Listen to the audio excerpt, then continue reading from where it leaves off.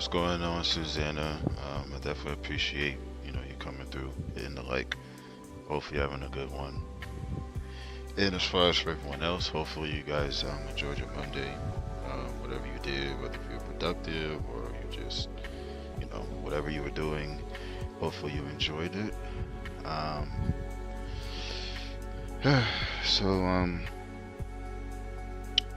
basically gonna be getting into Destiny 2 and NBA 2K25. Yesterday I was on Destiny with Gamer. I don't know if they're still around because I know they wanted to play. Um, probably play a couple of matches today. So I'm gonna get started on there first. That way, I get that out the way, and then I can go to NBA 2K25, and then end it there this time around. Usually it's the other way around, but I'm gonna do it differently this time. Um, but yeah, hope everybody's having a good one, man. Staying safe, and it's just so much going on, obviously, in the world, and we just have to stay safe out there, man.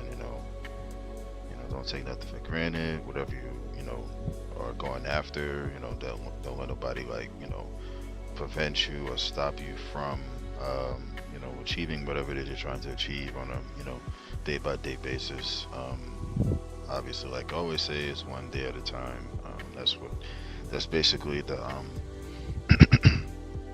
that's basically what my New Year's thing or message was to a lot of my friends, and they appreciated it, and it's like I meant every word I said. Um, so it's always good to know that you have some good people in your corner, man. And it's like, no matter how many it is, well, I can't say that, but I mean, as long as you have your, core group of people in your corner, that's all that matters. I'm not too big on having like a whole ton of, friends and stuff like that. As long as the ones that have been solid and, you know, with you since day one and are understanding and stuff like that, those are the ones you really want to keep in your corner. Because I used to always think like having a lot of friends is like a good thing, but not really.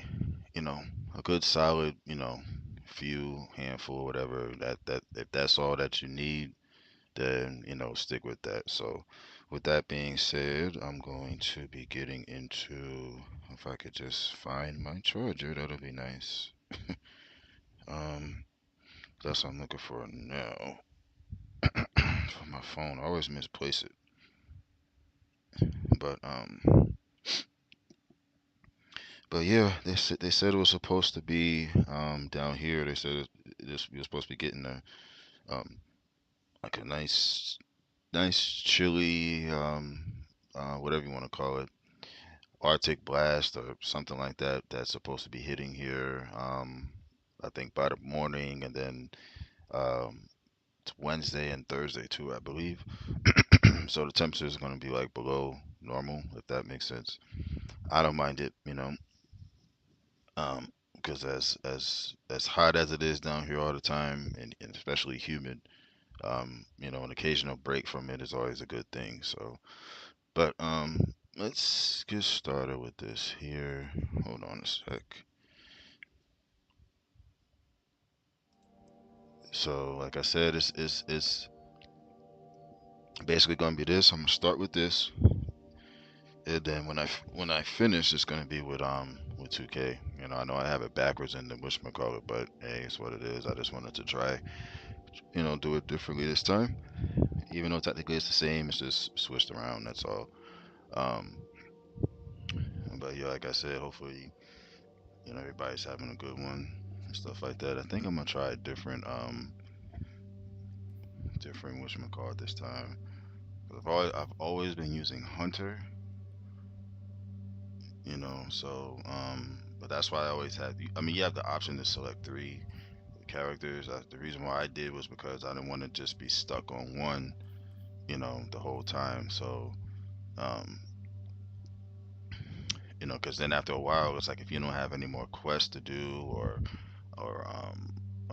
like campaign or something like that, you could always just switch to another one. So that's why I just try to, keep my options open with that. So I'm probably gonna go with probably Warlock because that's like the lowest of all the different characters. The power level is the lowest, so I may as well just work on that. Just unlock some stuff and see, um, where it goes, whatever.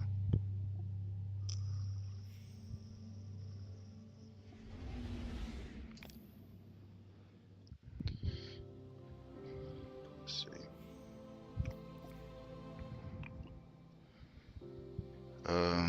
Okay. I found my charger finally. Yeah.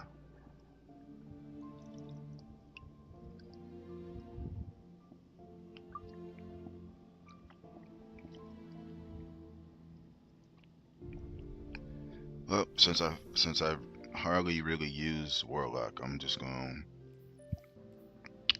but I had a feeling I had some stuff to unlock. It's a lot of stuff actually, because I ain't used Warlock in like months. So let me see what I have first.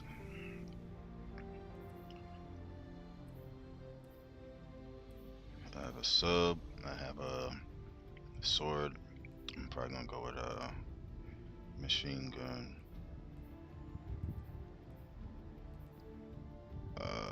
Linear fusion, rocket launcher. I have the same rocket launcher for every single character. I was about to say subclass. That's the wrong thing. Um, two auto rifles, two of the same ones. There's no sense in keeping two. I might need to sidearm, submachine. Sidearm. I'll keep that one. I'm just gonna keep one feature thing. What is this? Mementos honoring past heroes. I don't even know how to even use this or what to like apply it to. Um, let's see what we have differently as far as like everything here. Laminos. What is this? How does this look? Yeah.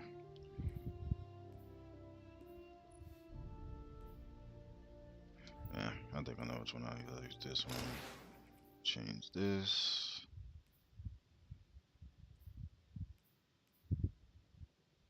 Um, I don't want a rare one per se. Contenders banner. I can barely see it. I wish my card though.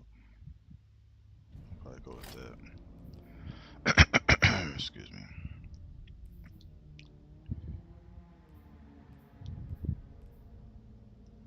Let's see as far as shaders go what I got.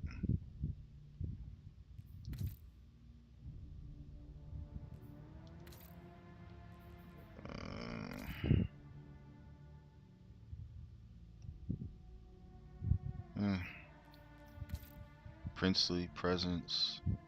Dang, that's bright.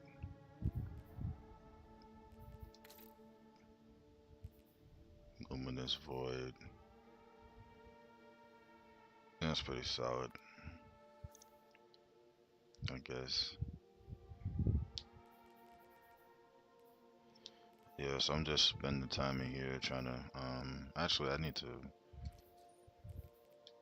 get rid of some of this stuff because I don't need all this here. Ability energy for you and your allies on super cast.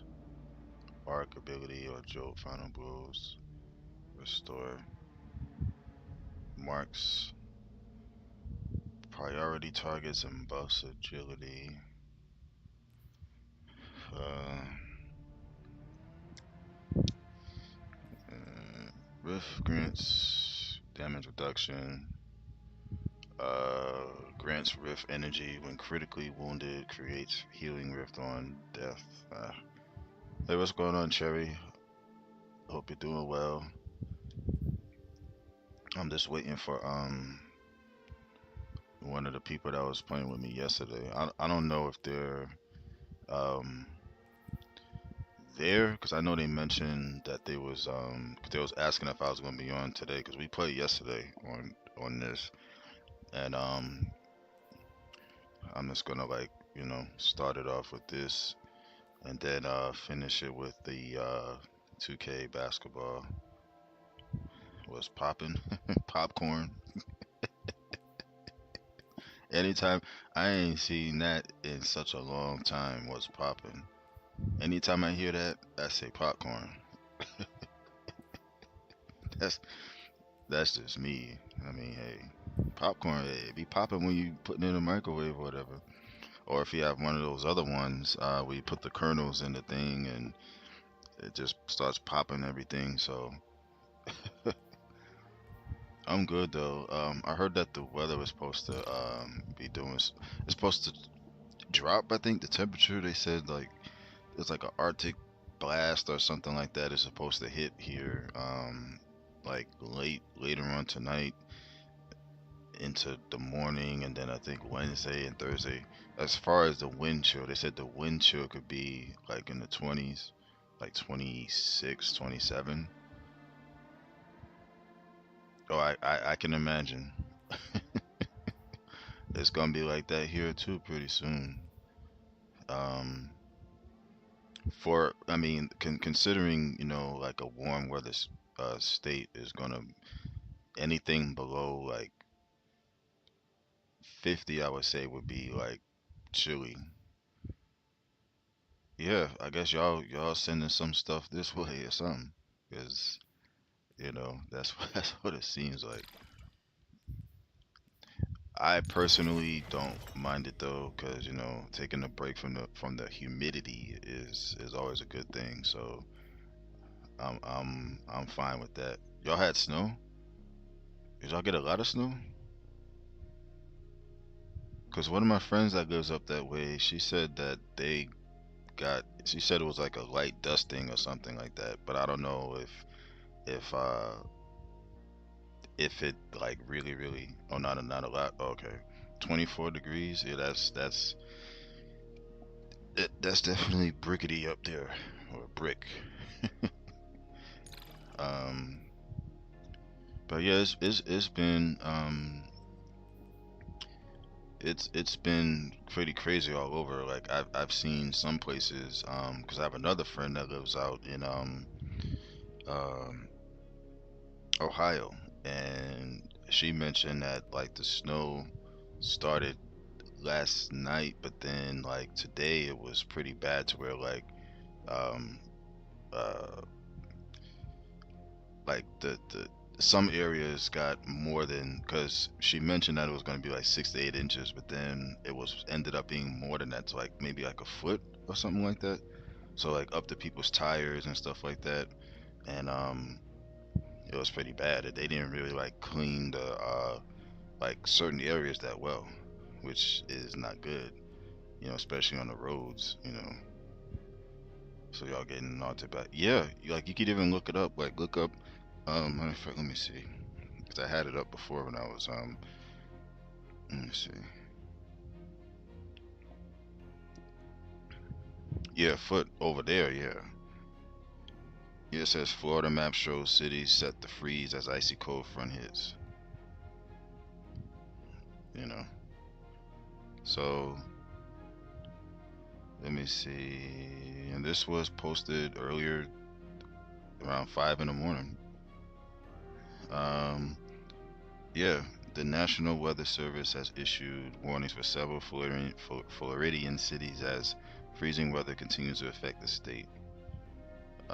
Officials warned of a cold front sweeping in from the northwest with severe storm risks announced for large parts of northern Florida. But we, like where I'm at, we got rain, but it wasn't storming, so it was like a little bit of rain.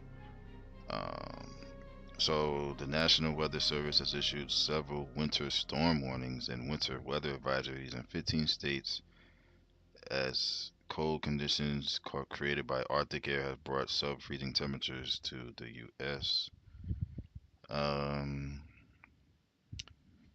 It's okay. Here we go. It says the National Weather Service announced new warnings in portions of northeast and northern Florida, saying that cold wind chills could lead to temperatures as low as 20 degrees.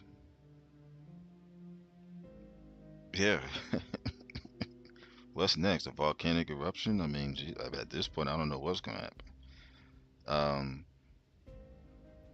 so yeah, like northern parts of Florida, but then they said like parts of central could get that too. So um, which cities are affected? I'm trying to see where.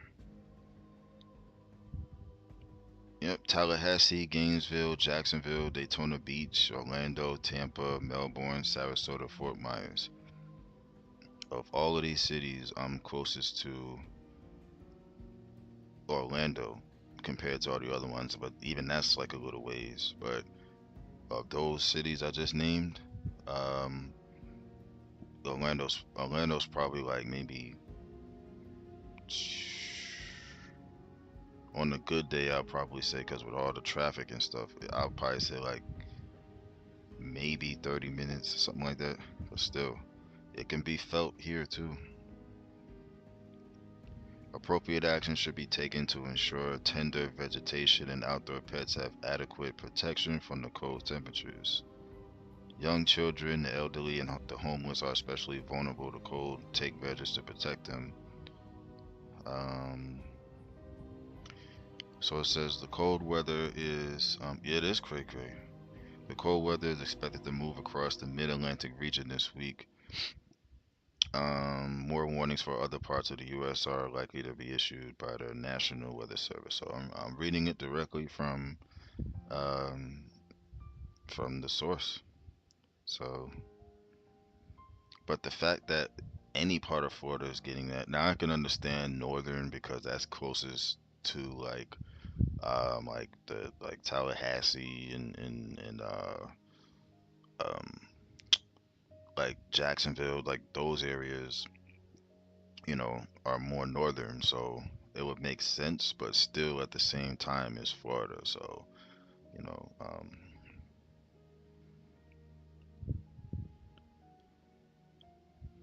Tallahassee, Gainesville, Jacksonville, Daytona Beach, Orlando, Tampa, Melbourne, Sarasota, Fort Myers. Dang, y'all gotta break out the coat, gloves, and scarf. I mean, this is why I have my I have hoodies, all of that stuff, gloves. Oh, you already mentioned gloves. Um, yeah, but you're gonna have some idiots, where like they'll basically be like, oh, it's nothing. Walk out there with no shirt on, or a short sleeve shirt, shorts. You know, it, it's always gonna be someone out there who has the ability to dress appropriately, but choose not to, and that's when they gonna get sick and all this other stuff. Or you have to blame it on yourself because I mean you should have known what it was gonna be like, you know. So, but that's what I was looking at earlier. They even had it on the TV and stuff. I was just like, what? Um, it was pretty intense though. The others gonna be taking jogs and shorts and no shirt. Just, I would say around, when was it? Christmas time? Before Christmas maybe? And somebody was walking around. It was cold down here that day, and somebody didn't have no shirt on, just walking. I'm like, okay.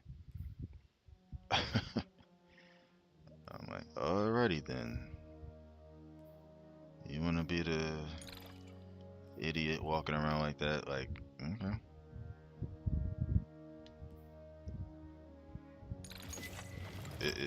People just have to use wisdom when they out there, man. Like, you can't be out here thinking like, oh, whatever, and then you end up getting sick or pneumonia or whatever. I mean, people be going to the football games in freezing cold with no shirts on in the stands. I'm like, y'all dumb, and it don't even matter like who it is. Like you just dumb. Really, really stupid. Really, really, really, really dumb. Picking up a void beast cause your next source of void damage to create cards. Um, Picking up a stasis shard grants you class ability energy. Yeah. Is that all of them? Yes, all of them. With the writing on their chest, go Raptors. Yeah. Yeah. In like the coldest states, it'd be snowing out there. Visibly snowing and they still would be out there. And it's like, come on now. Like y'all just dumb. It's like if I know you, I'm still gonna say you stupid for doing that. So I just don't. I would never understand it. But hey, they want to be the ones, out there and thinking they doing something. It's like, yeah, you're doing something, all right. You'll never catch me out there being stupid like that. No, no, no, no, no, no, not me. Like, child, please. Like, come on. 53, 53. Yeah, because like I said, I just had to find it from the source because people, if you tell them that they think because it's Florida or if it's California or something like someplace always hot, like, oh, that don't happen there. It's like, oh, really? Okay. Well, let me interest you in this article here. I'm definitely of the sun. I would have went walking today, but the sun wasn't out. It was overcast. I'm trying to get as much sun as possible when I do go out there.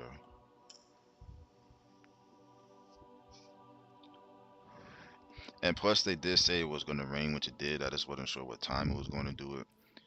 So I was just like, no, I'll just go tomorrow instead. I ain't gonna try to risk it and then get caught out there. It's like, nope, I'm good.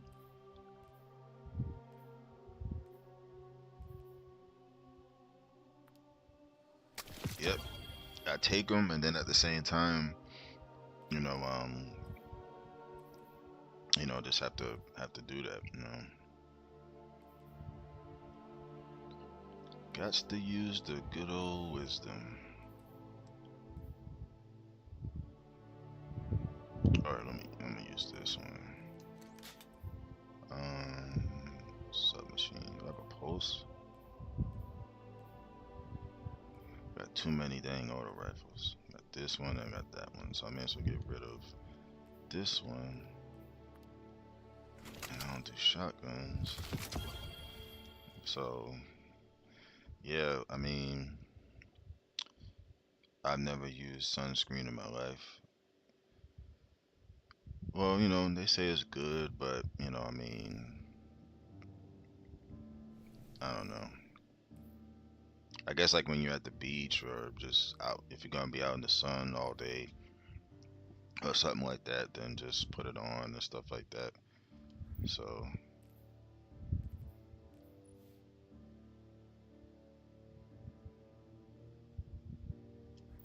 I'll definitely continue to use that when I do go. Um,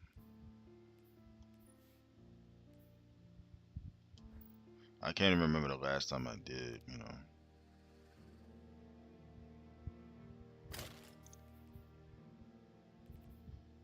But it's just crazy how I mean, it is wintertime, right? So this type of weather is to be expected. in places where it normally happens. Now, if it's places like where you shouldn't expect it to happen, then that's something else. Um, well, that's another thing. I gotta go to the tower. Um, I got a quest here. Oh, complete a match in the new territory playlist.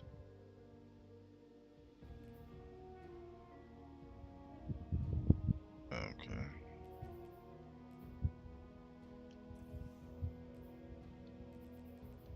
No, I'm not doing this. I can't do this because I don't be doing raids. This that Vaseline was. As long as it ain't no baby oil. You know what I'm saying? As long as it ain't that, you know.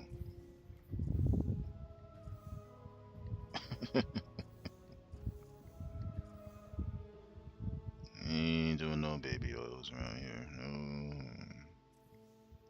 No. No. I don't even want to look at that stuff after, what that dude was doing with it. It's like, come on, man. Doing a little bit too much. A little bit too much.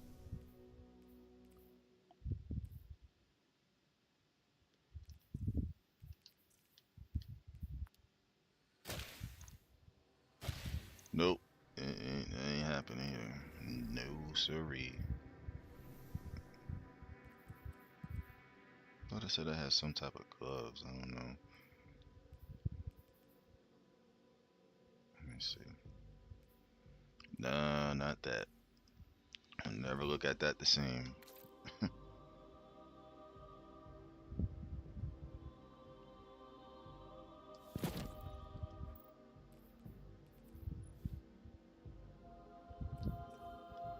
I'm good on that. Could have swore I had the chest piece too.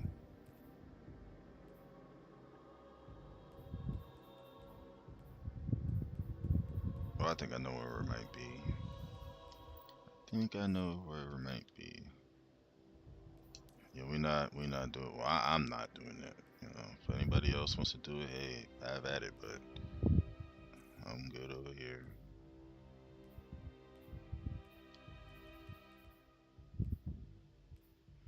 I don't know why these are locked though.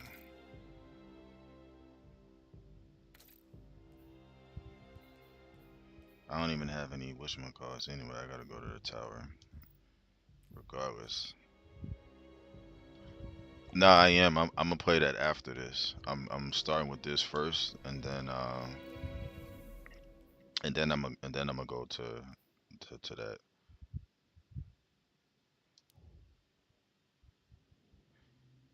Yeah, cause my thing was I didn't want to start on that one, and then they're like, hey, they might cause I felt like they was gonna come in while I was playing that, they're like, hey, you want to, so I didn't want to like stop in the middle of that, then jump to here, then jump back. You know what I'm saying? So I always try to do like one at a time. Like not, I don't like to try to like switch back and forth like that. And so I figured when I came on, he was um, like same time because when I came on yesterday, it was actually later than what I normally would do, and so I mentioned like around like 10, like 10, 10:30, something like that. And it was like, oh, okay, cool. So I don't even know what time they're in, honestly.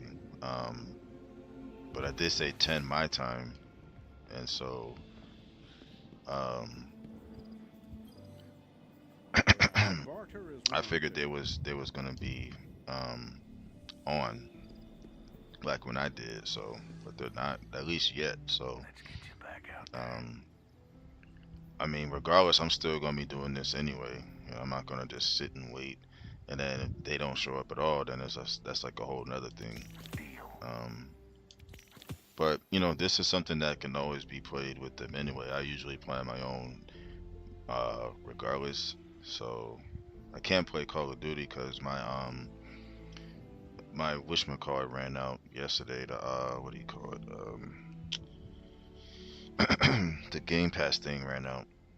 So hopefully, um, I can get one to where I could at least do like a month or so I could, play that again. It kind of sucks though because I wish that they had like how I can play this without the Game Pass or whatever. I wish Call of Duty did that, but it's fine.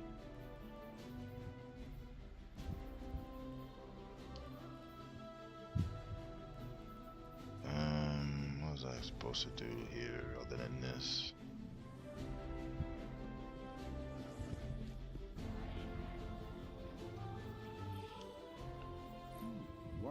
Yeah, Call of Duty. Yeah, it is way faster than this. Absolutely. I'm talking like well, you've already seen it.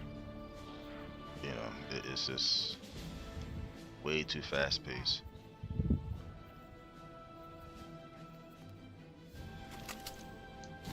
Which is cool, but you just got to get it's something because like it's an adjustment, especially like when you're doing this. This is not as fast paced, right? But you go to this or you're on this and then you go to Call of Duty and then it's just a completely different speed. Like everything is so quick because they be spawning you. Um, a lot of times they'll spawn you with the enemies there or the teammates there. That the teammates will shoot. Like I remember one time I was playing with one of my friends, and she was in the middle of shooting an enemy, and then they spawned me without me knowing, without her knowing. They spawned me directly in front of her while she was shooting an enemy that I got killed. So I didn't even get a chance to see. Like by the time I spawned in, I was on the ground. I'm like, you gotta be kidding me. You know, like thinking about it is hilarious, but like at the time, I'm like, come on, man. And a lot of times they'll spawn you in the same spot like 4 or 5 times in a row, where they're just already like positioned and waiting as if they know you're gonna spawn there, and it's like, come on now. They finally got the weapon. Is it this one? Finally. I'm gonna use it. And this master worked already? Yeah, waiting in it like they literally would be waiting um like they'll be like peeking around the corner. You can see them. Like a lot of times you can't, but like for the most part, yeah, like you just gotta you gotta really try to be prepared. But a lot of times you don't even have time to get prepared because you don't even know where they at. They'll be behind you. You take a couple of steps out, they'll be around the corner, and then you go down. Um, it's just I don't know why they do that. Um, I really I really don't. But it is what it is, I guess.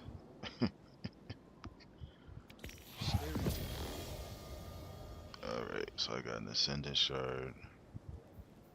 Can't really use it on nothing. Yeah, literally waiting in the cut. I'm like, come on, man. Could I at least have like 5 seconds to like breathe? Or even like a couple of seconds? They really, you know, I guess they really try to be funny doing that.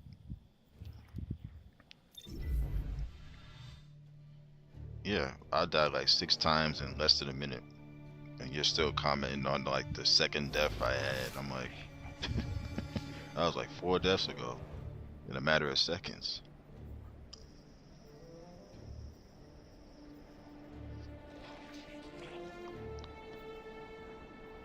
Yeah, that's why you'd be like, G, because when I was playing the other night, I don't think he was there.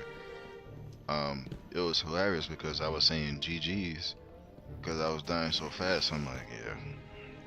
I'm like, if Cherry was here, she would have been saying GG's and not said anything else afterwards until it was over. So it was really bad that other night though. Proceed. Like it really was. I'm like, y'all out here, you know, that thing be that thing be moving swift. It it Au it revoir. it's just like it's hard to explain, um but you get it. You definitely get it.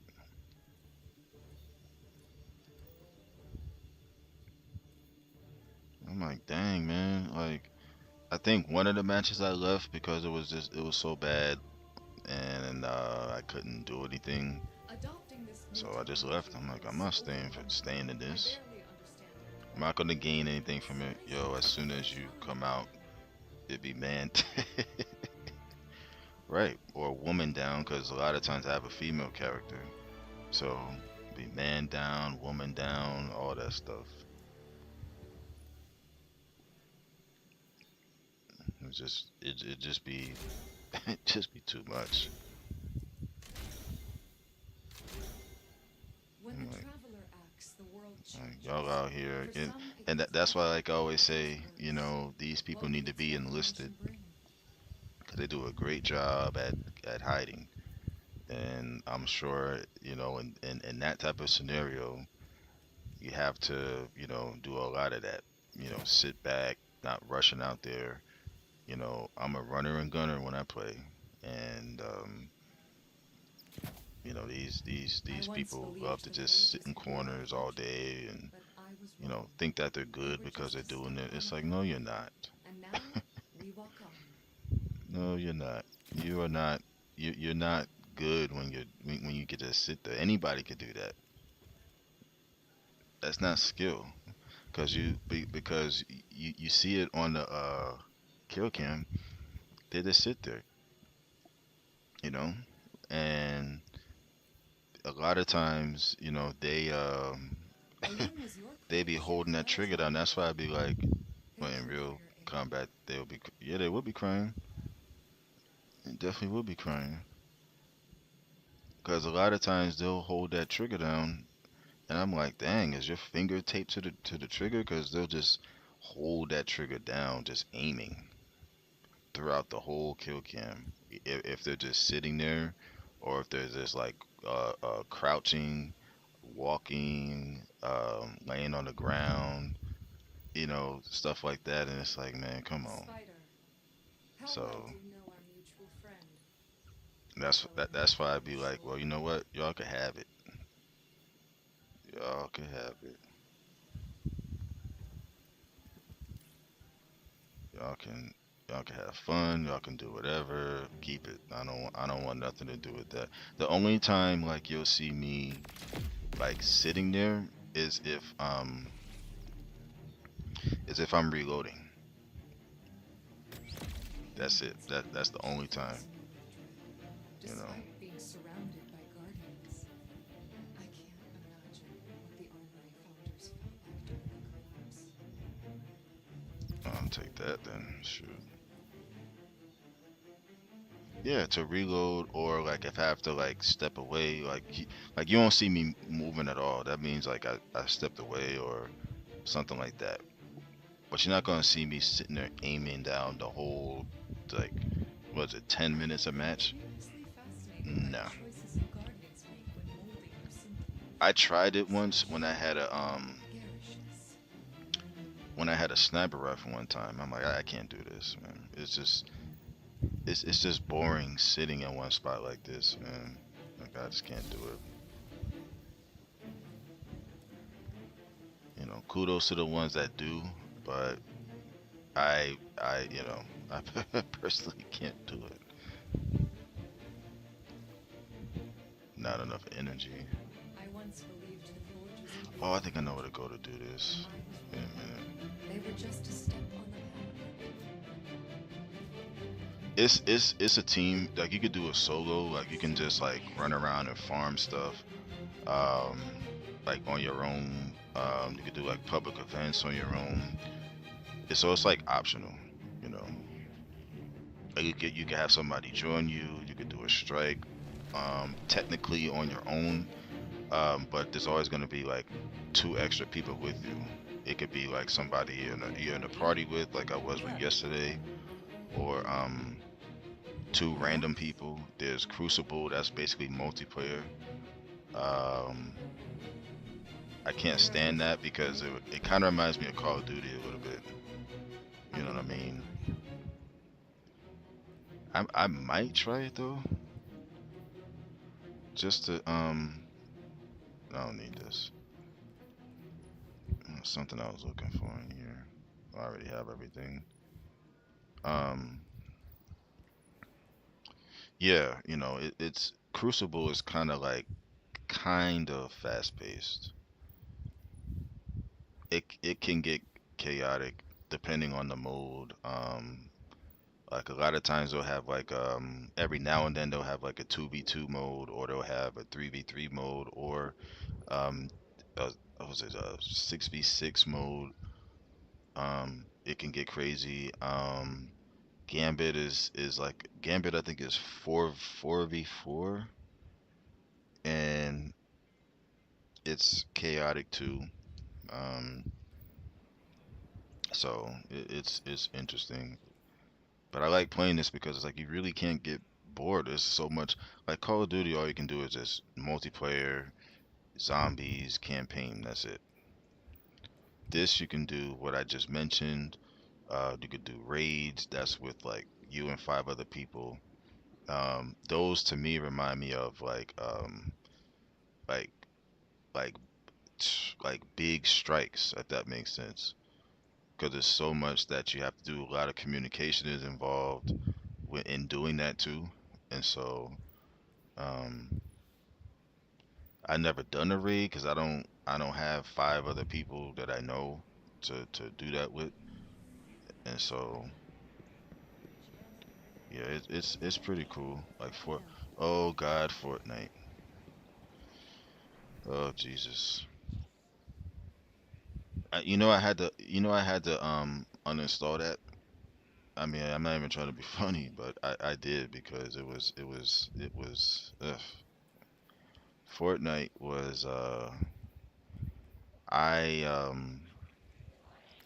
yeah, Fortnite I kept dying so much, like I just uninstalled it. I couldn't do it. Cause like, you watch people play and you know how like you have to how do you get this shader? 'Cause I want this. Apply this shader to get all these shaders that are locked. Why can't I put them on? Cause I like this gold one. Um, but anyway, Fortnite. I can't remember the last time I played Fortnite, but when I did, probably a few years ago. Um, Obviously it's third person, but like it's like I don't know if you've seen it, but like when it starts off, it's like you have to like jump out the sky and land somewhere and just like loot stuff, like try to loot for weapons and all that stuff.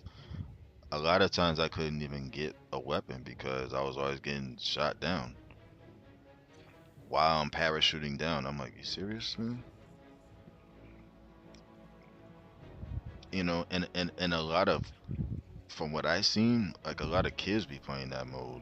I mean that game, and it seems like they're really like with their eye-hand coordination. It's like they be building stuff while they're jumping. I'm like, man, y'all can have this, man. I'm not even trying to compete with that. Nope.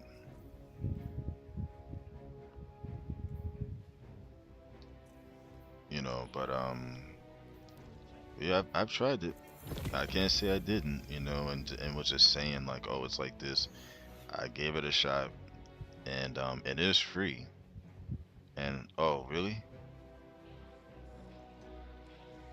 Not getting shot jumping out the, yeah, or out the school bus or whatever it is. Yeah.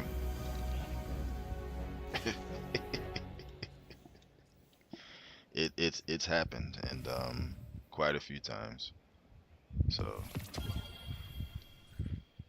where do I go to inventory? Oh, this is a warlock bond, I think.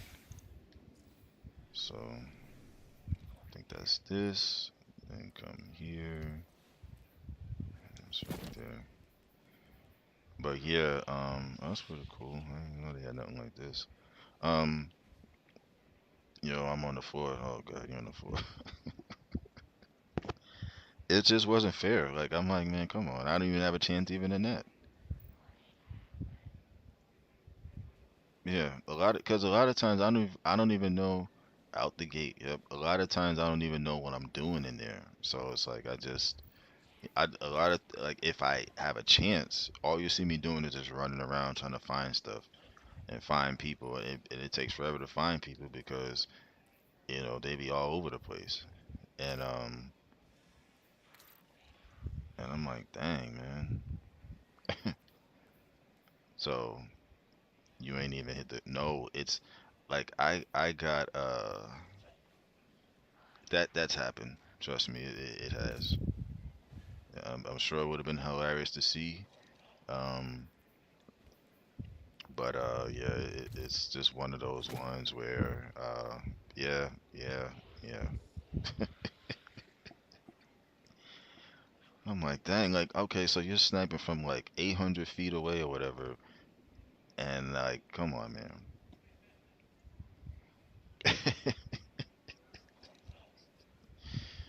Oh God.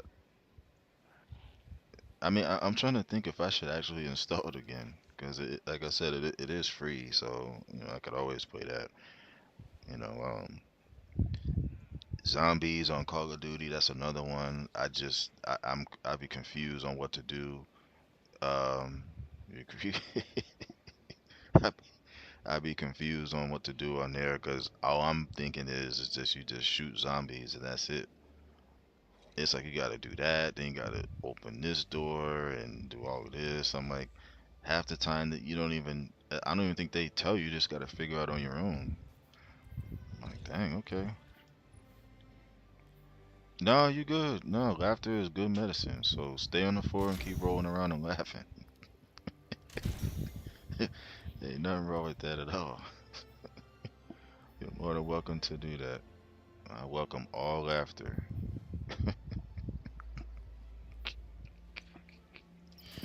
Oh snap! But that's the stuff that I. Matter of fact, you know what? Since you're here, I'm gonna try Crucible so you can see what it's like. I'm just gonna jump right into it and see how this goes. All right, it's in the air. All right, which one is like real crazy? See, free for all. That's okay. Relic. What's this? Earning relics. Using the relics to defeat opponents. What's relics? Oh, I know what a relic is. Control. Eh. Competitive. Uh, I'm trying to think. Control. Competitive. Competitive is all where all the ranked people are. I've watched my niece play that enough times and never seen that. Really? I'm gonna do competitive only because that's where all the, I guess if you want to say, tryhards and super sweats and stuff are. So this should be interesting. Cause I didn't play Crucible in like months. So mind you, I'm not that good. So get ready to laugh or whatever, or stay on the floor if you want. I'm excited to see the gameplay on this. Oh Lord.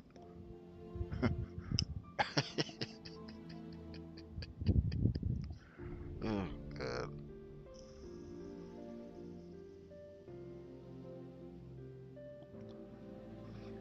See, like every now and then they'll throw a mode in there. I forgot what it's called, but all you're using is like rocket launchers or whatever, or something, some cannon launcher, and that's all you can use. And all you see is just explosion after explosion after explosion. Um, So yeah, Gambit is kind of like crazy too. You know what I mean? But like, it's not. Um, I won't say as crazy as this. Even with fighting games, like with fighting games, good lord, like a Mortal Kombat or something. Mm, yeah, I am I'm basically like a button mashing machine. That's something I. No, this is Crucible. You see where it says player versus player, the Crucible? It's so small. I don't know if you can see it. It's right up on top of where it says competitive.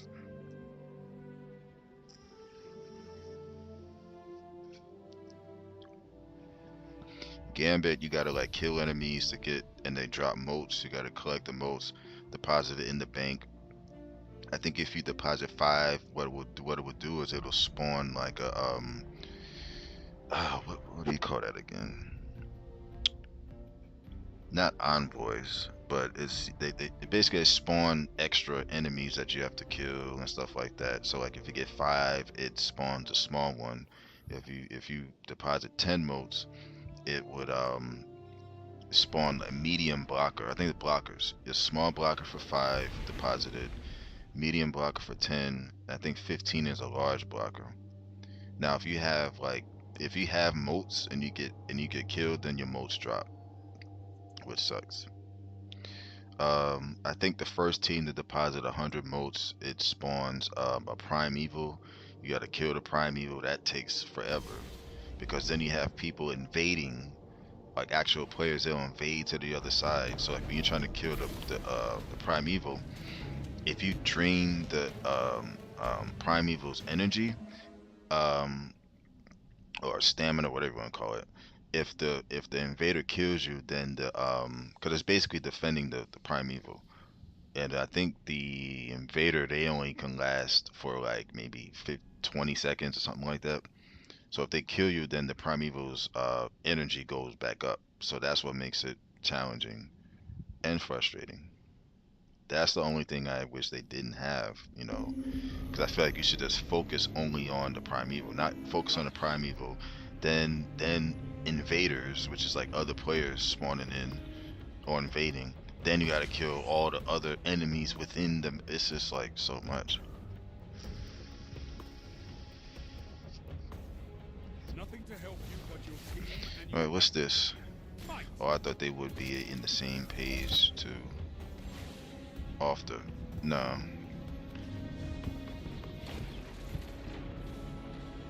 All right, what's this? What mode is this? Clash? Oh, it's a 3v3. What happened?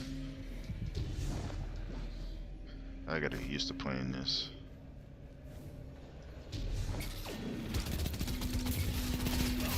Got him. Wow. Died already. Appreciate the revive.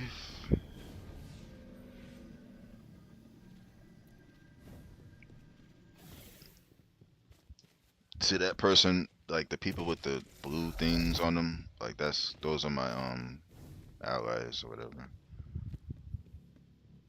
Yeah, I died in like 10 seconds. I did get a kill though.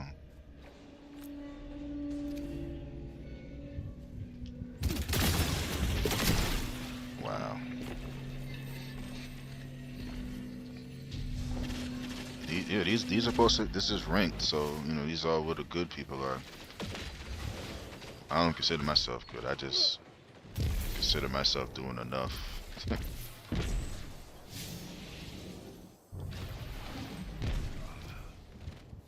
No, turn around, man. It's here.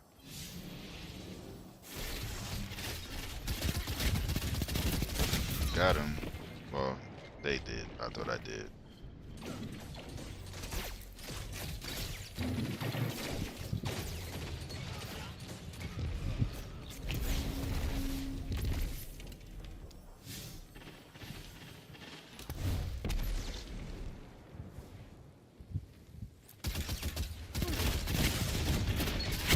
Oh my God, seriously?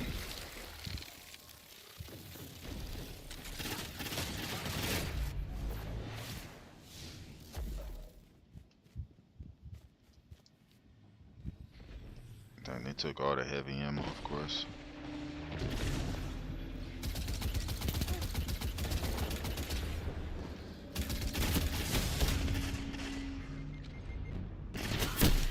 Oh my god.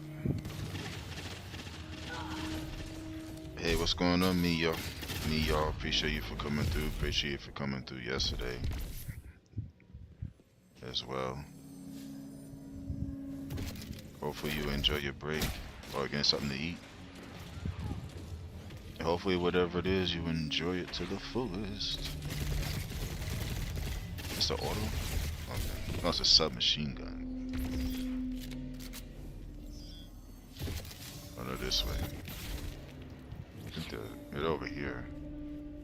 Oh, look at all of them standing together. Oh my god, I like it better when you can see the character. Oh, like third person?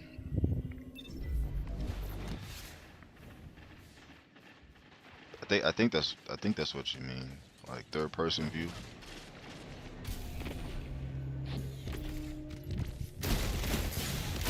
Wow. Now I'm just dying left and right.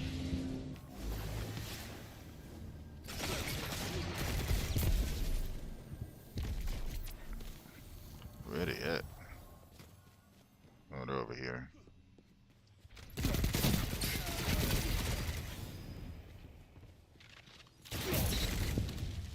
Yeah, somebody got him.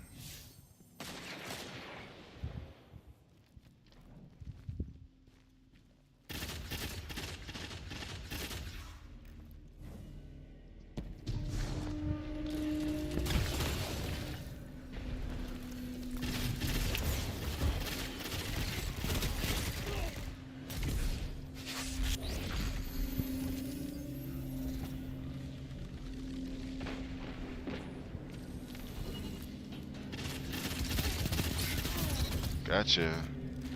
Like in Fortnite. Oh yeah, yeah. Cause Gears of War does that too, which I do have. That's also third person.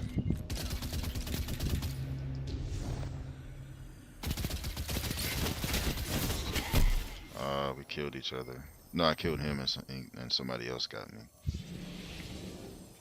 No, don't revive me right there. But we're winning though.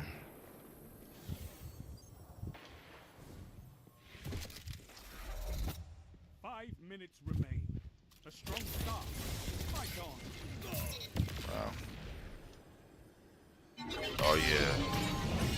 Yep, cause like I said, Gears. Crap. GG. I knew that was coming. I knew that was coming because I died like I don't know how many times in a row. But gotcha. Right before you can use your super.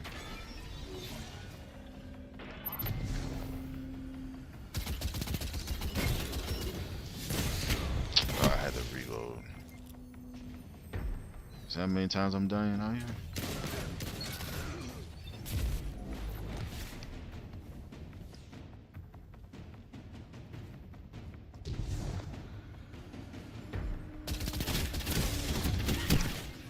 Jesus Christ.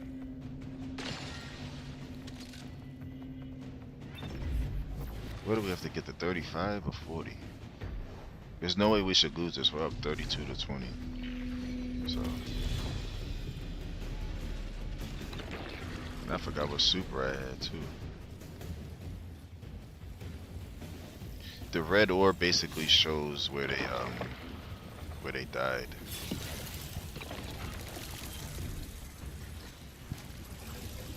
I could not ask for a Oh, we won. GG's.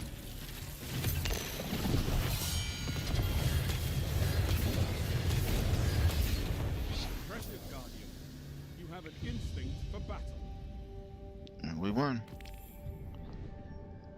I'm not getting too excited because you know the next time it may not be that. So depending on what it is. Let's see. So I didn't do that bad. I got 9 kills, but 28 kills. Good lord.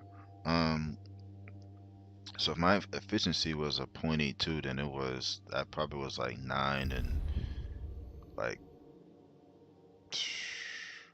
between 9 and like 13 and 9 and 17 or 16.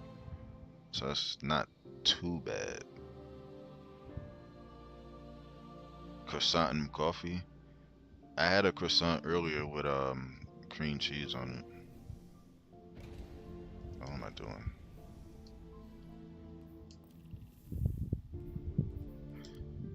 I thought it was gonna be more. Well, let me not say that. I was gonna say, oh, I thought it was gonna be more challenging. Uh, competitive. 6v6 control. Rumble is basically free for all. 2v2. 2v2, I'll have to do that with somebody I know. I don't want it to be with a random player. What's this? Achieve victory by earning relics.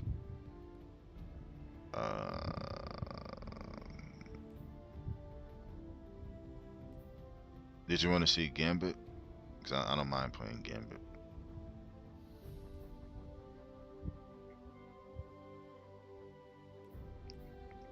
Or Strike, Nightfall Strike or something. I mean, I could do whatever.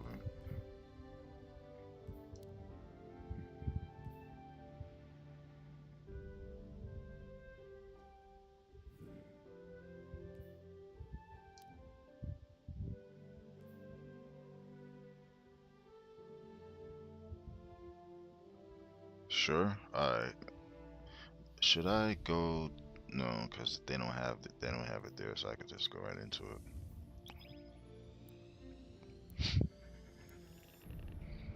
I think Gambit is 4v4, like I said before. Um, and so it's not too bad. I'm probably gonna do a Gambit match or two, and then get on the basketball. So I don't want to forget, you know.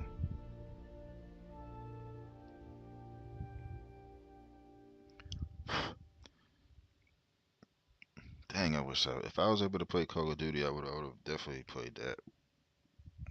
If I had the subscription thing.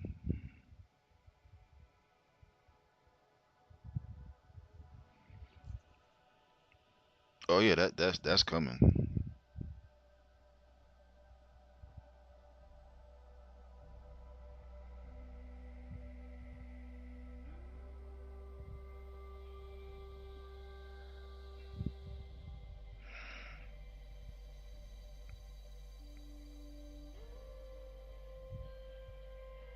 Um,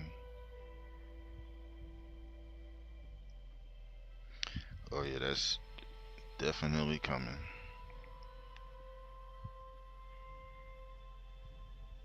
Cause like I said, I haven't seen you for boxing yet.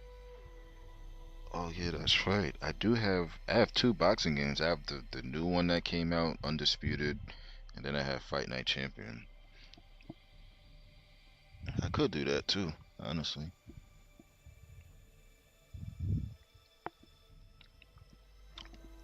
Okay, so since you mentioned that, who would you like to see me fight against?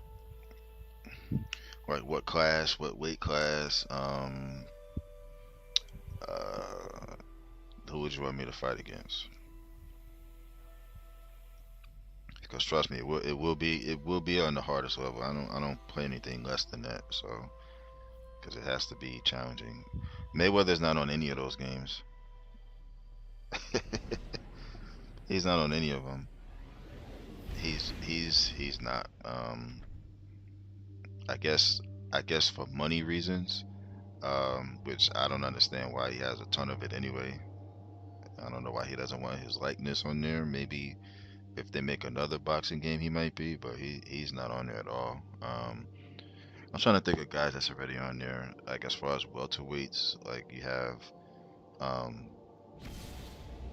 like welterweights, heavyweights. Ali, Tyson Ali. Okay, I could do that. Wait, fight against Tyson?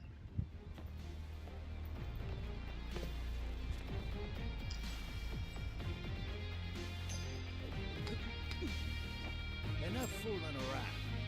Falling on the horizon. Ali is man. Falling. I'll fight both. I think I might know who to use though. Like fighting against Tyson. Um,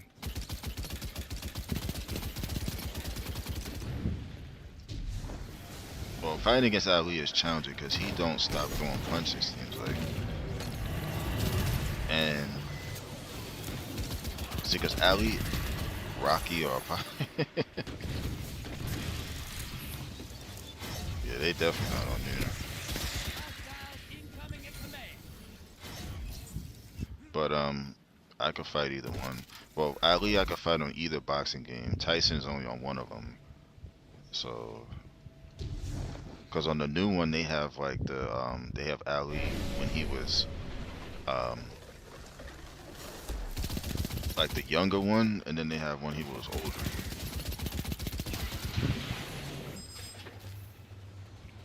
And then Tyson, I think they have when he was what 21, I think on fight night game.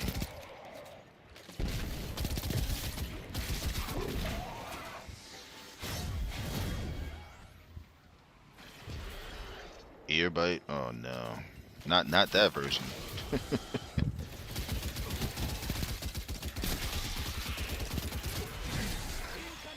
That version better not be on there. Biting ears and stuff.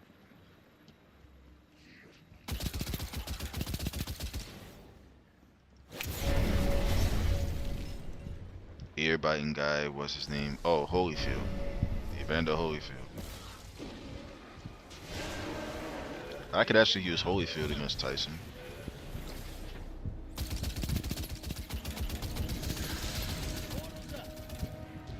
Where's the invader?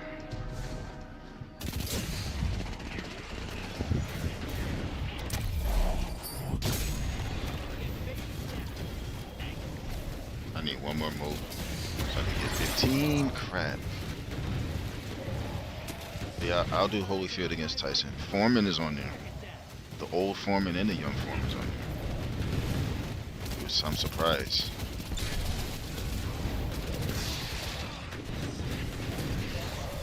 Yeah, I'll fight Tyson with Holyfield.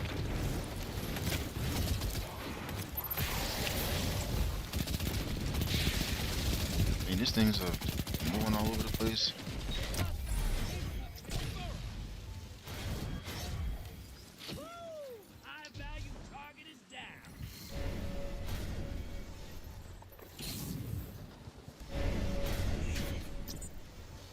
Sugar Ray Leonard, yep, he's on both games.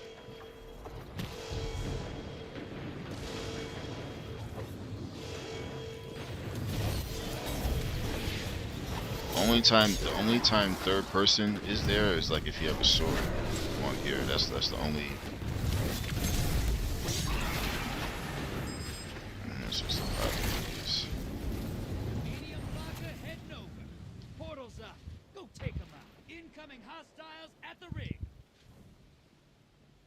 I'm trying to think of others. Manny Pacquiao, Julio Cesar Chavez, Tommy Hearns, Marvin Hagler. Who else?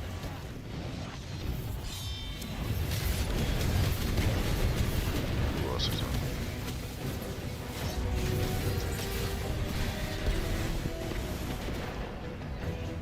Yeah, Chavez. Oh,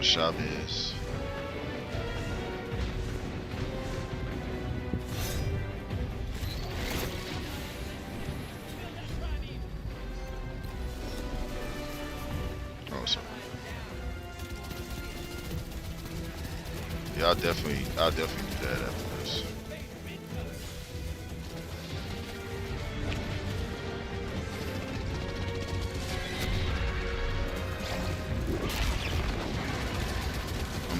Alright, yep.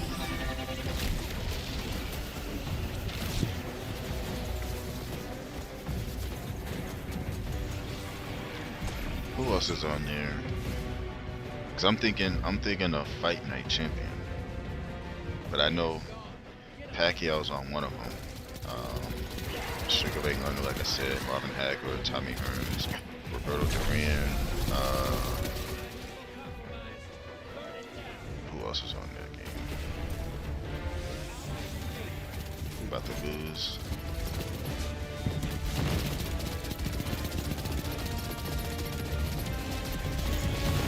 Yep, Roberto Duran.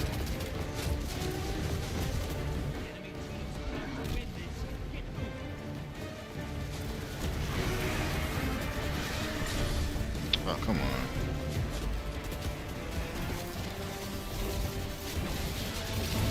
Yeah, they about to win though. Unless we make a comeback. Because our yellow bar is on the left.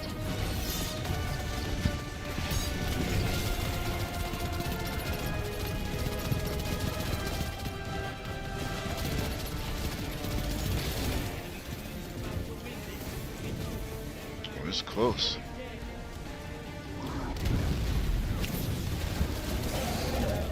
Oh, they won. My grandmother loved boxing and wrestling. Yeah, wrestling, yeah. I won't know what I'm doing. I won't know how to do no special moves or nothing. I'll be doing like the same thing over and over. Regular punches, regular kicks and stuff.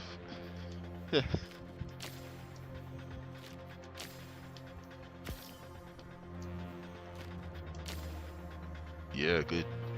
I was about to say good G's. GG's. Alright, let's get over. I never was a wrestling fan, honestly. Nah. Because I feel like it's scripted. I mean, a lot of stuff probably is, but um, couldn't tell my grandmother was. Oh, nah. Yeah. There's a lot of people who feel like it is. Now, I know, like, you can get injuries and stuff, but for the most part, it's what it is. And so, excuse me. Oh, Oscar De La Hoya's on there. It is a lot of theatrics. A lot of it. Now some people they created a Floyd Mayweather and stuff. They you know they tried, but it's not him. But um, they tried. EA Sports. It's in the game. Like in the boxer share, like you could download fighters that people created, and so yeah. Mhm. So let me make sure it's already on the hardest level. All right, greatest of all time. 12 rounds.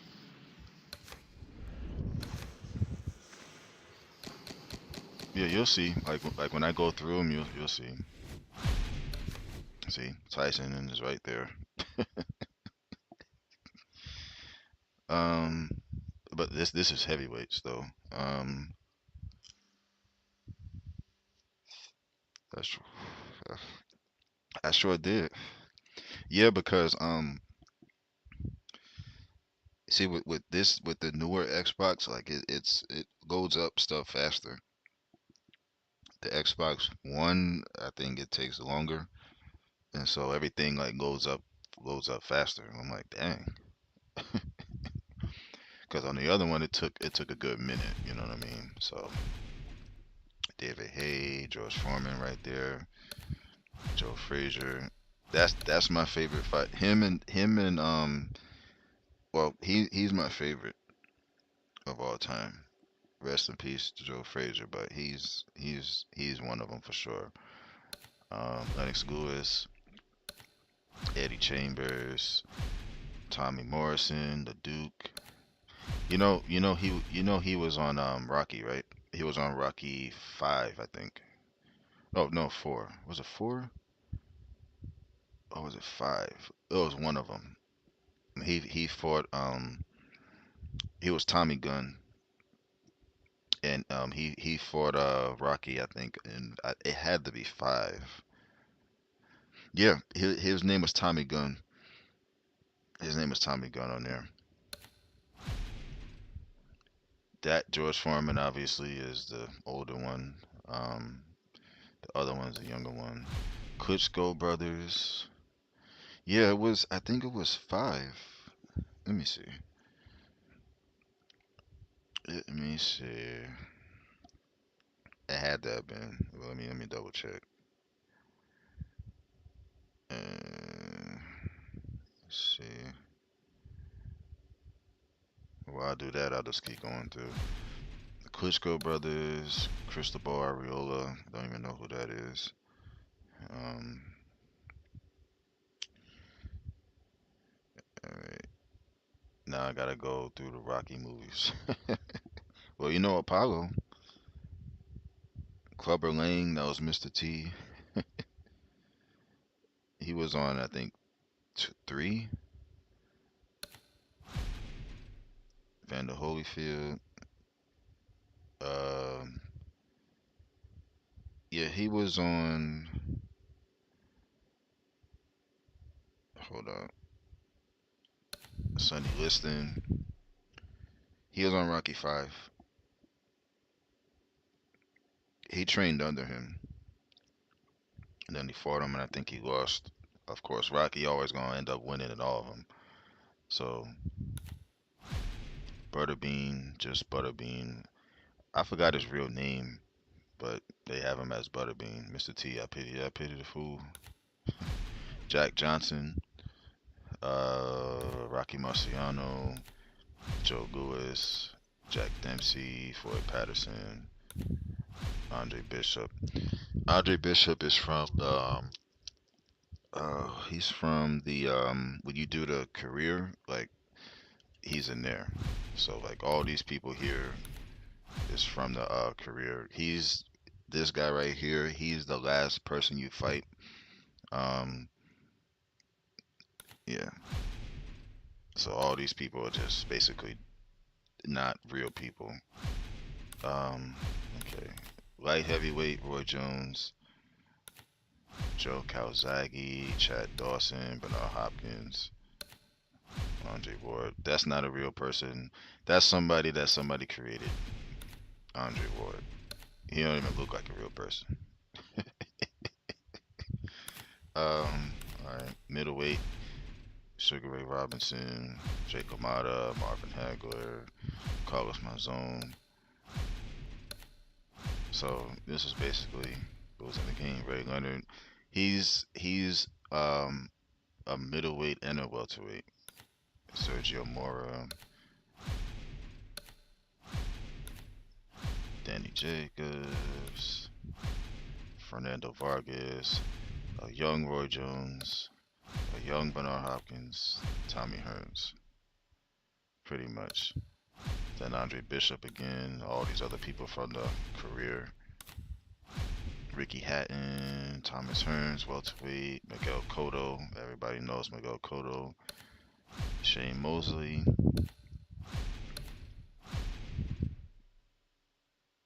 Young Roy versus Ali.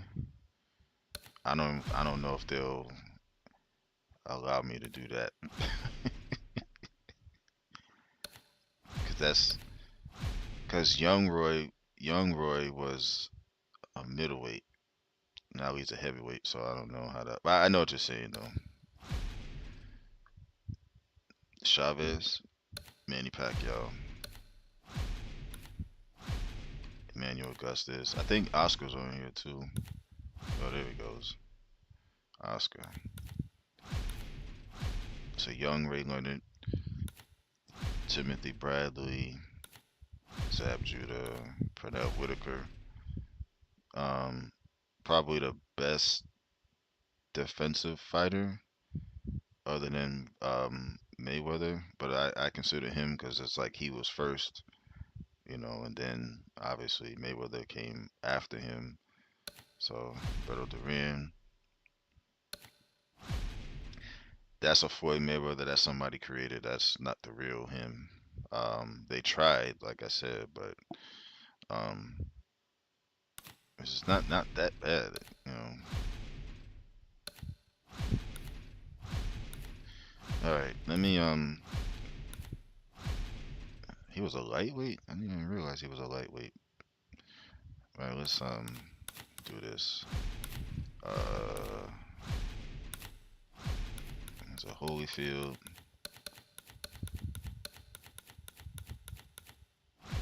Who do you think would suit better with Ali?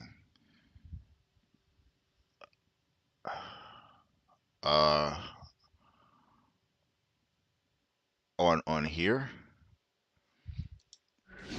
here, probably God, that's tough because like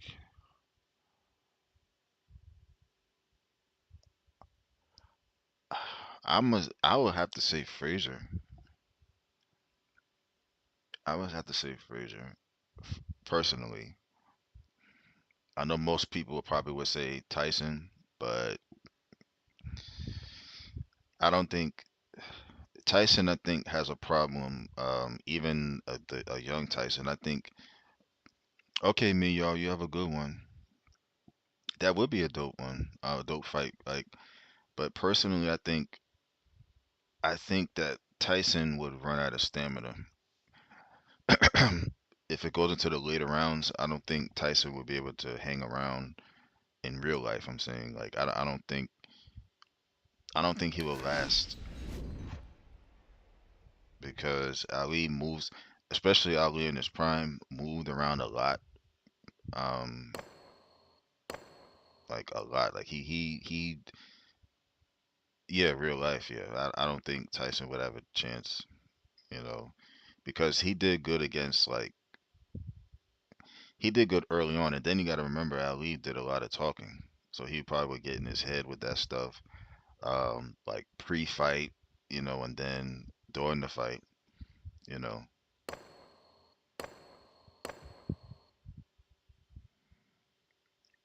So yeah, like you just have to be real, like disciplined and all that stuff. Frazier was perfect for Good him. evening, I'm Joe Tessitore alongside Teddy Atlas. Right, And young we Ali, welcome but you to cremate. Vegas, Hey, Jesus where they do Christ, it bigger and better than any other city when it comes to the big time fights. We're cremate. at the Thomas and Mack Center for a much anticipated main event.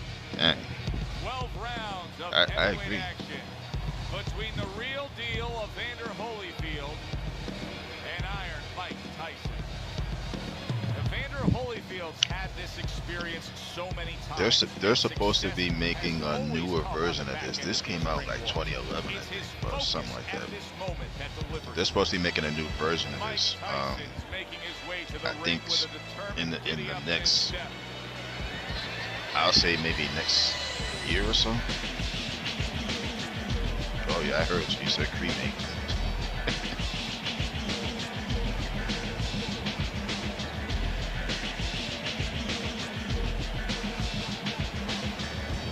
Oh, you'll see it better. You'll see it better. I don't know why it's like that. Introducing first, his professional record consists of 43 wins, with 28 knockouts. Can it get a little brighter?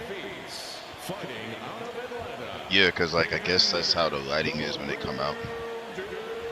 So, is it better now?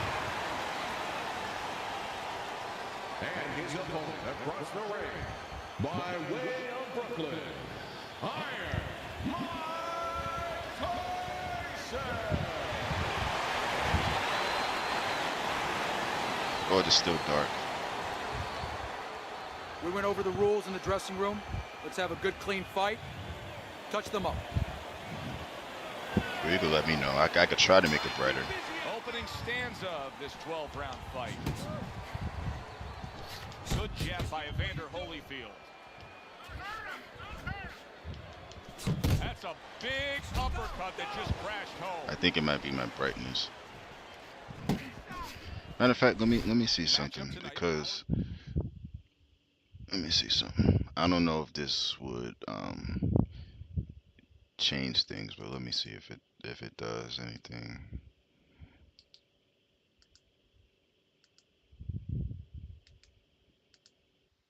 Well, probably just for my TV, but I don't know if it'll work on here. Let me see. Let me see if I could. I'm still here, but I just want to check this. Whatchamacallit settings. Oh no, it looks perfect for me because I'm doing it like off my TV. It looks um perfect. So there's settings in here where I could try to make it. Oh, I gotta come back here first. I think. Hold on. Let's see. I don't know if it'll let me do it if I'm actually live, but where did I go before to do this? Is it game capture? Filters. Let's see. Um, do this. Um, Sharpen. No, not sharpen. I'm trying to remember if it's image Luma key. Let me see. No, that's not it. All right, let's take that out. I wish there was like a setting on here where you could just brighten it a little bit. Like everything else seemed like it was whatchamacallit, image mask, HDR tone mapping, color key, color correction, chroma key. Maybe it's this. Let's see. Smoothness, capacity. Oh, here we go. I think this might be it.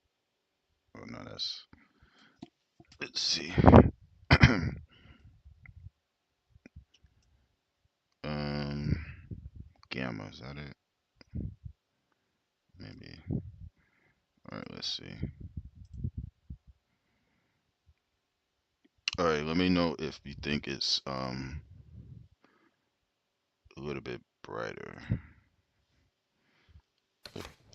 Against a guy who's well conditioned. Now, early on, what do you look for in a matchup like that? You want to make sure that if you're with the power puncher, you don't go out there chasing after the How's guy. it now? Is it the same or Use is it all your like tools.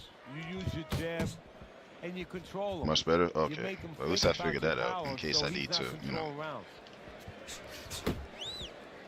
Let's talk about the physical stature of Mike Tyson because he has enormously thick thighs, and through the core area, he has a lot to him where he can get a lot of strength generated from. Yeah, he does. It comes from the The only floor. problem with Believe him, me, he's. he Oh, hits you're it with welcome. the floor. The only problem with him, he Brings does a that lot of right up bobbing and to the weaving. upstairs. So Punches are born, they're not made. Tyson was born to be a puncher. there's gonna be no ear biting, okay? Solid hook. Oh, Holyfield.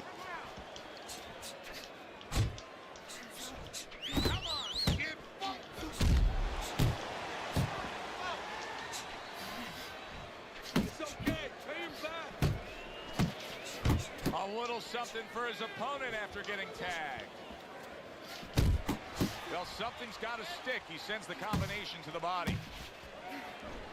Yeah. He throws a lot of like haymakers too, seems like. Nice block by Mike Tyson. Takes a step back, then the counterpunch by Evander Holyfield. Very similar to what you see Floyd Mayweather do. You know, make a miss, pull that shoulder back, and then come right back with the counter. More than one punch downstairs, that can be damaging. Mike Tyson's putting forth an effort, but he's not being effective in that regard. No, he's not. I don't He's know not who landing when he won needs to that one, land. but It kind of reminds. He's I a kinda banger, feel like too. I He can did. punch a little. It reminds me of an old saying that a trainer once told me. It doesn't mean anything to have a big punch. I just- It's kind of like having a I just try not to military go weapon, a bomb. What good blow is for it if blow you with don't him, have a 'cause missile I'm not to gonna win get that. it to the target? Right now, he needs a missile to get that punch. He needs to set it up. That would and not he's work. not doing that. Make him pay for his missiles. I need you to box. Wait for him and boom. he's if I try to slug it out with him, I'm not winning it. Here we go. Round 2 is underway. That's why I try to do a lot of counters because make him miss. Good block by Evander Holyfield. How about that left hand? Kenny, I don't think he's got visions of sticking around too long. He's landing power punches early. Yeah, he wants to make it a quick night's work. Right.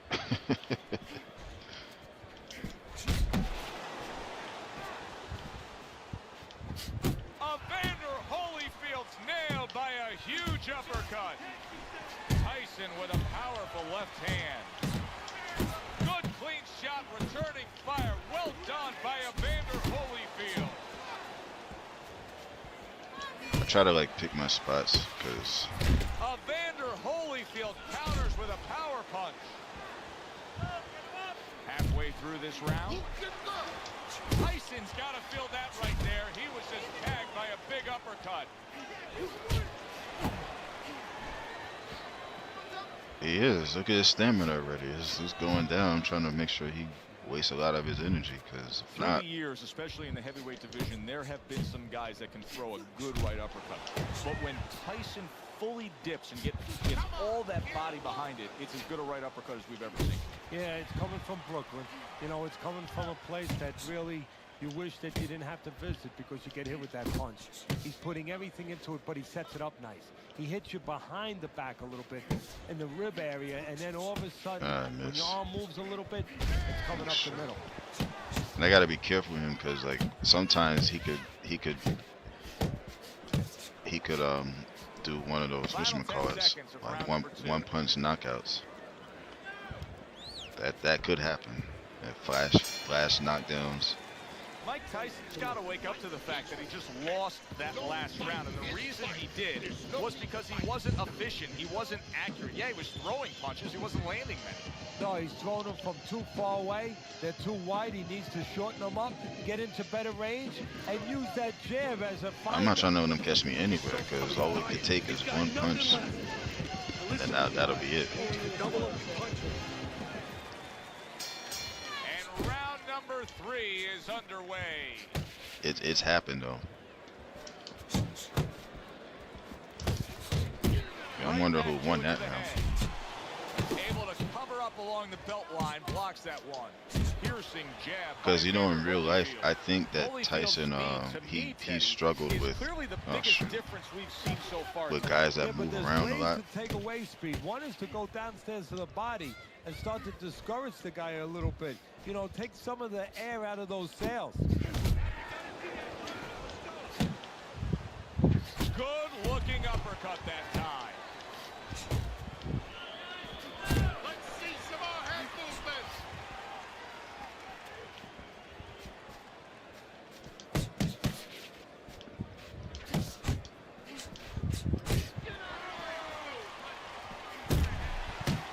Coming to the halfway point of this third round. Oh, and they decide to trade there. Got to be accurate to send the combination to the body, and he does that.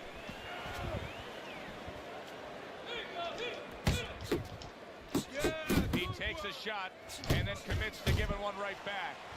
And now he brings the left hand upstairs.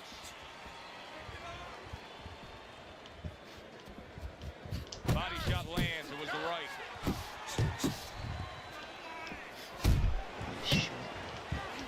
Right hand over the top, very accurate with it. This is crazy right now. Well timed by Evander Holyfield. He took a step back, landed a counterpunch. Exactly what he wanted to do. He just looks exhausted to me right now. Tyson's accuracy is non-existent. This guy cannot punch a solid target right now. No, but what this Yeah, shows I'm you, trying, missing so yeah. many shots. We always think about the I'm just trying to stay downstep away when from they because land. even This if is his showing you his stamina the drops, downstep when they miss. it's They just get all it takes discouraged. is just They one start giving slip in. up.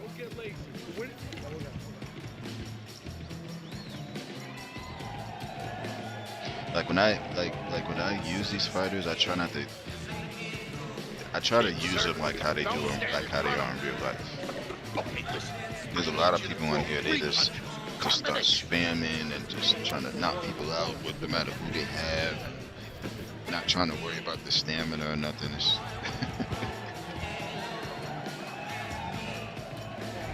Well, start around number oh, he 4. won the Chance to second look at round. Teddy's scorecard and get his insight.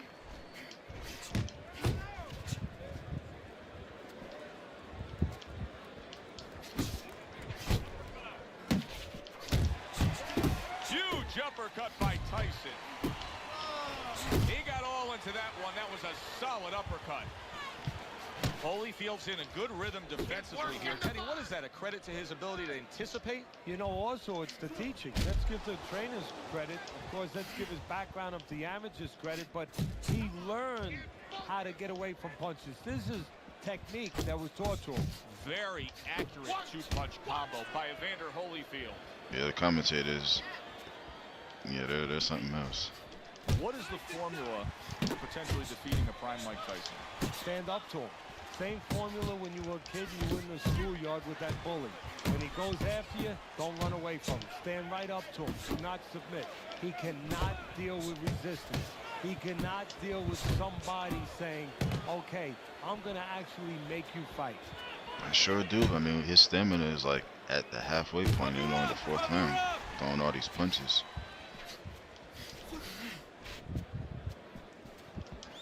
Evander Holyfield's now feeling the after effects of being rocked by I wish they had the younger Holyfield. This is 34-year-old Holyfield. I guess a 20-year-old Mike Tyson. That's crazy.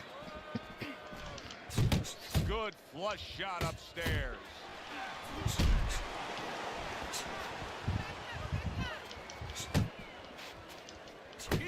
Trying to erode away that body with the combination punching. Scored well upstairs with the right hand.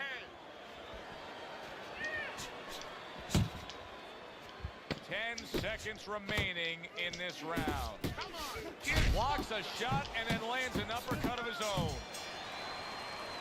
Evander Holyfield's able to land at a good connect percentage. Look at the punch stats. You need to move that body more. You have to start growing in volume in there. Grow in volume. This is probably the best version of a boxing game I've probably ever seen. Now the other boxing game, on the other hand, good lord. To say, just keep it up. Just keep it up. That's it now, all right? It's nice work out there. Just keep fighting smart. Keep busy. Don't take a break with this guy. I appreciate it. It is though. For a game that came out back in like 10 years ago, something like that. Round number 5 has arrived. Evander Holyfield banged by an uppercut. Well, I don't know if he's hip to the idea of becoming a counter puncher, but I get the sense you'd agree with it. Yeah, definitely. I mean, he's got the perfect platform, the perfect form for it. The guy's walking in right now, not moving his head much. He can time him, he can counter him. Scores well to the head with the right hand. Dang, that dang haymaker. Very effective with the block and then the score. And now committing to that midsection as the target with the combination punches. Move your head.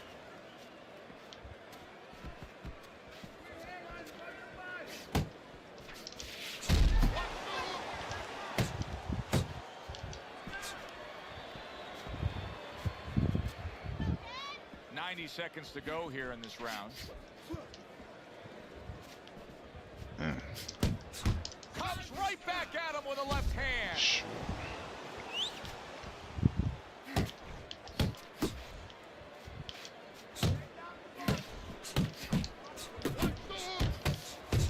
He gets off with a combination up top.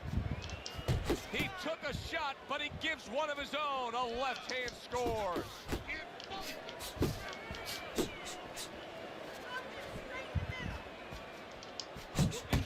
Right to the head with that right. Mike Tyson turns that hook in well.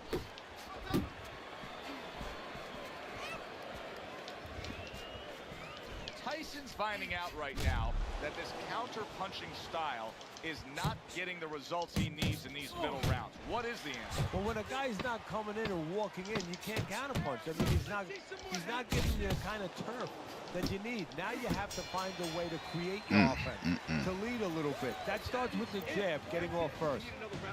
Just like that, all right? The best thing to do is like to, you know, stay on the outside. You know what I mean?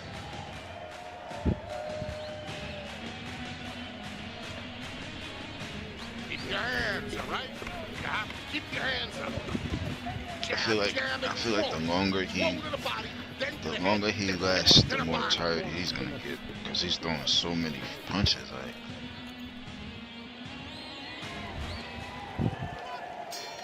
The start of the 6th round. Little double jab to the head.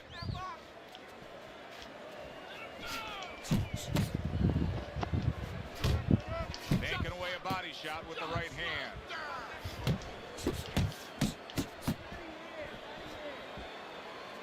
the eye looking a little sharp. It's all right, just keep moving.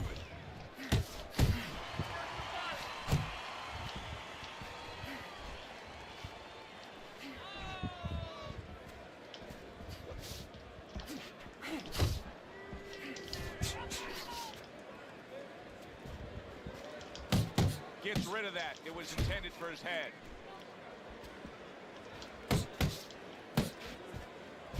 Good body shot. The right hand came home.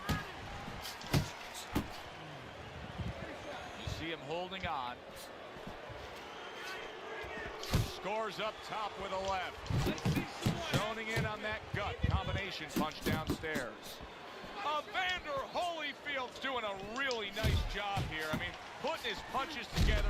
This is what you're supposed to look like as an offensive fighter. Yes, it is, especially when you have a guy in front of you putting the earmuffs on. Yeah, in real life, he beat him come up the twice, way I that his think. opponent is, One you're by supposed to put them TKO, or together. both One by or two are gonna be TKO, I blocked. think. But when you put them together like that, they're going to get through. Targeting that head with the combination punching.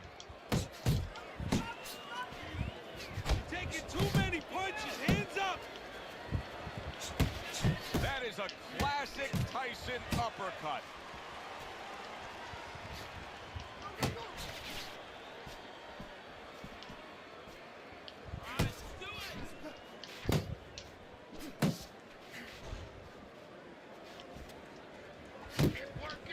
Working our way towards the bell. Last 10 seconds of the 6th.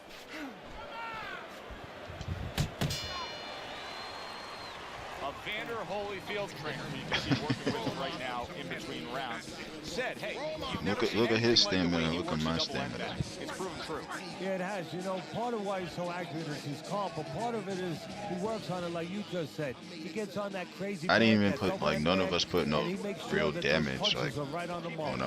on our faces. Good.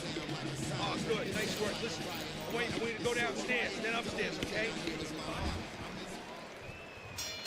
It has been completely one-sided so far tonight, and he's in control as we start this round. He gets hit, but he gives it right back. Right hand downstairs. Gets rid of that body shot.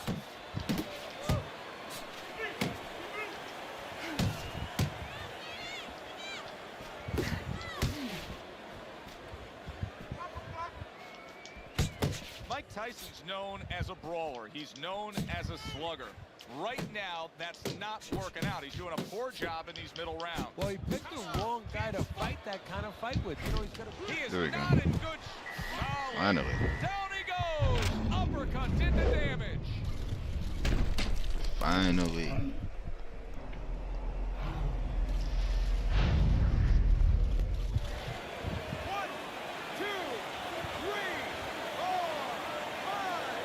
Tyson's back up, but is he back in the fight? We're going to find out in a second whether or not he moves his head. Now, if he just stands there straight and you're the trainer, you better get up on those steps and stop it. He's not right. That's a forceful two-punch combo by Evander Holyfield. Got him again. Once again, he goes down. Can he survive this?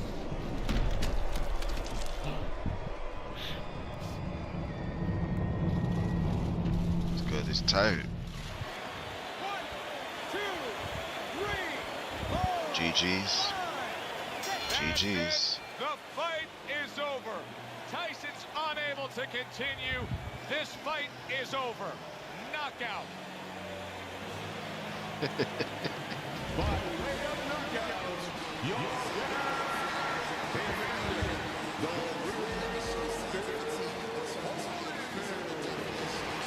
GG's. I'm gonna see how many punches he threw because he threw a lot. I like the way he finished things. So he won one round. Evander Holyfield, your winner by knockout in a fight that he controlled throughout. Well, I'm glad you liked it, and just as importantly, or more importantly, his trainer, his manager, and his promoter like it, because that means they. So he landed only 38% of his punches. He threw, For Teddy Atlas, I'm Joe Tessitore. and this is Thanks why for he being got with us on the tired. side.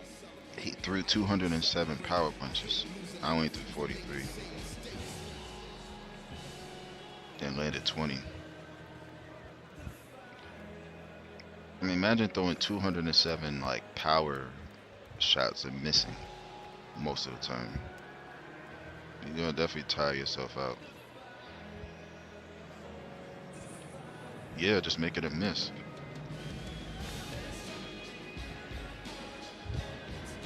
He threw 133 left uppercuts. So I was trying to get a good mix of like body shots. All right, let's go on to what's his name? Let me see, Ali. I could use Sonny Liston. But I could.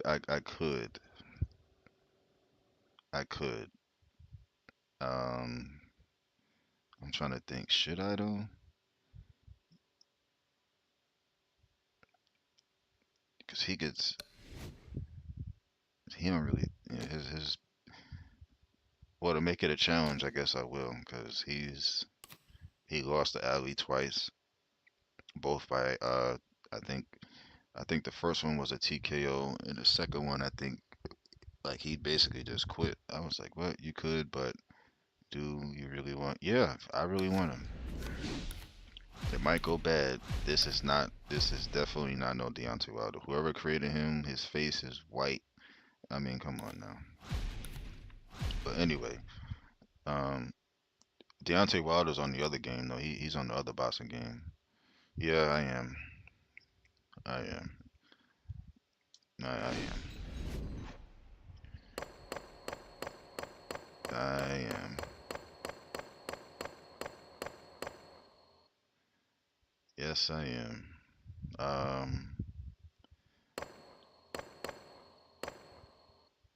Yes, I am. Hey, what's going on, DD? Hope all is well with you. Hopefully you had a good Monday.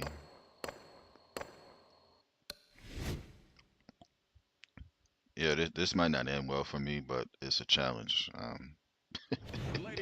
Well, good evening, everybody, and we welcome you ringside. Joe Tessitore alongside Teddy Atlas, and we're just about ready for action. Yeah, Monday was good. Okay. I'm glad it was. Liston's unpredictability belies his ring walk focus. He is ready for action.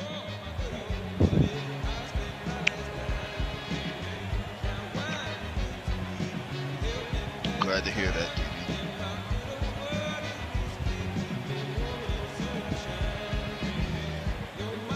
It is.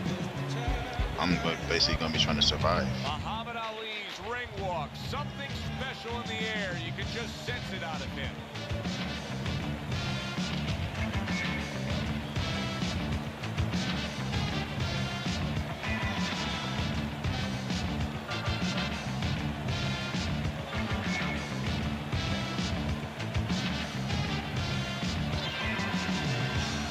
Ali's looking more ready than this. Introducing first, in the blue corner, with a record of 50 wins, including 39 knockouts and 4 defeats, from St. Louis, Sonny the Big Bear Liston. I could have used Floyd Patterson. his adversary. Fighting out of Louisville, the greatest of all time, Muhammad Ali.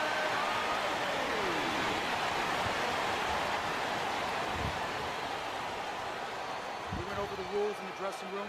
Let's have a good, clean fight. Touch them up. Oh boy. Round 1 of 12.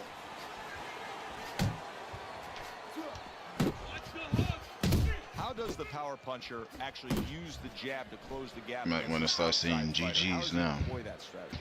So I think it's a little bit like if you're a carpenter and you're making a table, you take your measuring stick out and you see how much wood you need, how long the table is. Well, same thing, if you're a fighter who wants to get inside with a boxer, you got to see how much distance you have to close.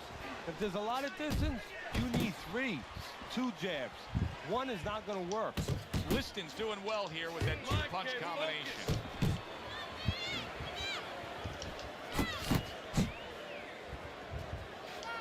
See, he's got his guard up really well that time, and it protects his head.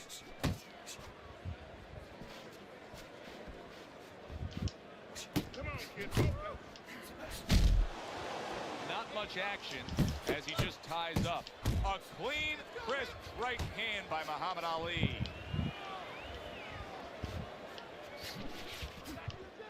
Here's a moment here as you see the step back counter punch where you realize this is the sweet science, not just some raw savagery swinging out there. Look at the little subtleties here, Joe. What he does is he forces them into a position to stop the punch.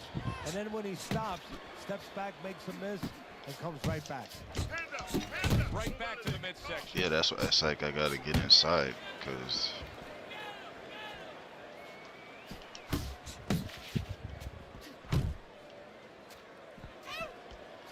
needs to improve that accuracy. Missed with the headshot. Commits to the straight right. Muhammad Ali is going to think about the next time he throws a punch because he just got hit by a good solid counter. When he lands that jab and that straight punch, he got that Sonny round. Liston is a real dangerous fighter. That jab alone can knock you down. I'm mad excited. I can't even type. All right? Because you're losing this fight. Why? Because you're not throwing any punches.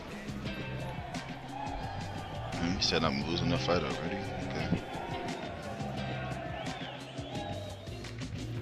Listen, I don't want to see you against the ropes. As soon as you feel the ropes, move out. Nice work. Nice work. You're doing well.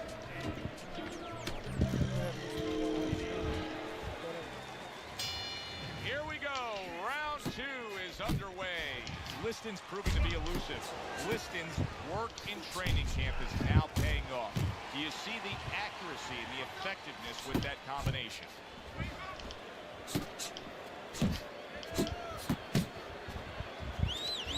Ali with a right hand. Yeah, he not. He's like, you know, right now I'm not winning.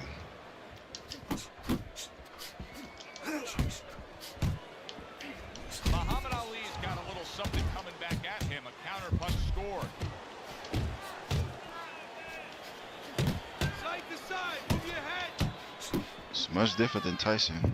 Well, what are you weak for? You hear me pressing these buttons? What's the glaring weakness of Sonny Liston? Struggling. There is a glaring weakness You on the for floor? Sonny Liston. I think it's from within.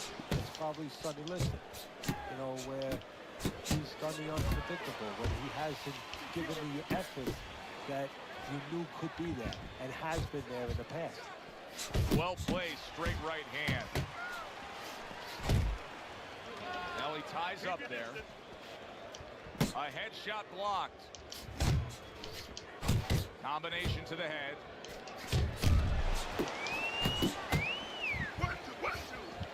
You weak. Oh, he just misses with that headshot.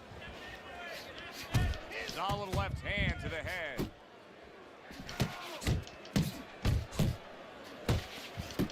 Comes right back with a shot of his own. Liston's showcasing one of the best weapons you can have, especially early on in a fight, to set the tone, and that is the jab. Yeah, and he's shown that it does more than just set up other punches and, you know, just, snap your head back. It disrupts everything. You know, it just throws the other guy's rhythm off, and that's what he's doing a good job of. Jesus Christ. Coming to the end of this round, Joe and Teddy with you ringside. Teddy, a round like that where it's a lot of busy activity and both guys being busy. When you were a trainer, are those the kind of rounds that you prefer, or do you like the pace to be a little slower? Does it depend on each guy? No, if I have a fight, I'd rather have a guy fighting a guy that you never see him. Leave me the heck alone. And where Very I'm in intense. control all the time. But the fans love to see a fight like that. Sending more than one at him now. The combo to the head. Hit the body. Commits to the overhand right, and it serves him well. You're on the edge of your seat, edge of the floor.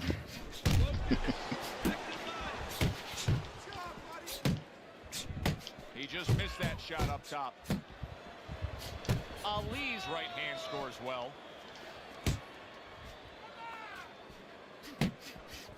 Little head hunting with the left. That worked out really well. Throwing off the right hand after getting tagged like that. Liston's putting his punches together now. He's just too slow. Like he's. And coming upon the halfway mark of this 3-minute round.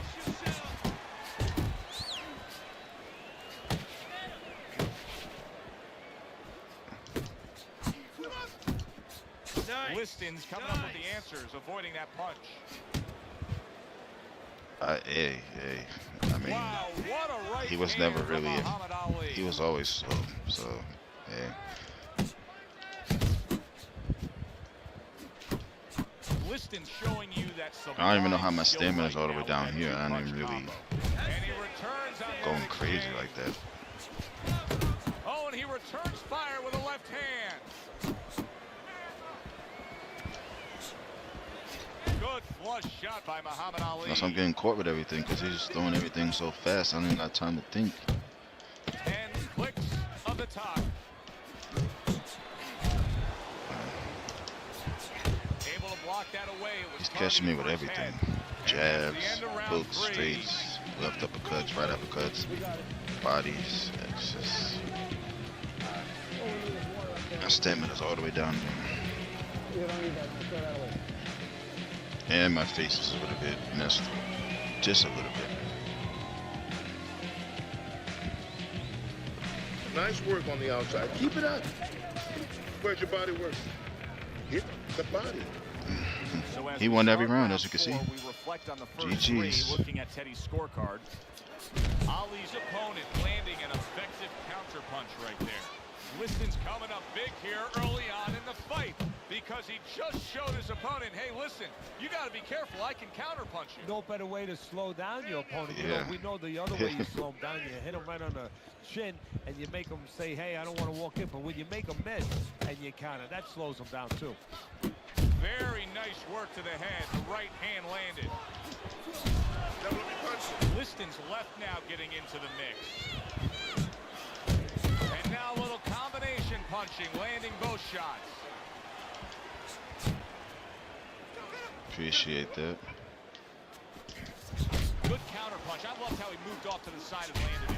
Yeah, that's real smart. That's something that you teach in the gym, and you love when you see it executed. He comes with the straight right hand. Relax. Halfway through round number 4. Sonny Liston's not just loading up. He's landing combination punches like he did right there. Keep moving. Keep moving. Up top with the right hand. Right to the body. Good looking counter punch. Now there's the jab. Hook. Hook. Digs in with a good solid uppercut after taking a shot. He's committed to that left hand, and it's working out. Ali's putting that old boxing theory to work, and that's carry that walking stick, and it'll take you far. Yeah, you're talking about that jab. He's doing a good job, but, you know, the jab's not enough. You have to be educated with where to use the jab from, and that's what he's Blocking doing a good job everything. with. If you throw a jab from too close, you can get timed with the jab killer, the right hand. He's throwing that jab from the right distance, where he's all the way outside, where his opponent cannot counter with the right hand. He looks like a good, strong fighter right now. Muhammad Ali's so comfortable on the outside. You see him with the left of the head there? Return to sender. He gives him back one of his own. Keep that head moving. Right to the belt line. Accuracy an issue there. Didn't land that straight right. Yeah, hand. they are. And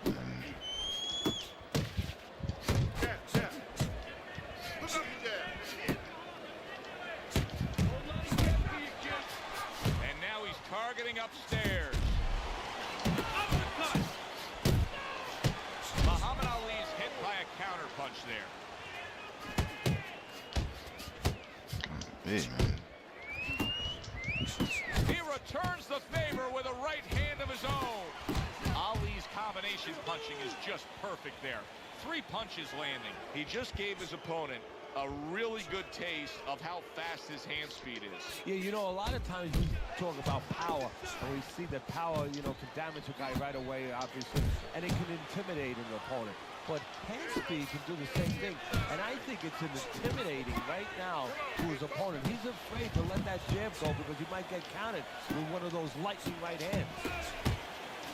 Sonny Liston's missing the mark by a mile. That just was nowhere to be found. Oh, what an big shot. Wow. He goes down for the first time.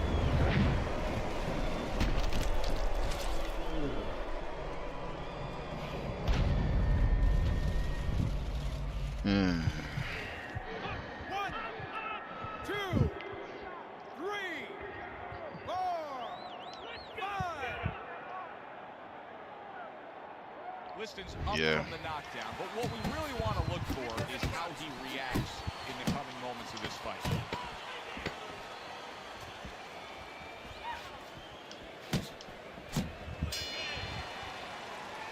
Ali's corner is like a congratulatory receiving line right now. They're just thrilled with what went down in that last round as he scored the knockdown.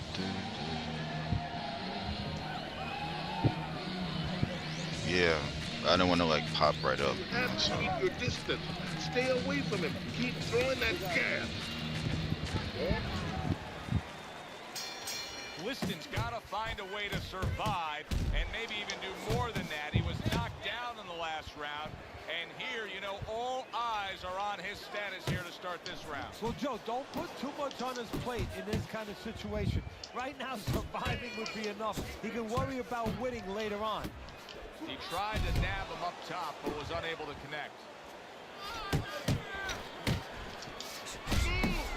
Yeah, yeah. Each man able to land an uppercut. And oh, what a good, strong uppercut by Muhammad Ali. Boy, he's really working well on the outside, isn't he? Yeah, he's doing a great job of disciplining himself. You know, we talk about power, we talk about speed, we talk about all those virtues, but just controlling himself and making sure he controls the distance, a distance that's got him winning the fight.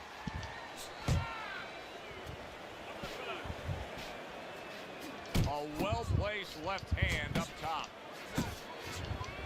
Punch! Punch! Man, I'm about dead right now. Keep working the body. What a great job. He gave one right back in return. Nice work by Muhammad Ali. Very good, steady double jab there. Oh, and he's got something for him himself, and it's a left hand.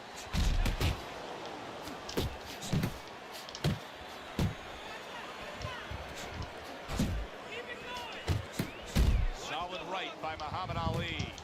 Oh, they both land flush with uppercuts. Jeez. Jesus Christ, man. He's committed to the combination punching down. It's working out well up top.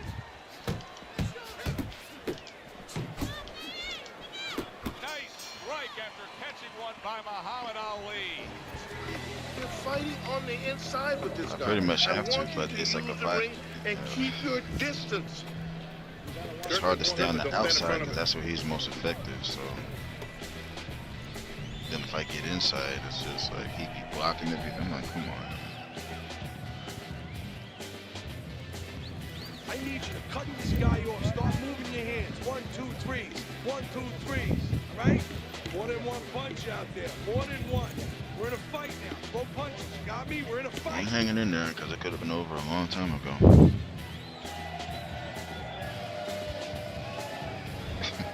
Long time ago. So we've reached the halfway point of this main event.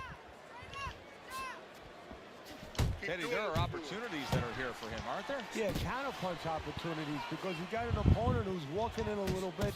Now he has a chance to start to chuck something back at him a little.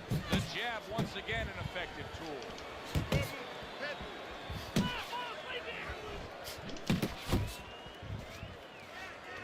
Watch that. GG's.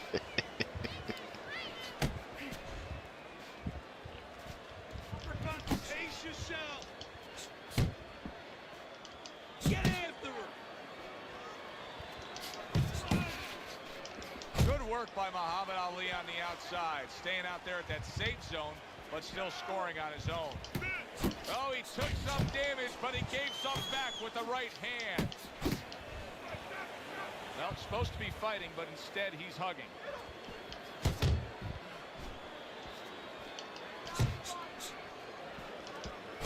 Liston's combination punching is working well here.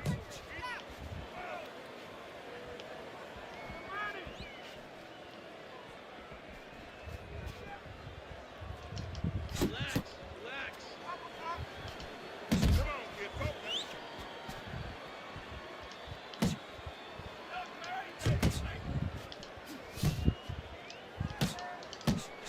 Oh, that's good stuff.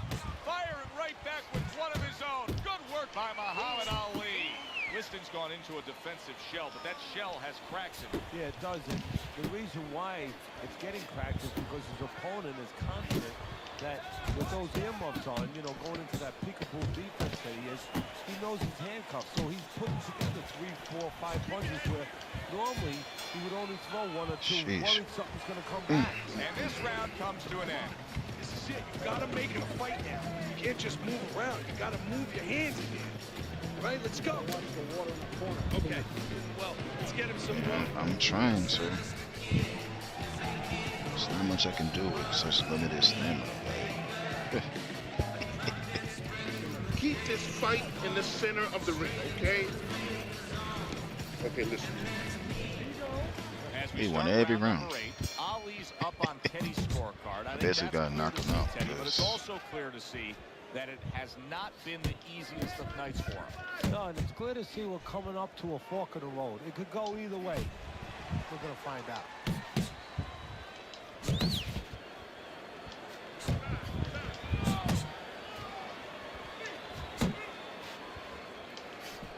Defense. More defense. Oh, he shoot. is stunned. He could go down. Keep moving. Get out there. He was stunned. Now he's in control. Momentum so critical. And that's the thing about this boxing game. 1 second you're in control, the next second you're not. Get out of the way. Stop punching. He's targeting downstairs time and time again. I'm trying. Let's see some more head. Liston's getting himself into the mix now, landing that left hand. He is Oh, damaged badly there. He may hit the floor. Keep working, Dad. Blocks that punch. And just grabbing onto his opponent. So tired, he can't even really move. Let's see some more head movement. It's like, where does he have all this stamina to just be throwing all these punches like this? Hey. And bang Wow. away he I mean, goes. hey. And he crashes to the canvas once again. He's gotten up before. Honestly, What that was about this bound to time? happen. Because I can't even move.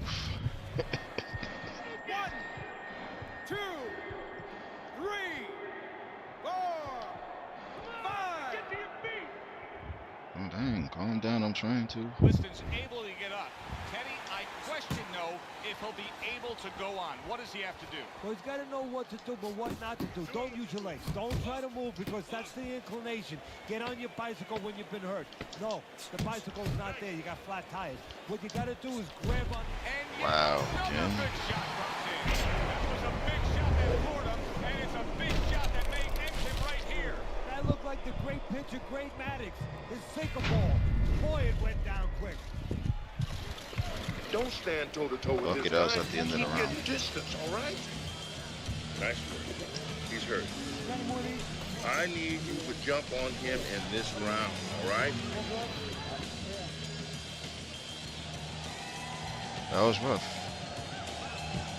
I probably got a 7 for that round. Okay now. Okay. They're making fun of me. You're good. Deep breath now. They probably got their mics on mute right now and are rolling around in their chairs. Keep tight. You good? Come on. You gotta give me one more rep.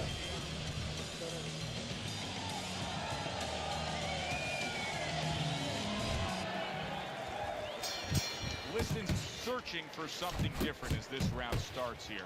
He's been down numerous times tonight, including the last round.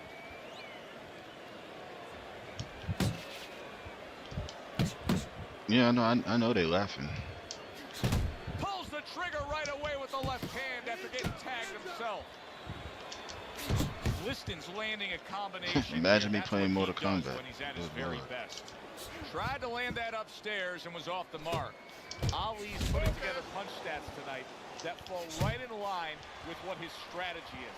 Outside fighter, throwing lots of Nah, jabs, you landing hear a lot of lots button jabs. pressing. Well, what it is the jab is the table setter. And the jab tonight has set up the table where he's been able to eat whenever he's wanted. Oh, good exchange there.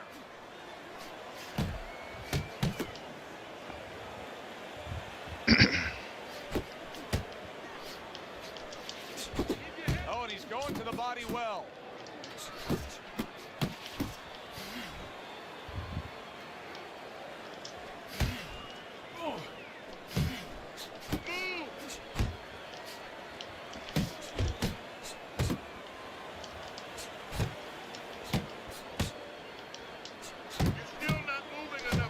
Liston's punch missing didn't punches. come close.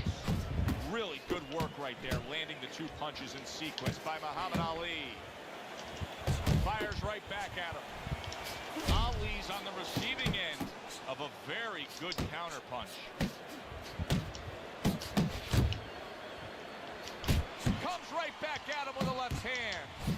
Takes one, but gives one. Good work by Muhammad Ali.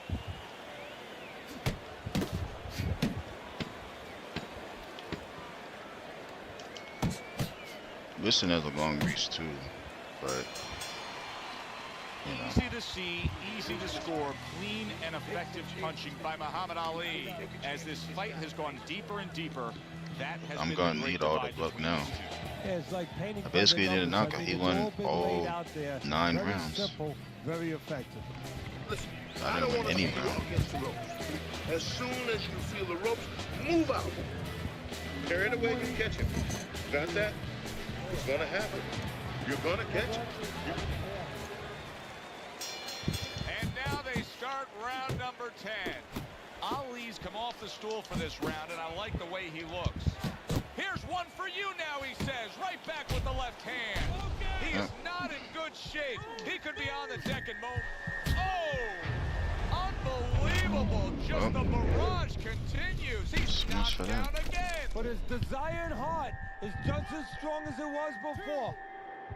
3, Come on. 4, 5, 6, 7. It's hard trying to get up on here too. Teddy, do you think he can go on much longer here? No, he's going to need to grab a little bit, take a little time off that clock. He scored well after being hit himself.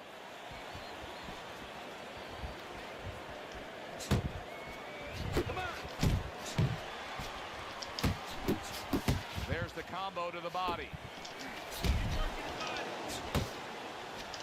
Muhammad Ali's well off the mark now. Did you see Wow. that? Did he beat the count? I don't think so here, Teddy. Now I know where they got that saying, falling like a Yeah, he won. I can't even move the thing. It's barely moving. 4, 5, Exactly. 6, 7, 8, Yep, he won that. 9,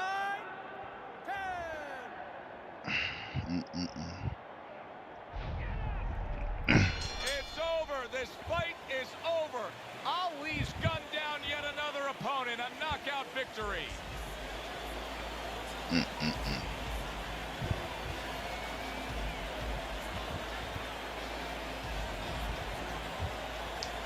I'm surprised I last as long as it did. Because Your winner, the greatest of all time, Muhammad Ali.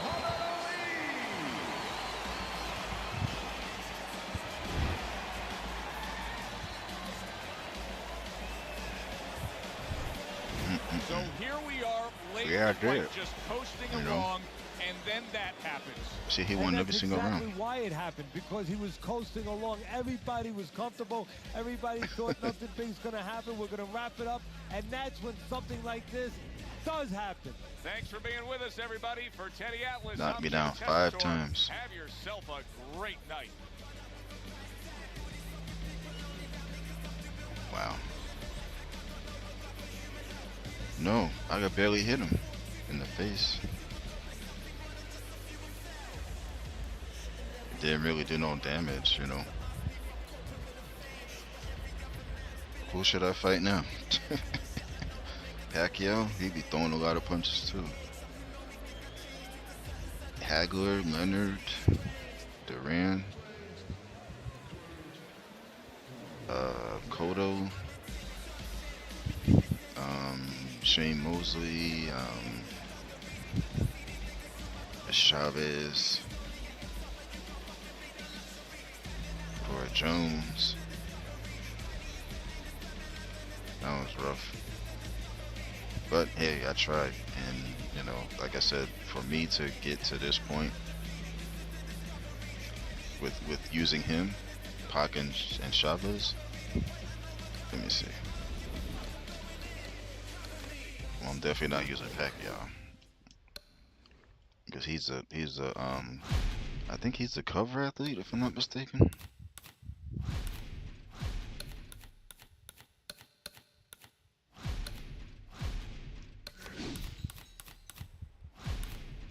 Let's see.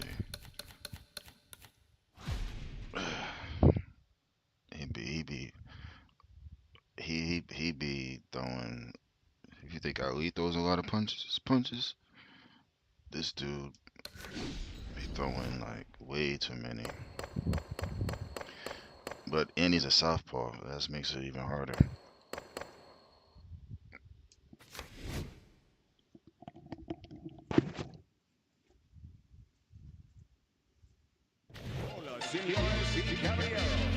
Hi, everybody. So glad you're with us. Joe Tessitore alongside Teddy Atlas, and we welcome you to the Mexico City Plaza here in Mexico City. Our main event should be a good one tonight. 12 rounds of welterweight action between Julio Cesar Chavez and the Pac-Man Manny Pacquiao. From Oregon, Julio Cesar Chavez.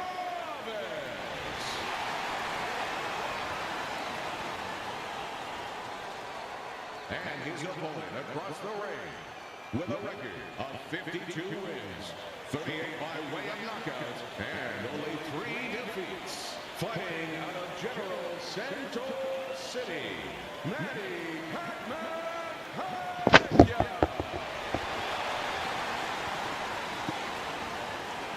Yeah, we're about to see. Because Chavez, nobody really talks about. He's really a good Remember, fighter. guys, obey my commands at all times. Let's have a good, clean fight. Touch him up.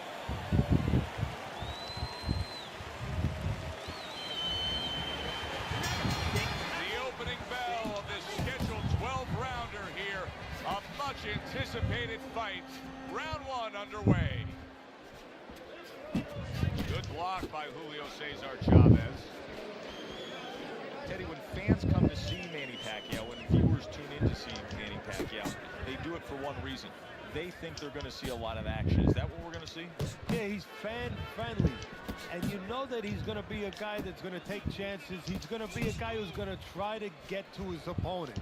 He's going to be a guy who's going to walk forward at some stage. There's another left hand from him. See, southpaws are good or tricky.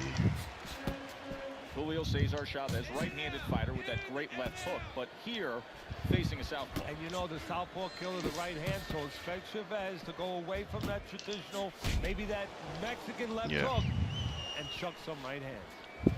Halfway through round number 1.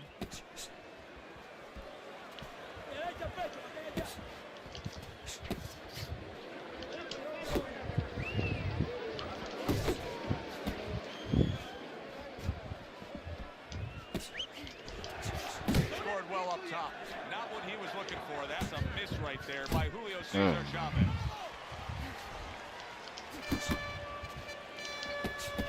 He's gonna get in the mode where he's gonna start going throw punches like crazy, and I gotta watch for that.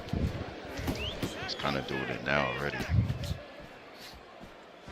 See? In real life, he was like that too. That's why I'm like, dang, they got all that down. Chavez blocks that punch. Now he's putting his punches together. The combination upstairs. Pacquiao's got to find a way to land more of these punches. It's okay to throw punches, definitely but not if they're just drifting off the space. Absolutely, and space is it. Dang, relax. He's in space. He's too far away. Don't make all 12 rounds throwing like 100 punches around.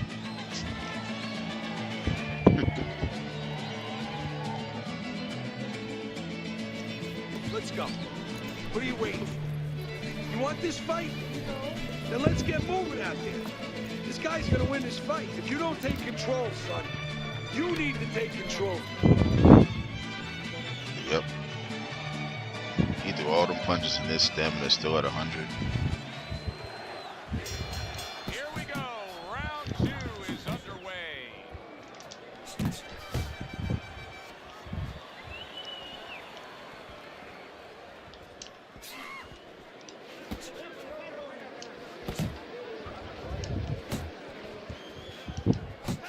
Double jab by Julio Cesar Chavez.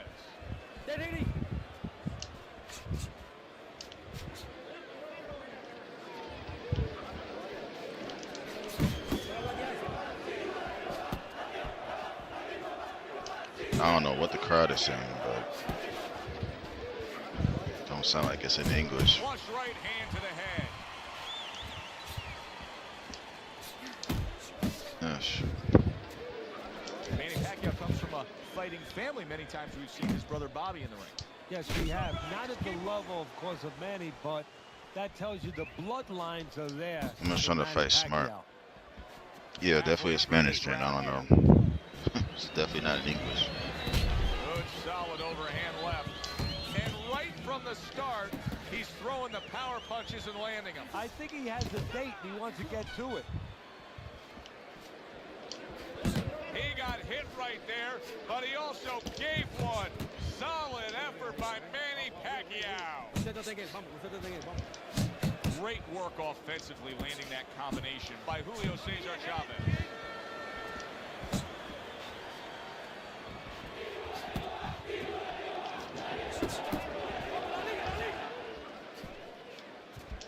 Big right I'm just trying to from be Julio smart Cesar Chavez. because I'm not trying to get in a punching battle with him because I'm not going to win. I'll miss more than he does.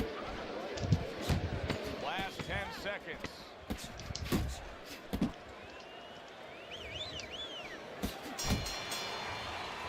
Chavez has got that accuracy, and it paid off in the last round. You have to be busy. This guy is beating the shit out of you. You have to. Oh, well, damn. Yeah, Pacquiao's not going to have an American in his corner, I don't think. This is a wipeout. You're winning this fight. Just keep doing what you're doing. His stamina's still at 100, just like mine. And round number 3 is underway. That's a good thing for me because, you know. Sending out the power shot. straight left hand. And he's really doing a nice job of hitting the mark with the jab. And that's exactly what he needs. And it's not hard to hit the mark when the mark's coming at you. The right choice of a punch. Chavez is easily winning this fight just based on his hand and foot speed. He's getting in and out with ease. And what his opponent needs to do is control range so he gets it down to where his opponent is shadow boxing. Yeah, he's got fast hands, but it doesn't matter if you're not standing in front of him to use them. Right now, he's standing in the wrong place.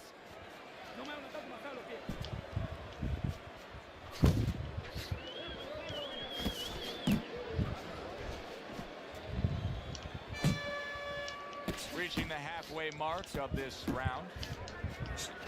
Well-placed shot came after a nice defensive move there. Good block. Yeah, I'm trying to. Nice work with the overhand right. Chavez has landed a good, solid combination. Took a shot, now he gives a left. That is a big right hand after eating one himself. And you see what he can do when he sends that right to the head. That's great stuff. He fires one right back after taking one. Gotta love the work by Chavez. Pace yourself.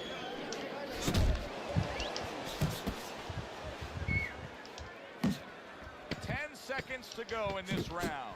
He digs in, trying to bank away body shots with the combo. He caught me there.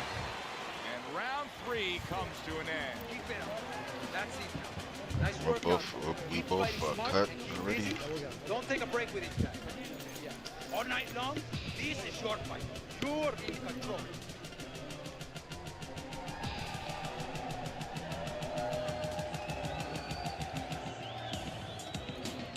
You gotta breathe. Dang. Breathe. Relax. How you feeling out there? Now, you're not winning this fight, right? You're not winning. He's beat. He needs you to throw more than one punch out there.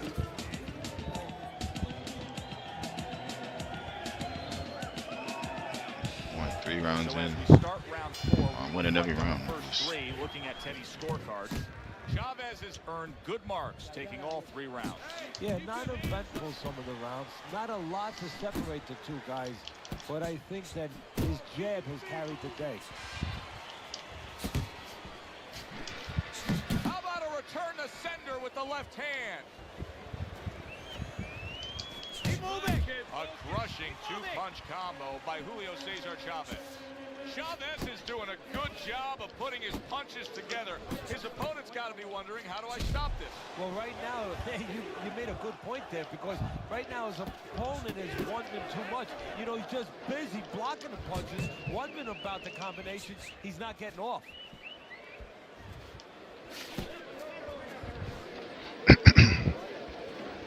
Obviously, the style of a Mexican warrior was well cemented before he made his run. But do you think he really promoted that concept, that idea of what it is to be a great Mexican fighter? Yeah, and I thought he brought it to other dimensions, too.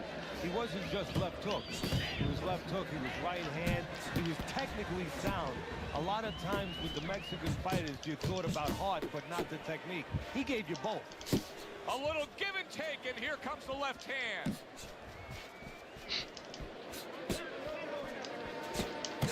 Good flush shot upstairs. Piercing jab. Pacquiao scoring with that right hand.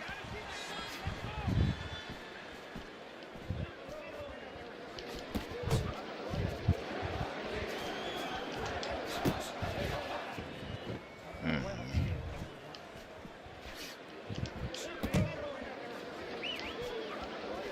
10 seconds to go in the 4th.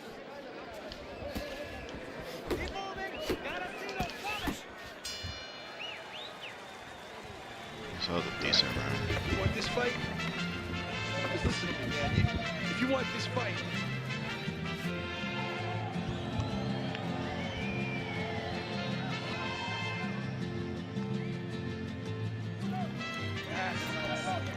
That's it. It's amazing how you act trying to switch up You're doing for good. every Keep fella. it up. And yeah, When he reaches in, try to make adjustments. But, you know, it's amazing how, you know, the other fighters is losing stamina, and this one they're not really losing stamina. All them punches Pacquiao threw, his stamina is all the way up there. Round number 5 has arrived. Blocks away that headshot. Teddy, what would you recommend based on what we're seeing here tonight? Well, 2 aspirin and then go. Oh, no. Actually, I would say a little counter-punching would be just what the doctor ordered. That's a better prescription for him.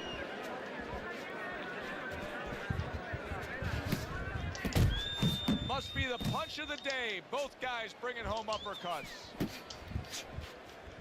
To the head he goes with a left hand. Good clean shot, returning fire. Well done by Chavez. Off to the side, a little swing and a miss going upstairs.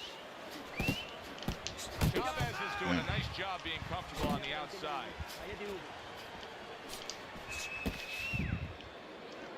And he ties up on the inside.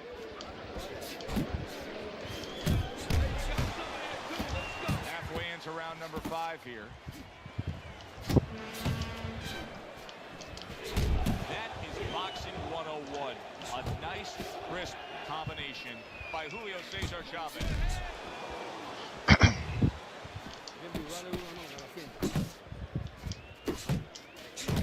Zoning in with the overhand left. Dang, I missed the kill, man. That's it, just like that. Keep moving, keep moving.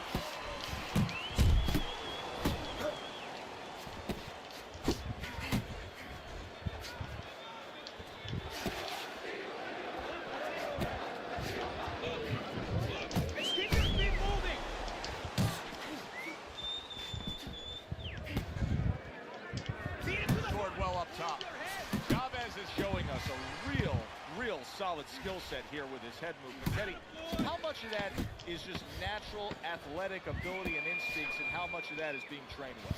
Well, most of it's trained well. If I take a guy off the street, Joe, and he hasn't been taught anything, he's going to throw punches.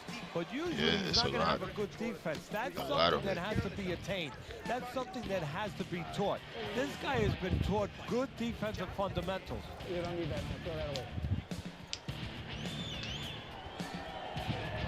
I wouldn't be surprised if he won one of those rounds. You got to land a big punch now. No doubt about it. You are losing this fight. You need to throw and land a big shot. Look at me. Knock this motherfucker out. Damn. Relax. No filters.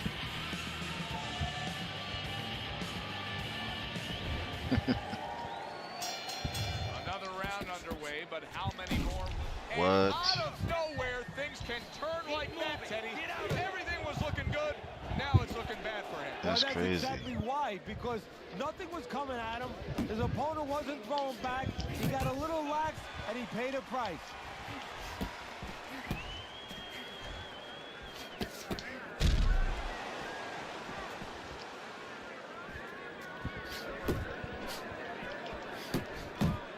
He missed with that headshot. Comes right back at him with a left hand. Manny Pacquiao's an offensive fighter, but Pac-Man has to improve his defense. Time and time again tonight, we're seeing consecutive punches landing on Pacquiao. And now just wasting everybody's time holding on. Not hitting his mark there going upstairs. Halfway through round 6. Chavez is so dangerous with that accuracy, a two-punch combination landing. Sheesh.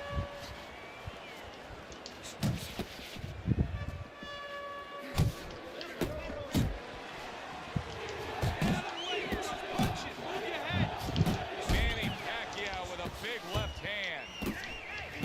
He has his target. He lands a straight right. There's the combo downstairs. He took a go of it to the body, but came up empty. 1, 2, 1, 2. A battering ram of a hook by Manny Pacquiao. Back to the head he goes.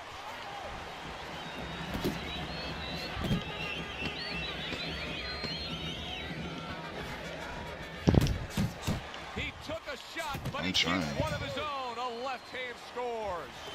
And that's the end of round 6. This is it. Pacquiao's cut man is going to earn his pay for sure. That is a bad gash. And I'm wondering what he's using in there. You know, you can only use certain things, Avitine, adrenaline, and thrombus. I'm wondering if he's using illegal things right now, because that's the kind of cut that tempts you to use crazy glue. Able to dismiss it.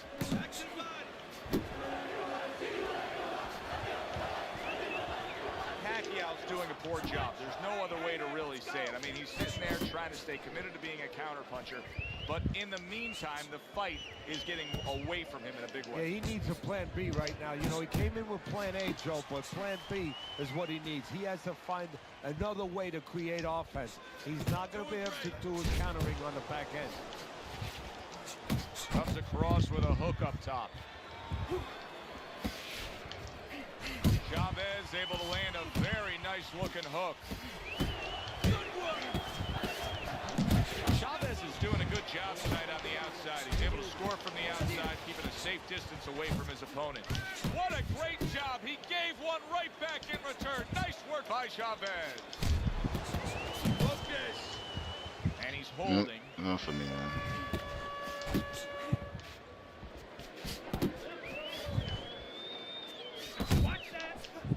I missed. Nice job snapping those jabs by Julio Cesar Chavez.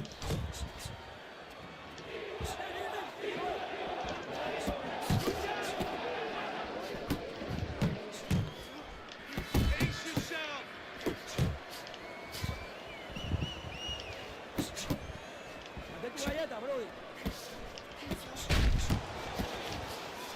Chavez is putting forth that hard work he did in training camp there, landing a crisp combination. Pacquiao's got a way of just getting away from that punch. Jeez, I feel like I'm doing everything in this. And round 7 comes to an end. Keep working. Keep working. This is your fight. Don't get lazy out there, okay? Don't get lazy.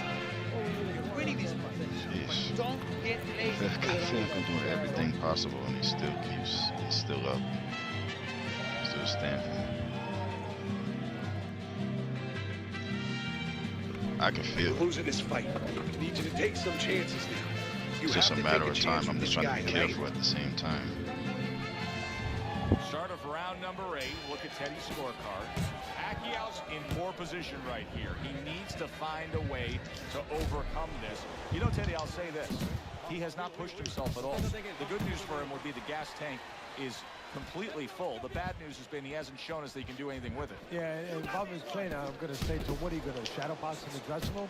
What the hell are you saving it for? He's got half of the equation figured out. He's throwing a lot of punches, but the more important half of the equation, he's way off the mark. Yeah, well, you know, you should talk to a golf pro. You know, if you want to hit a golf ball, you want to hit it straight, you wouldn't stand crooked, would you? I mean, your feet would have to stand where you can hit the ball where your feet are pointing. Blocking everything. That's the problem. Seems like. His feet are crooked. They're pointing the wrong way, and his punches are going the wrong way. You can see he's trying to score up top, but off the mark there. Dang, He's I committed missed to the that. work downstairs. He puts forth a right hand.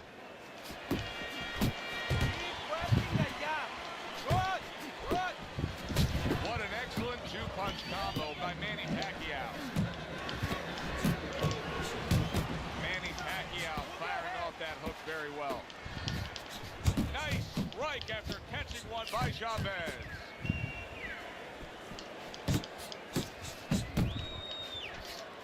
Let's see some more head movement. Not able to land the headshot. Nice work, the left hand to the head. Keep going. Oh, that's good stuff. Firing right back with one of his own. Good work by Chavez. Go, kid, go. Chavez is dragged by an uppercut.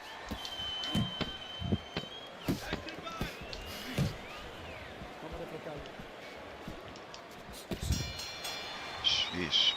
And round 8 comes to an end. What are you waiting for? You can have the best You want game this plan in fight? the world, but when your eyes Then shut let's get closed moving like out that, everything This guy's changes. gonna win this For fight. one thing You don't doesn't take change, control Joe, of and this that's the fight. mentality of a warrior. You Oh, find yeah. a way. You do not give in. You find a way. You concentrate harder, and you see with that one eye what you need to see.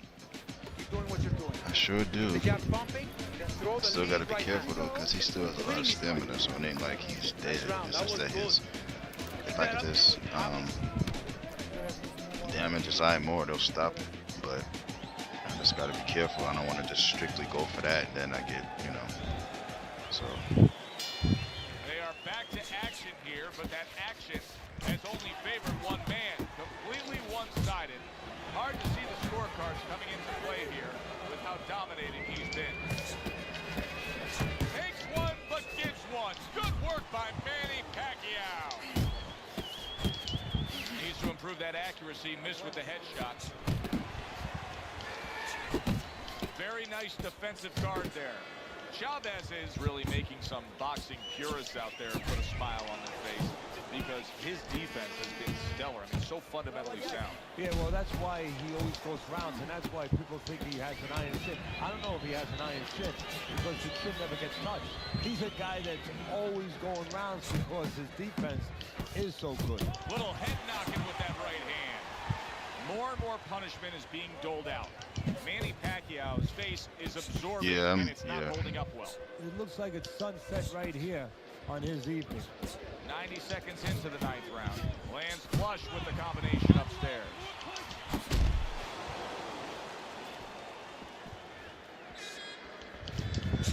Well, you could see what he wanted to do there, but unable to land that body shot.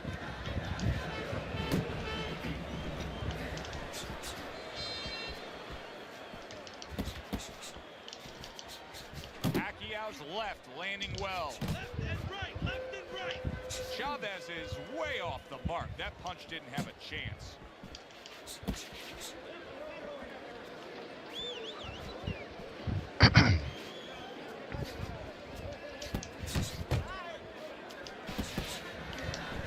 Lands flush with the two-punch combo by Julio Cesar Chavez. Last 10 seconds of the 9th round. He digs in with an uppercut after blocking that shot away. dang, I thought he was going to throw another one. Signifying the end of the round. Now that he's back in the corner, we get a close-up look. Pacquiao's cut even looks worse.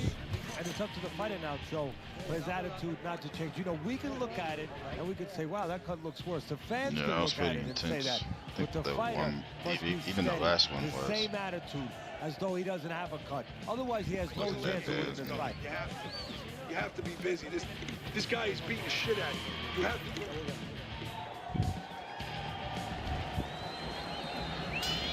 Back to action now. We're underway in what has been a completely one-sided fight. You get the sense this one may not go the distance. Oh, and he returns fire with a left hand. Step to the side and then lands the counter. Yeah, disappear on him, and then all of a sudden appear on him. Pacquiao is behind on the cards. He's just got to be. Going to take a knockout to win this? Yeah, I think so. And it's going to take a certain kind of attitude or strategy, a change in strategy. You go into the fights, you don't look for a knockout. You're looking to use your jab. You're looking to set up punches. You're looking to go rounds. Right now, he's got to find a way to get a knockout. Look for one punch. One big punch right now. Keep doing what you're doing. A little defense turns into offense. He blocks the shot, comes right back with one of his own. And we've reached the halfway point of round 10.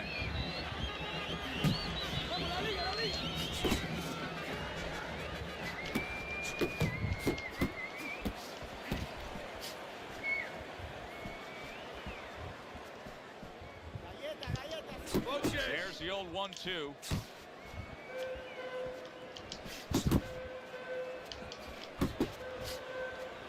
He engages in the clinch. Oh, and a big uppercut from Pacquiao.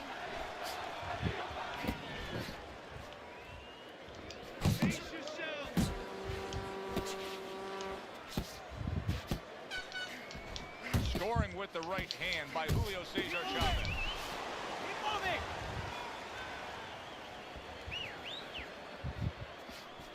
down towards the end of the 10th round. 10 seconds to go.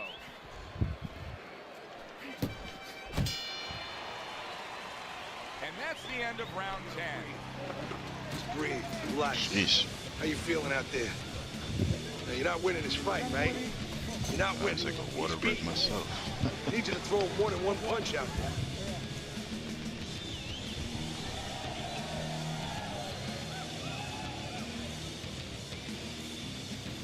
Beautiful, lindissimo, beautiful. I want another round like that. Yeah, I actually have water here. I always drink water or anything, but at least his stamina's finally going down. You need a snack. Well, we'll see if I he won can every come up round, with so something special. That the only way he could win is if he knocks me out. Because there's no doubt about it. I mean, just look at your scorecard here, Teddy, as we start round number 11. He is in a big hole. Now, this is where the trainer has to remind him. Yep. There was a It was like at 100. I'm like, is it going gonna stay like that the whole for a long fight? time, since he was a kid. The trainer has to remind him. One of those solemn moments when he opened up to him and he said, "This is what I want to be." Well, guess what, son? Here's the moment.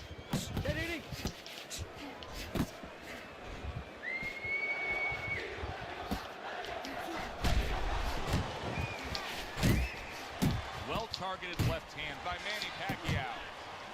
And he just holds on there. Pacquiao's taken a lot of punishment with the right hand. Teddy, you've said many times, it's where you put your own head when you get hit by those right hands. Well, one place I can tell you where not to put it, in the middle. And he needs to move it to the left, outside that right hand. 90 seconds to go in this 11th round.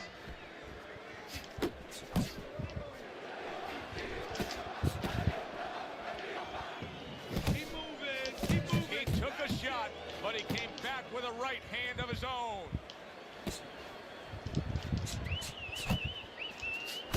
Chavez is the kind of boxer that wants to do just that. Find the target, get the combination working, land both punches.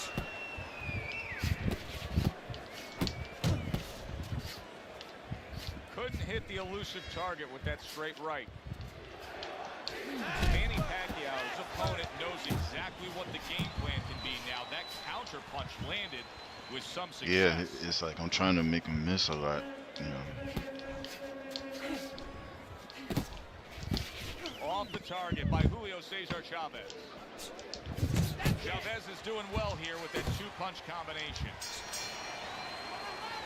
Well, you can mark down another round for him there with his precise, accurate punching. What does his opponent have to do? He has to feint a little bit. Feinting is the kryptonite. I have a little bit more stamina than he does. Literally a throw little. something, you don't throw it. And then he makes a move, then you But throw it's it. way better than Liston. Liston was like at 40 something. Look, you're standing straight up. Move that body. You need to move that body more, right? See, in real life, they're not just gonna let that drip down like that. Like,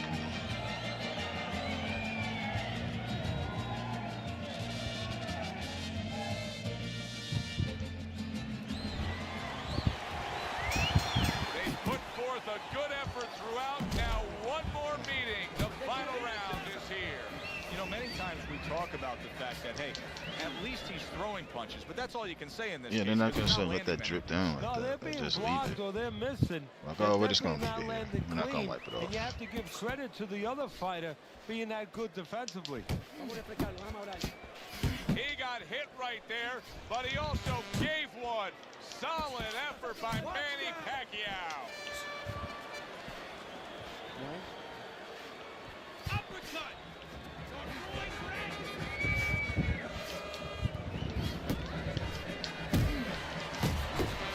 Good job zoning in on that body with the left hook. Even better job bringing the right hand in combination. That's great stuff. He fires one right back after taking one. Gotta love the work by Chavez. Super two-punch combo by Julio Cesar Chavez. There you go. That's it, just like that. That's it.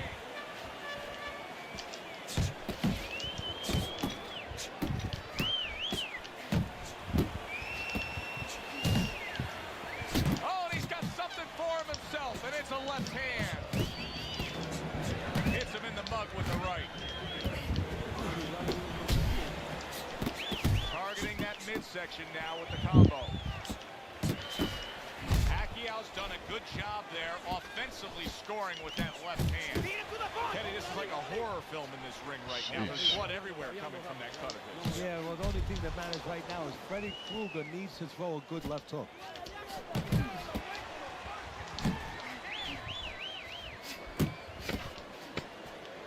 10 seconds to go in this, the final round. They trade shots. He comes back with a right Crazy, hand. nobody fell Well, down. you should lose your judge's license if you have it I any definitely other want way that. but the obvious here, Teddy. Yeah, if they do that, I want to put those guys on a poster, a wanted poster, if you don't want them. Here's our ring announcer. GG's.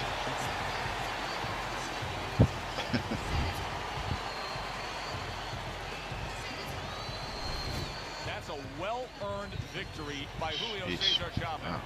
And it's nice to see when not only all three judges have it for him, but your scorecard agrees. Actually Yeah, finished yeah, the that whole doesn't mean fight I'm gonna without hang out even with like, these you guys know. and go to dinner with them afterwards, but right now I'm going to say, job well done, guys. I'm Joe Tessitore for Teddy Atlas saying thanks for being with us. And And I enjoy the basically, rest of your night. beat him on everything except left hook percentage. You know, and he threw he threw 319 power shots and still has some stamina left. It's crazy. I try not to throw too many power shots because that could lower your stamina like quick, you know. And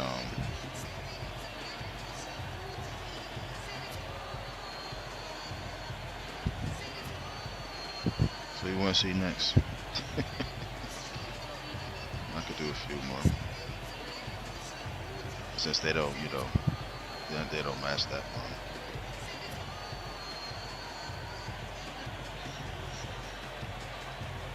There's Duran, there's Leonard, there's Hagler, there's Tommy Hearns, there's who else? Oscar De La Hoya,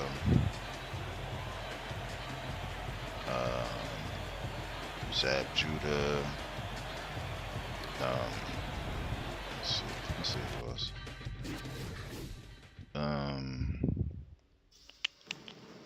Let's see. Hearns and Ray. Alright. Hearns and Ray were both welter and middleweights. So I'll probably do middle.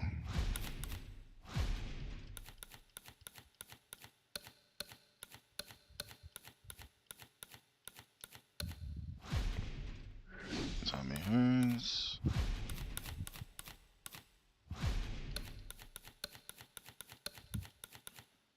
Ray Leonard. I wonder if I should do a middleweight or welter. I think I'll do middle.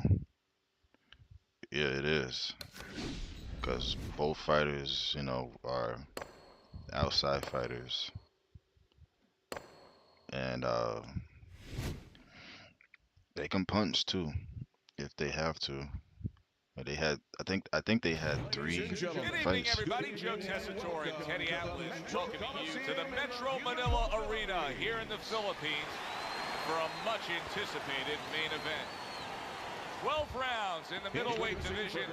We are looking forward to this fight, especially after seeing what happened at the weigh-in yesterday. A stare down that nearly resulted in a bout breaking out right there. Now they get to do it for real. Yo, I feel like I'm watching people.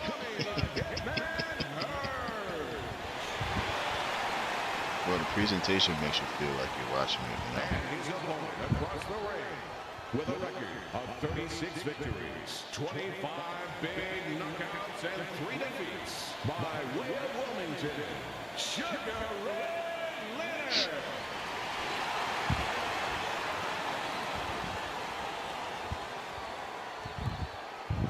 But you're right, though.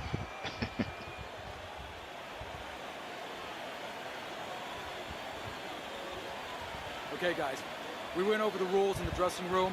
Let's touch gloves.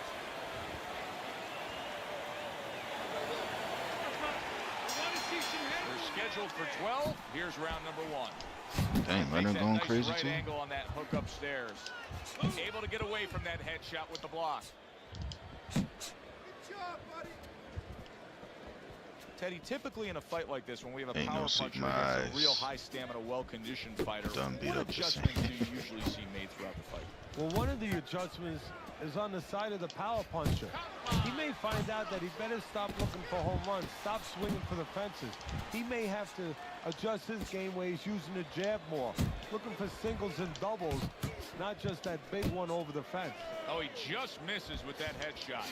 Look at that combination by Tommy Hearns.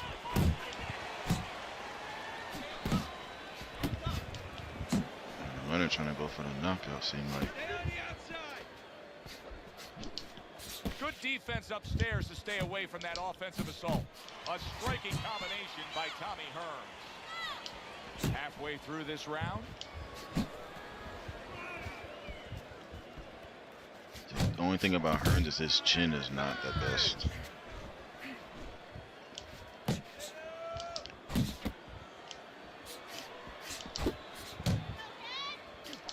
Good exchange. He fires back. Tommy Hearns' combination punching working out well there. He landed 3 solid shots. Come on, kid, focus.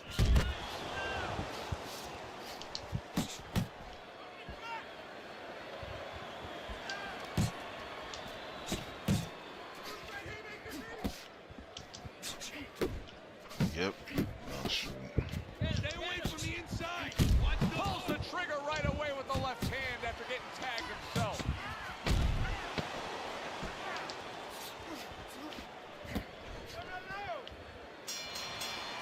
Leonard's good, clean, and effective punching damaged his opponent in that last round. Jab, jab, right, okay?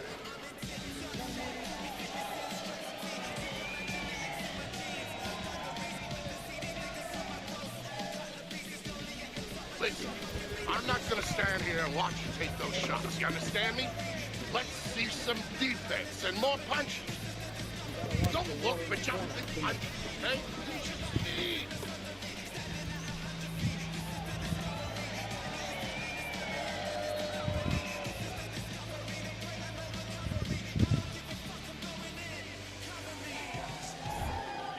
Okay. Here we go. He's done a lot. Round 2 is underway. Well-targeted 2-punch combo by Tommy Hearns. Hook off the jab. He clinches when he gets to the inside.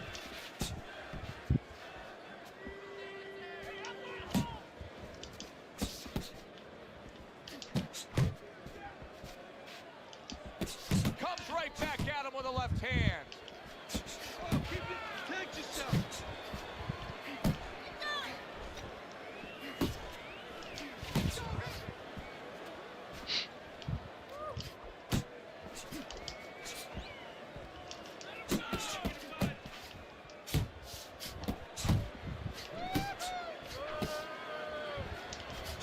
Stay away from those. Tommy Hearns is quickly taking control of this fight early on with one single weapon of choice, and that is the jab. Yeah, the jab and the jab at the right time. He's catching his opponent every time he starts coming in before he can get started.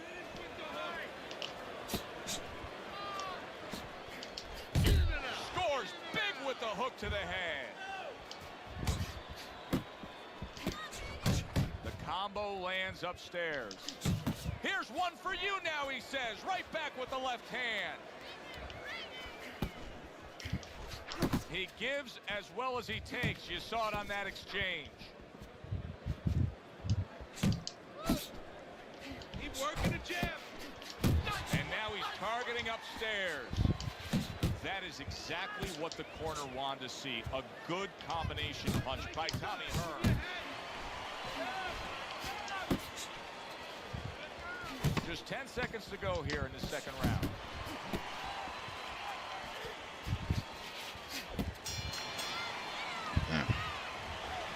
Okay, listen. When he misses with a punch, counter. watch you take those shots, you understand me? Let's see I some got damage defense already. and more punch. Appreciate it. I appreciate it. And you know, it's crazy how I got cut already after 2 rounds. As soon as you feel rough, move out. And round number 3 is underway. Throws out the jab and then brings back the uppercut up top.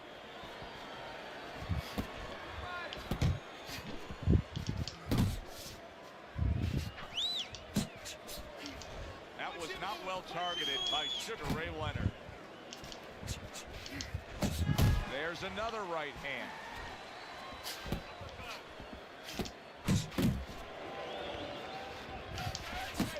Yep, that's the plan. And now just wasting away some time with that clinch.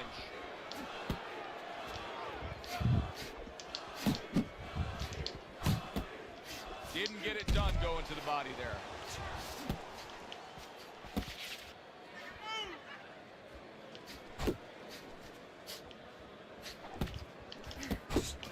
Good job with another left hand. Good Lord, he's Coming to the throwing. halfway point of this 3rd round.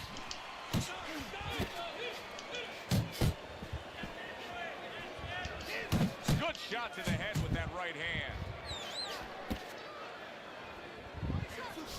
Tommy Hearns' blocking ability is doing well for him there. Hearns has had so many impressive knockouts in his career. But what about what he did to Roberto Duran? I mean, that was just brutal. Yeah, Duran, you know, at a little bit of a later point in his life, let's be fair here, and of course had a heavier weight than Duran, really maybe belonged at for an optimal effort. But a beautiful setup. It's not just the power, it was the jab to the body that took the eyes down, and then the right hand caught him, and Duran never saw that punch coming. Boy, I remember that punch combination by Tommy Hearns. on YouTube. A nice but block by Sugar Ray Leonard.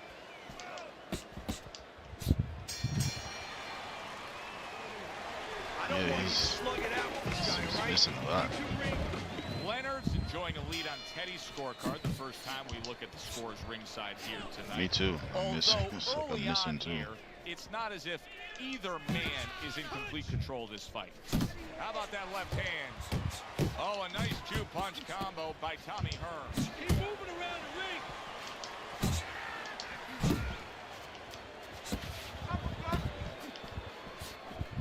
No need to be on the inside. Keep working the jab.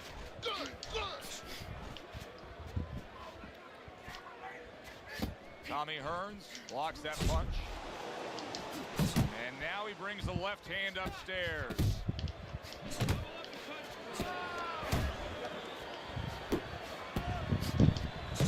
Leonard's putting his punches together now. That's a nice combination. Yeah, he's Now a well-placed hook to the head. 90 seconds to go in round number 4. Tommy Hearns is showing you that sublime skill right now with that 2-punch combo. You're not focusing.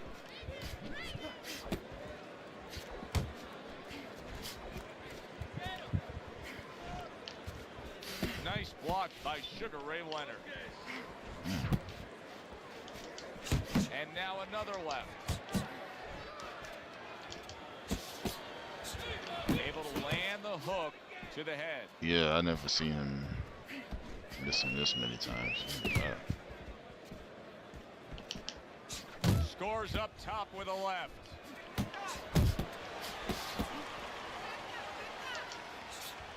Hearns' defense is paying off now. Little volume punching to the body there. Just 10 seconds to go in this round. You're doing great. I don't even know how he cut me all this missing. That's why I'm like, Jab and move. You're okay. Don't worry.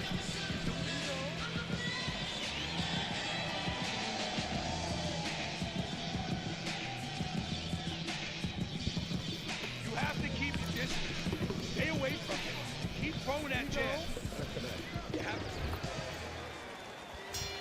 And we are back underway. Another round in a fight that's been very entertaining, but I wouldn't want to be a judge. This is one of those fights that could go either way. Counter punch up top. How is he taking these kind of shots and just dismissing them? Put me what a in, chin coach. on this guy. Yeah, well, what a neck on him. Look at that neck. I mean, it's about 19 inches. That is the shock absorber. But the rest of it is he's seeing it. He has good vision. He sees the shots coming, and he's making up his mind they're not taking him anywhere. Leonard's got something to think about now. He just threw a punch and had one coming right back at him. His opponent scored well with the counter. Watch the hook. He just missed that shot up top.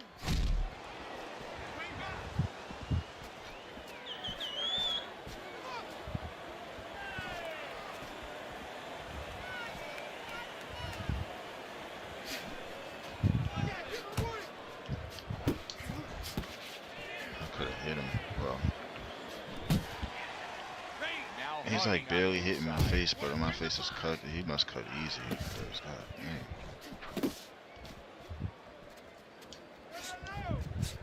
Good job on the two-punch combo by Sugar Ray Leonard.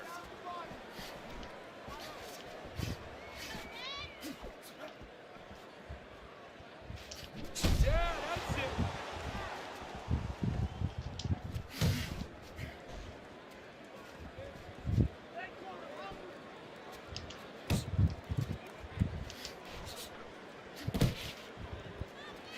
Tried to nab him up top, but was unable to connect.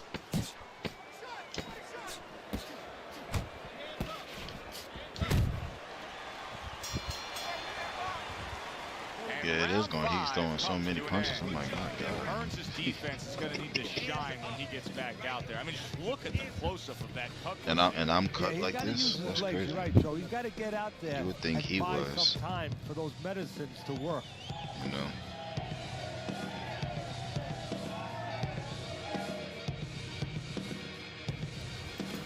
Relax. Take a deep breath.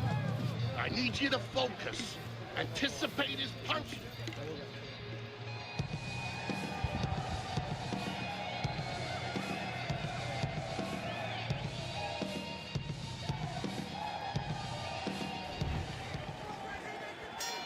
Back underway here to live fight action. Tough fight to score. Very, very even. That's why my stamina is where it's at. Throughout. Sugar Ray Leonard's work rate is impressive, Teddy, but his connect percentage is not. No, there's two reasons for it, Joe. One is his opponent. His opponent is pretty smart there. You know, he's not just standing there and saying, hey, hit me. He's moving, he's being smart defensively. The other thing is the punches are a little too wide. Needs to shorten them up a little. Double up on your punch. Solid left hand to the head. Trying to go downstairs, but off target.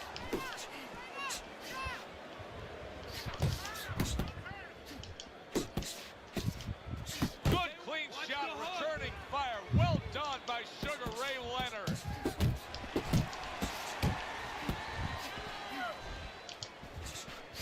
Went to the body there, but unable to connect.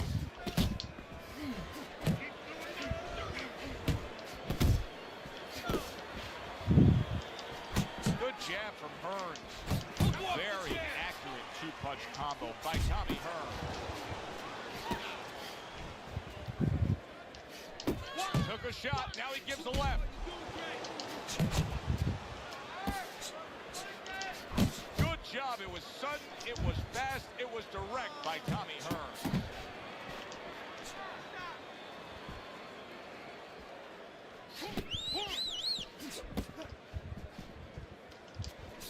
Unable to score with the hook. Leonard's inconsistencies are really showing up now. At times he has shown defense tonight. Other times, with what we've seen recently, he's getting hit by the left hand. Yeah, what he has to do is now make the adjustment. Hearns is staying away from trouble. He's out there on the outside.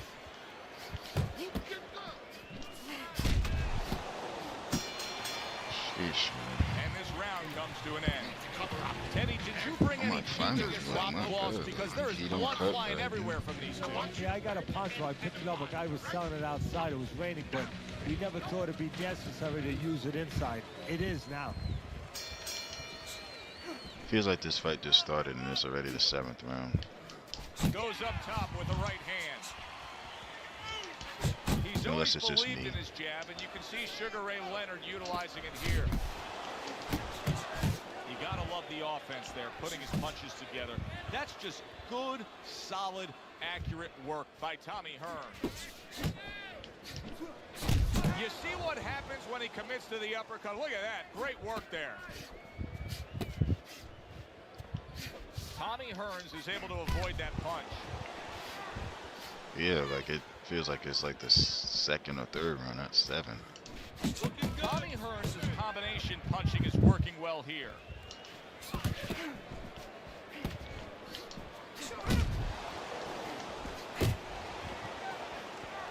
Leonard's opponent is just taking advantage of what he's not. He's just boxing smart, and it's winning the fight for him. Yeah, he's doing it the simple way, the old-fashioned way. He's earning it. On the mark with the combination by Tommy Hearns. Unable to score with the uppercut that time. Sugar Ray Leonard with a fine-looking hook. He's definitely chasing. I mean, he's definitely doing that. That hook was well off the mark.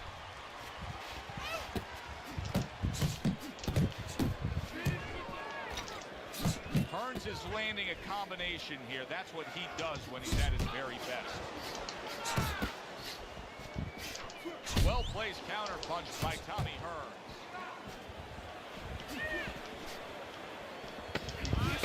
Defense easily turns into offense. Blocks a blow, sends an uppercut. And that's the end of round 7. Center of the ring, okay? Nice work. Keep it up. And this is on the hardest level too. Keep the pressure. Greatest of all time.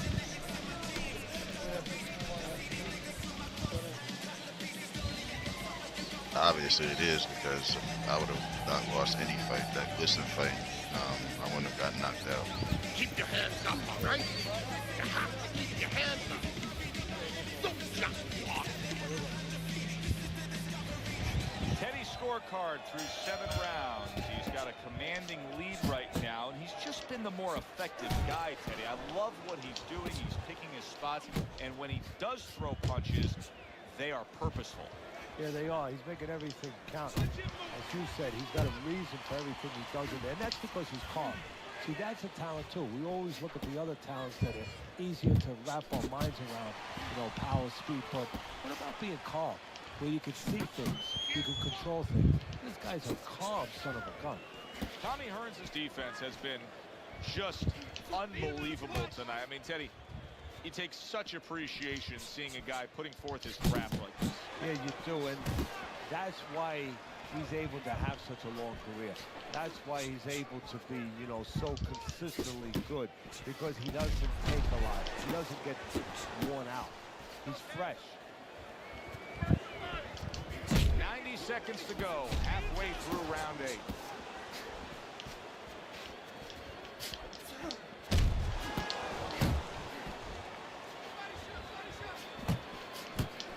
He comes back with the left hand again.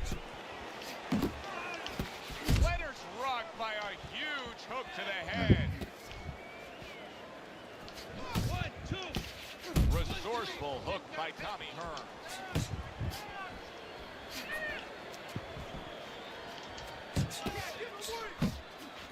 Good solid shots with the combo downstairs.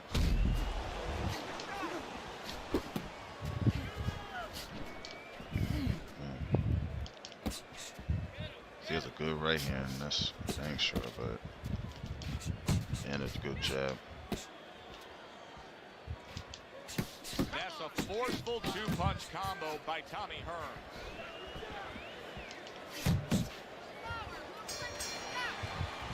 That's pretty And solid. that's the end of round 8. Leonard's corner has to keep him calm. That's the kind of cut that can send a fighter into fits. Yeah, and a corner man into using crazy glue instead of adrenaline. I mean, that is a scary cut, as you just said. I'm surprised my stamina's all the way up there this late. You're fighting his fight. You're fighting on the inside with this guy. I want you to use the ring and keep the distance. As another round gets Right. underway, it gets us thinking, how much more of this will we see? Hard to envision this fight going to distance with how lopsided it's been.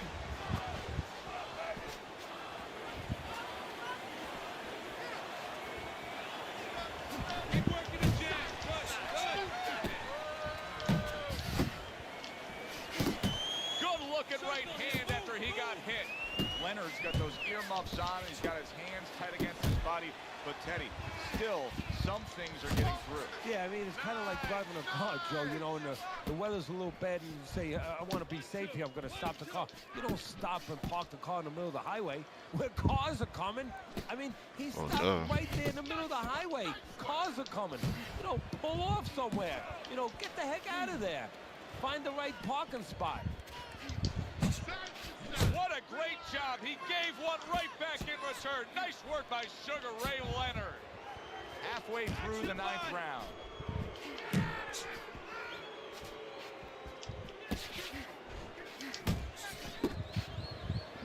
Caught me there. Headshot lands, was a hook.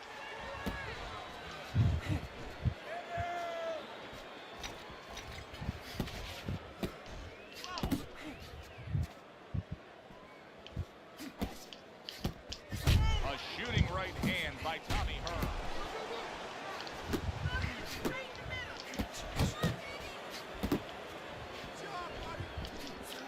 He gets away from one and then brings it home with his own.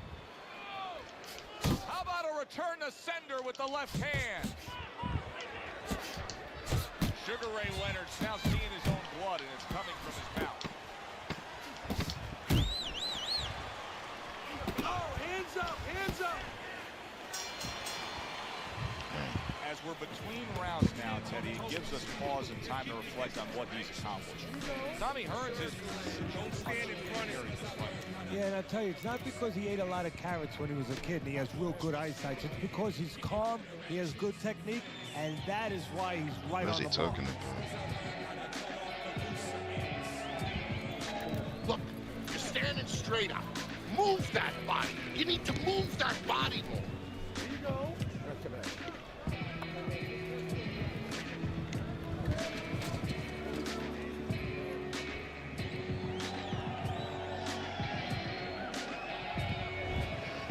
Yeah, the carrots. Another round, will it go in another one-way direction? It's been a one-sided fight so far tonight. There he is from long range using that jab.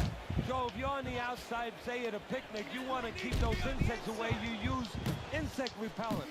Or you're on the outside as a fighter, you want to keep your opponent away, that jab, that's the way to go.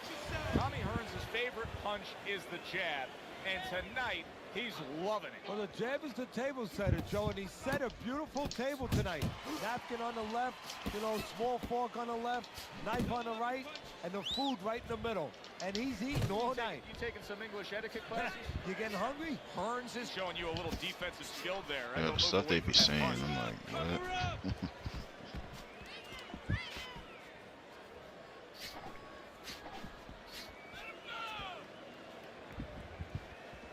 Halfway through round 10. You're still not moving it out. You got this one.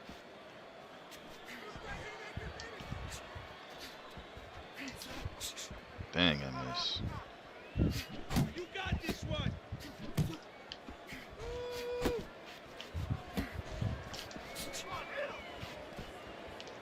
A little give and take, and here comes the left hand.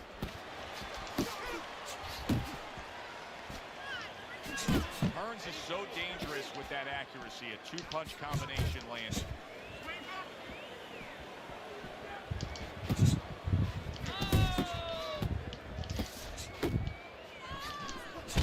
There's a taste of the sweet science. You see the skill he has in counterpunching. Got him. Big shot comes flashing home. Late goings here of this round, and he goes down. Can he Got survive him with it? the right hand. 1, 2, 3, 4.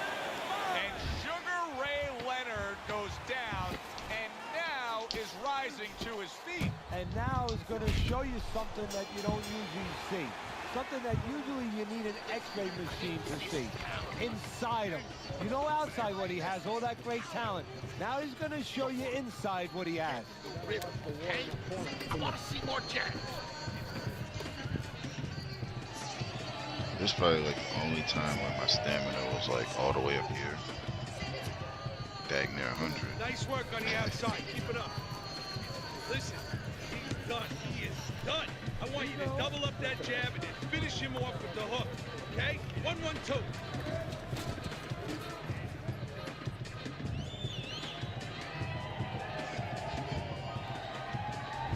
It's hard it's to been see pretty this good changing course. Here it is, so far. round number 11, and he's really banked away all these consecutive rounds here.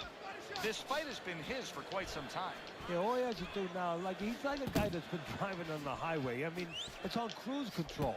He just has to make sure he keeps the hands on the steering wheel, keep it straight ahead. Sugar Ray Leonard's got to prove a few things here. Number one, he's got to prove to his opponent that he's on good ground after being knocked down in the last round. But he's also got to prove it to the referee, too. Yeah, he does. And his corner. Because his corner, I just noticed they put that towel over their shoulder. So they know the condition their fighter's in. They know their responsibility, and they're ready to act on it.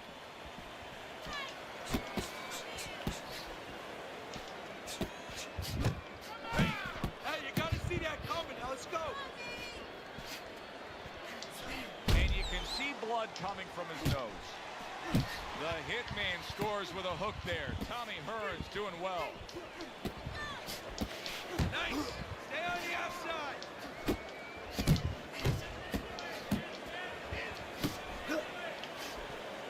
Watch the hook. Missed the body shot. And you can see he wanted to do that as he holds on there.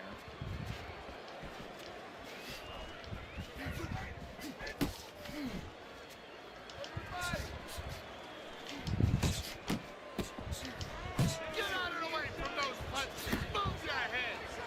This is excessive holding we're seeing here now.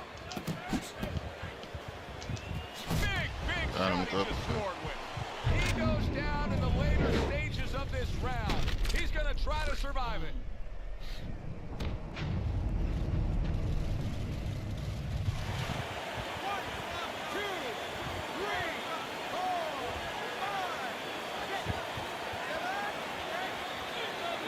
That's it. The Get ref up. stops the fight. Leonard smashed, and he can't get up. Unable to beat the count. Ladies and gentlemen, by way of knockout, your winner, Tommy the Hitman. GG's.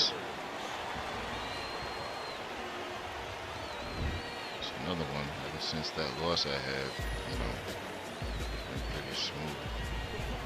It's late in the fight, and it Against looks people like who we were I've gonna had get a hard decision out times of against it. before. Tommy Hearns' power makes it a knockout. It's probably because like I wasn't fighting smart. I was just, you know, knockout fights in the history of this sport. Good, enjoyable, entertaining Definitely fight it was. GG's. For Teddy Atlas, I'm Joe Tessitore saying thanks for being with us. definitely dope. Definitely appreciate it. Who you want to see next?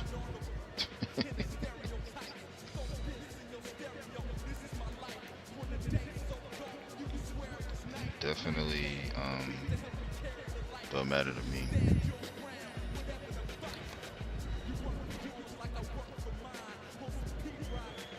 Yeah, Hearns, you know, Hearns is a good fighter. I think his only thing for me is like, well, in real life he didn't really have a great chin. He said let's see, there's the Klitschko brothers, there's De La Hoya, there's Mosley, Zab Judah, Fernell Whitaker, let's see, Roy Jones, Bernard Hopkins, so many good. It's Hopkins, Roy Jones, Ricky Hatton, Cotto, Mosley, you know, it is a lot that they have on this one. They have a lot more than they do on the other one.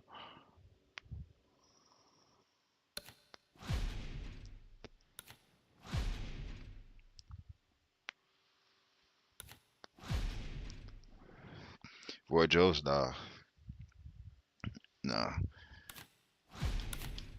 not yet. There's lightweight Roy Jones, and then there's middleweight Roy Jones. Middleweight Roy Jones is the younger one. Um, there's Floyd Patterson, Rocky Marciano, Jack Johnson, um, Bernard Hopkins, Hearns again, Bishop.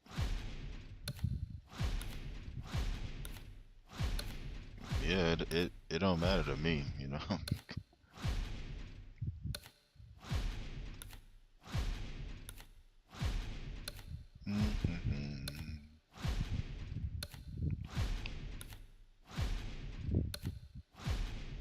Jake LaMotta, Ray Robinson,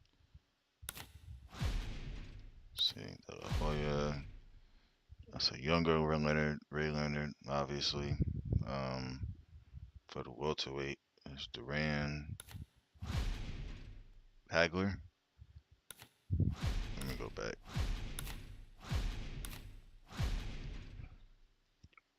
Hagler against who?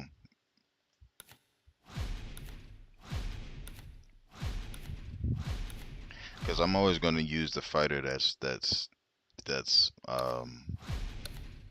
the overall is less. So like since Hagler is a 94, um,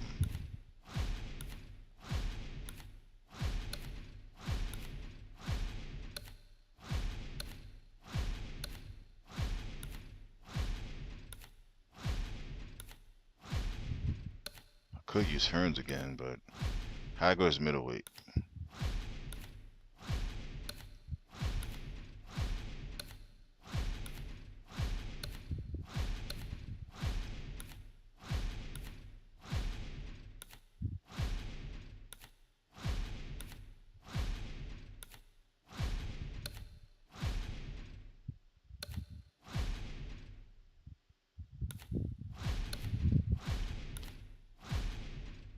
Heavyweights. There's who else? Tommy Morrison and Holyfield and Lennox Lewis, Ali, Frazier, Tyson. Like those are the heavyweights. De La Hoya. Let me see. I think he's welterweight and lightweight, but I could have swore he was at one point in time.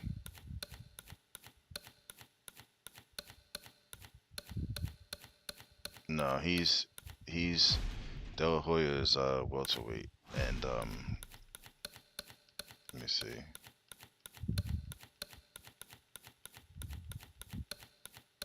He's welterweight and he's a lightweight too.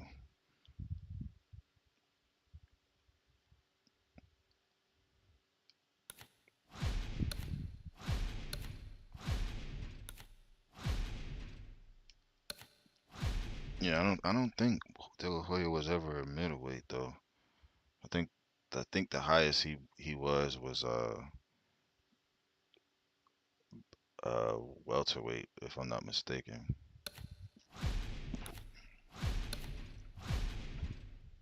So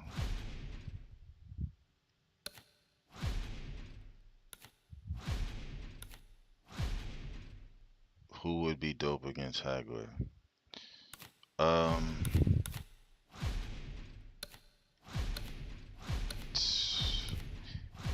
well, in real life, probably. Well, he fought Hearns. That only went 3 rounds because they just was going crazy. Um, on here though, Hagler versus Jones. Okay. Let's see. Where's Roy?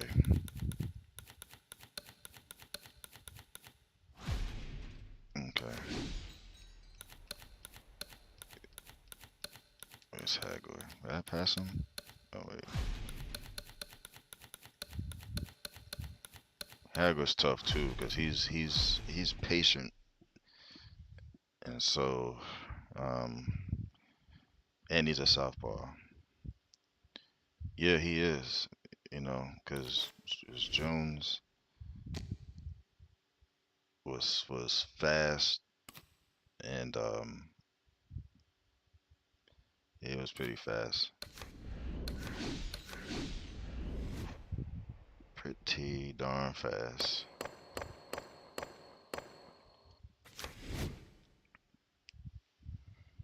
Obviously, they never fought, but you know.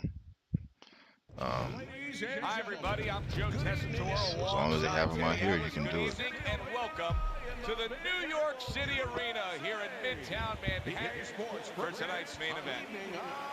Scheduled for 12 rounds of middleweight action, and the anticipation for this bout has grown as the week has gone on. A lot of talk behind these two. I just got to be real patient myself. It's time to walk the walk.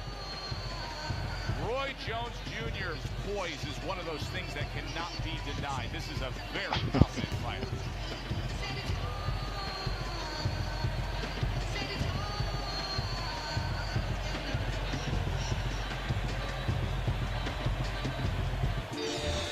Marvin Hagler's ring walks have become the stuff of legend, and you can see the intensity on his face.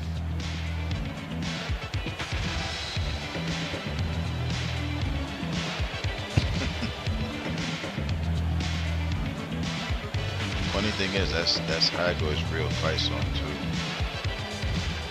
or ring entrance song. A lot of people have their own. I think Pacquiao has his own, Ali has his own, Tyson has his own, Joe Frazier has his own, George Foreman has his own.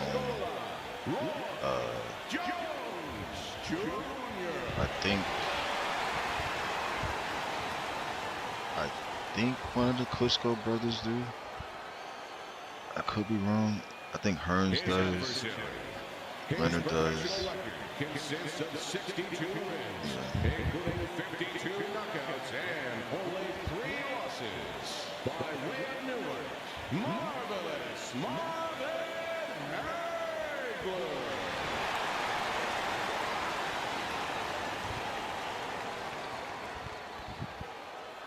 All right, fellas, let's have a good, clean fight. Another southpaw. Touch him up and let's go.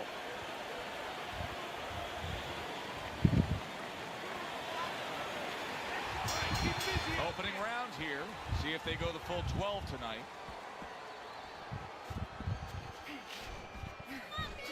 Roy has been known to switch it up many times in his career. Now, he's a right-handed fighter, but he'll go either way. His opponent, strictly a lefty. You know, that won't bother Roy Jones because he's so unorthodox, so used to doing things different ways. Sometimes what people would say is the wrong way, that seeing somebody unorthodox in front of him, well, it's like seeing a cousin. It's like seeing a friend. It doesn't throw him off.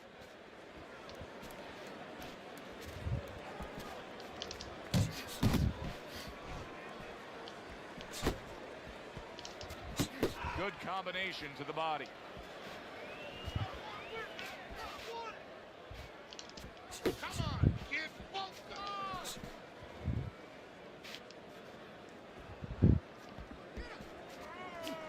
90 seconds to go here in this round. Good return fire that time. Oh, you see him with the left of the head there? Hagler and a bob and weave. See? That's it. That's it.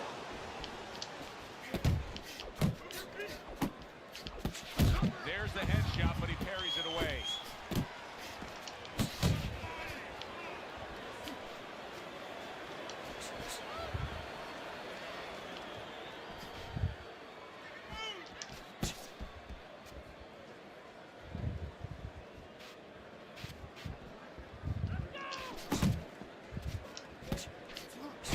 Smart thing right there. Just created enough space and then landed the counter punch. Looked like the will of the wisp, the old great Willie Pett. Made him miss, made him pay. Dang, he's fast. Good boy.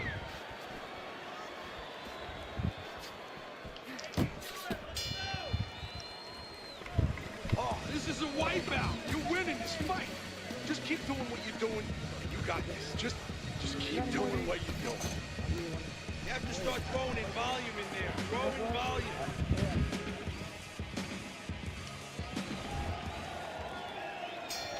Here we go. Round 2 is underway. Takes one, gives one. The right hand scores well.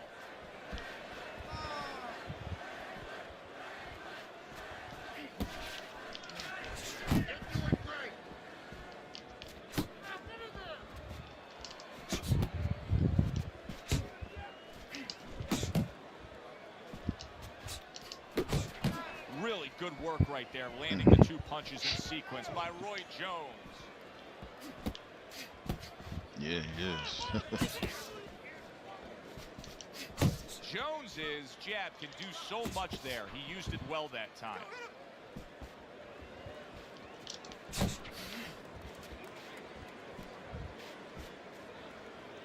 Marvin Hagler, of course, associated with Brockton, Massachusetts, but he was originally from Newark, New Jersey's Central Ward. He was raised by a single mom there, and he was still there in 1967 when there were the Newark riots. Yeah, you never know how that kind of experience, those kind of things in your life affects you for later on. Readies you for something that you never knew you were going to have to be ready for. In this case, a boxing career.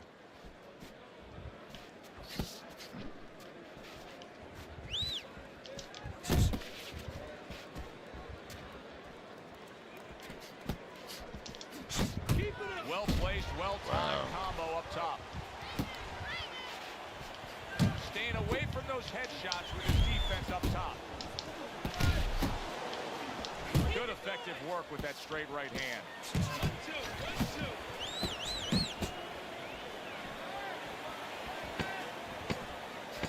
Yeah, it is. And you see what he can do when he sends that right to the head. Hagler's got nobody to blame but himself. I mean, he got hit much too much in that last round. Well, he was throwing his punches from too close. He's giving up his height. You're throwing from that close, and you're going to get counted over it. If your opponent wants to do that, guess what? His opponent wanted to. He had the desire to do that, and he took advantage. Good right hand.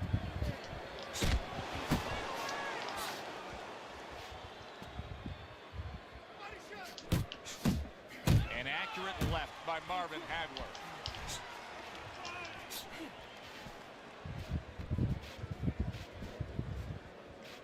Jones is sitting back right now, Teddy, and looking for that counterpunch opportunity, isn't he? Yeah, that's exactly what he's doing.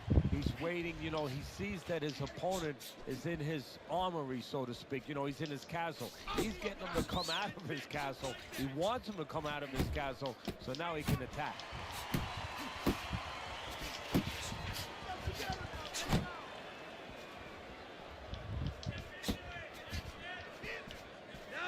It's been a while since I used somebody this fast. It's like, And coming upon the halfway mark of this 3-minute round. Nice work by Roy Jones. He was looking for an opportunity. He got it with that counterpunch. Yeah, he stepped to the side. You know, a lot of times you talk about using your jab to set up a shot. He used his legs. Stepped to the side, got that opportunity. Well, something's got to stick. He sends the combination to the body.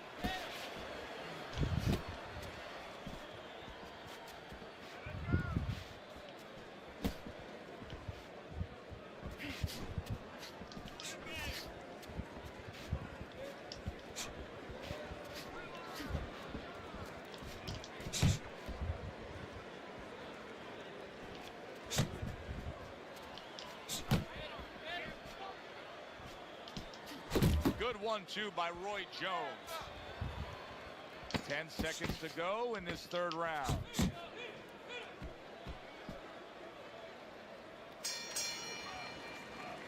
And that's the end of round 3. yeah, that's what I'm trying to do. It's tricky with somebody that don't really throw. And it's like,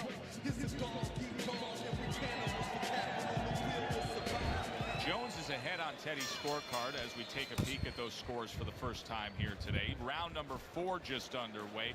After 3 rounds, he finds himself up just a round, but nothing really to pull away early on. Well, that was his intention, and that's what he's doing. Not engaging in the fight, but clinching. Keep pushing.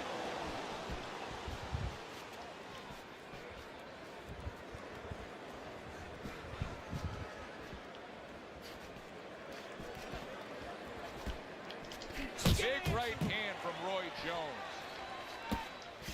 Tried to land that upstairs and was off the mark. Jones is putting forth a great combination there.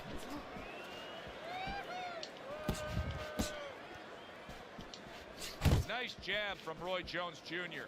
Roy Jones Jr.'s almost got like a viper quality to it, doesn't he?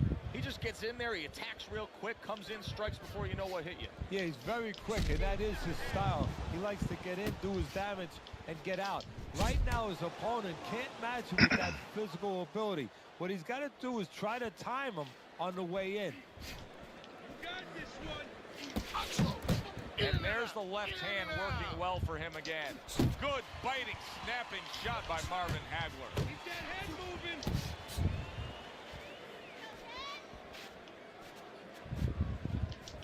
You're still not moving enough. Move, move.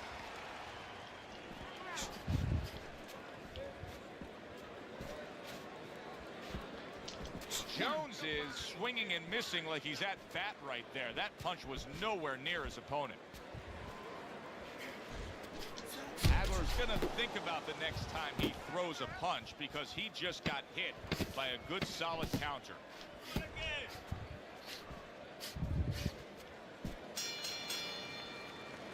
Hagler's missing punches. I mean, there's just no way to sugarcoat him. His accuracy isn't there. And there's a reason for it, Joe. His punches are the wide variety. And wide punches, guess what? They don't find the mark. They're not accurate. This is yours. You hear me? This is your fight. Keep it up. Keep scoring points. Back to action here at the start of this round, which is just part of what has been a very evenly fought fight. One of those fights that's going to be very hard to score. Do you see any way in which he can take his opponent's aggression and turn it against him?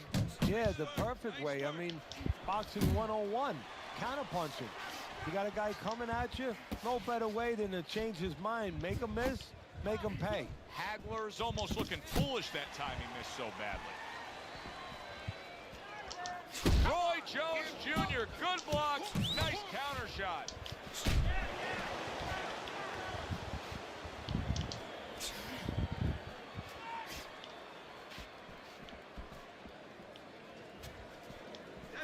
Appreciate that, you know, it's tough when a guy is not really punching. Pulls the trigger right away after taking one. Still plenty of time to work here in himself. round number 5, a minute and a half to go. The left hand coming into play by Marvin Hagler.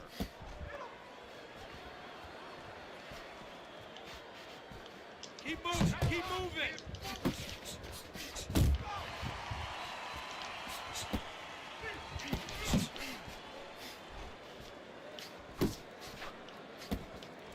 Off to the side, a little swing and a miss going upstairs.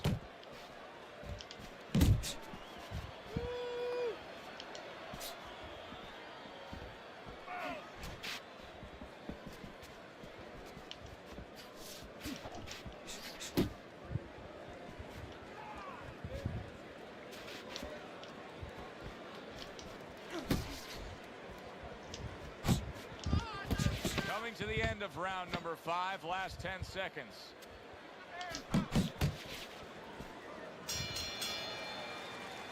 Well, as that round comes to an end, it gives us a moment to kind of reflect on this overall fight. Teddy, my thoughts are pretty clear cut. This is the kind of fight that just takes on a personality of its own. This is an all-out war. Yeah, this is kind of like watching a guy who's not on a budget. You know, he's spending with both hands. You know, when he goes home, he's going to have no money in his pocket. And when this fight is over, these guys are going to have nothing left in the gas tank, and it's probably not going to a decision. He took a go of it to the body, but came up empty. Roy Jones Jr.'s cut is on the cheek, and you can see that it's bothering him a bit right now. That's something we'll keep our eye on. parries that Of course punch I got intended cut. for the I'm head. not surprised. Jones is making this like artwork here. I mean, his defense is just a masterpiece. Well, that's the way it's supposed to be, actually. You know, the sweet science. It's not supposed to be about going in there and eating punches. It's supposed to be about going in there avoiding punches. You know, finding a way to hit your opponent without him hitting you. He understands that. Reaching the halfway point of round number 6.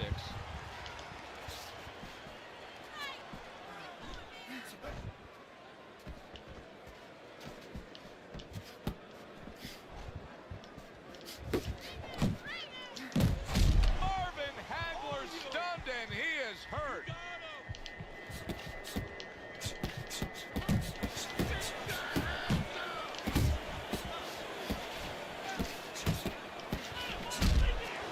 How about this from Hagler? Moments ago, you swore he would have gone down. Now, you swear that he's steady on his feet. Still a lot of drama to be played out in this round. Hagler's in better shape than he was moments ago, though. Yeah, physically, I agree with you. He's fine physically, but I got a report in camp about a week ago from some of my spies there that he got dropped in sparring. So mentally, I'm wondering right now if some goes to visit him a little bit. Memories from that. Got to try to do better than that. He missed with that hook. See, now normally I would have tried to go crazy, but I didn't want to lose my stamina. So Right now between rounds, Jones is gotta be grabbing smart. one last breath before he goes out and does it again. It's paying off. Yeah, right now he's glad he got up at 5 o'clock in the morning. He wasn't then, but now he's glad he got up at 5 in the morning and ran those 5 miles. Hagler is making me real curious here, Teddy. I wonder, should he be sticking with this style after being rocked in this fight? It's still early enough. I would say yes. You know, you don't want to panic. You don't want to just throw everything overboard. You want to stay with what brought you here. Hey, he's been taught this not for hours, not for days, not for weeks. You know, months and years he's been taught this. You don't throw it out. You stay with it. Roy Jones Jr. is keeping his guard up very, very well. Teddy, does it help to have the speed that he has? Sure. Anytime you have speed and you can put it into the equation where whatever you're doing, it has to be technically right, but now you put speed, you're doing it even better. You're doing it at a higher level. Able to dismiss his opponent's shot and then comes back with an uppercut. Halfway through the 7th round. 7th round already again?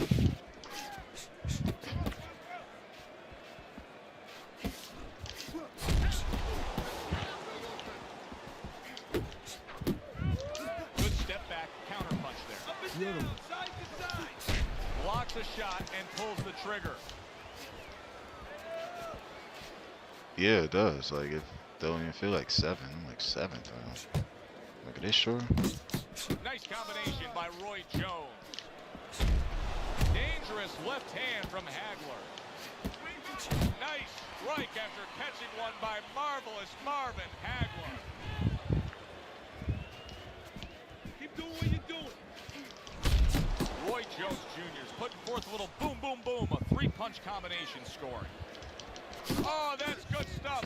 Firing right back with one of his own. Good work by marvelous Marvin Hagler. Keep working the body. Okay, breathe now. Deep breath, deep breath. That's crazy. Jones's corner is really pleased, and you can see as the encouragement continues here at the start of round number 8, they know the way the scorecard's most likely to read, just like yours reads, Teddy, where he's enjoying a comfortable lead. Yeah, he has a little bit of a dilemma, a good dilemma. Does he go for Appreciate it now? it again. Because he's fresh. He can go Oh, after shit. him, and he can continue pushing him downhill. Or does he coast a little bit? Able to dismiss that body shot. Hagler's got to find an answer for this because his accuracy has been well off the mark. I like the fact he's willing to throw, but he needs to land. Yeah, he needs to calm down and think more.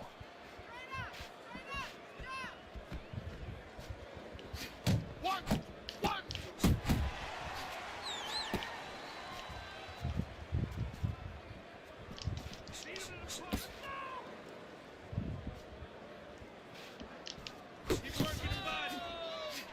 The halfway point of round number 8.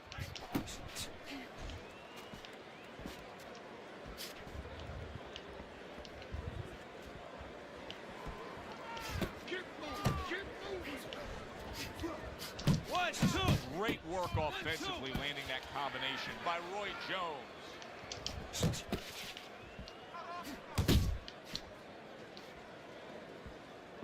Come on, kids, focus.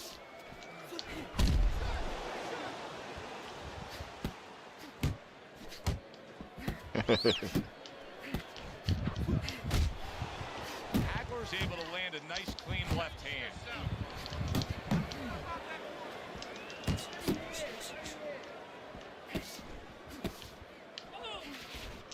And now they're trading blows.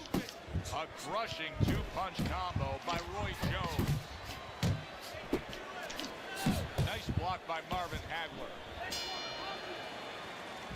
So he takes a breather between He should be rounds. more tired than he is. More of the same punishment. Teddy, we've been sitting here all night long as he lands these thudding blows. You can just hear the damage landing. Yeah, and I can feel them. Some fluids that I don't really want are coming onto my shirt. See, the defense pays off as he gets rid of that downstairs. Hagler's throwing a lot of punches right here, but not a lot of them are landing. And that can be very discouraging to the guy who's throwing them because he's working, but he's starting to get a little frustrated, a little concerned that he's not doing damage, as you said.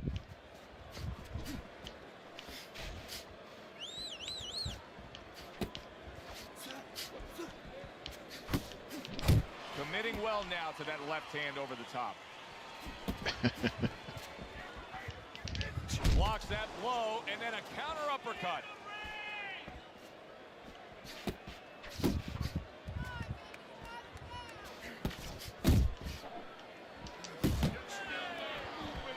Halfway through this round here.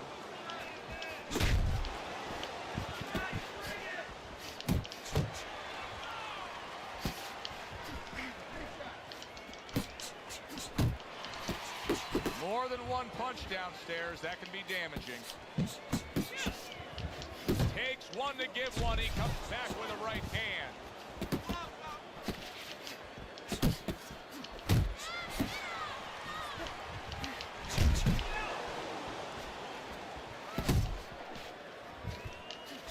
That is boxing 101.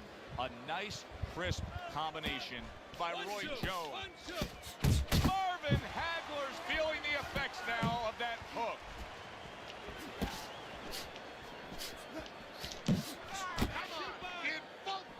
The fluids. Final chance, last 10 seconds of round 9. Hagler's failure to protect himself from that left hand, it's become a big story now. Yeah, and he has to understand why. He's not controlling distance. He's standing too close in front. Needs to adjust a little further out.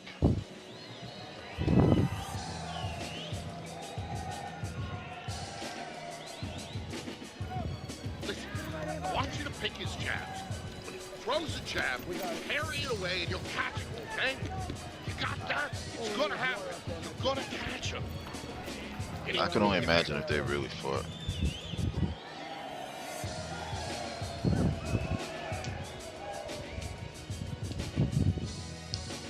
Because they're in the same weight class. The action starts up again, but it's only favored one man. Hard to see this fight going to distance based on what we've witnessed so far.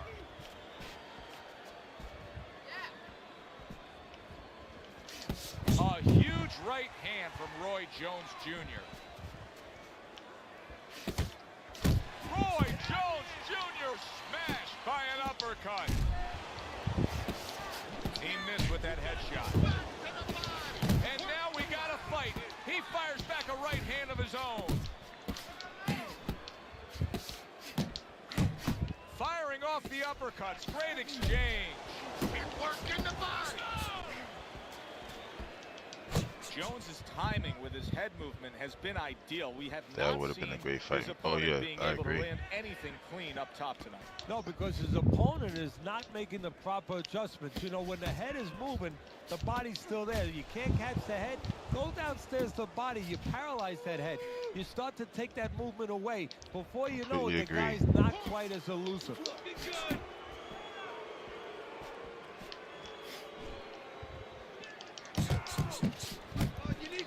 What a big Wow. shot. He never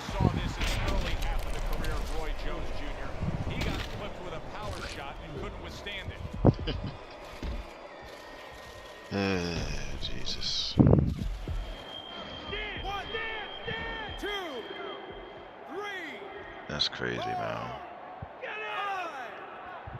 I know, that's what I'm saying. Like, come on, man. Okay, I'm standing up. Listen, Relax. Roy Jones Jr. told us all week long, he's not going away this easy. He beats the count.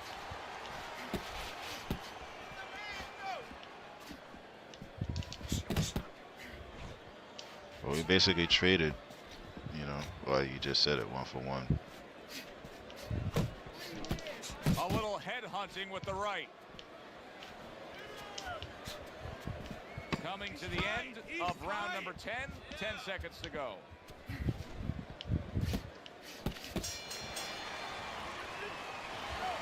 Don't get careless, okay?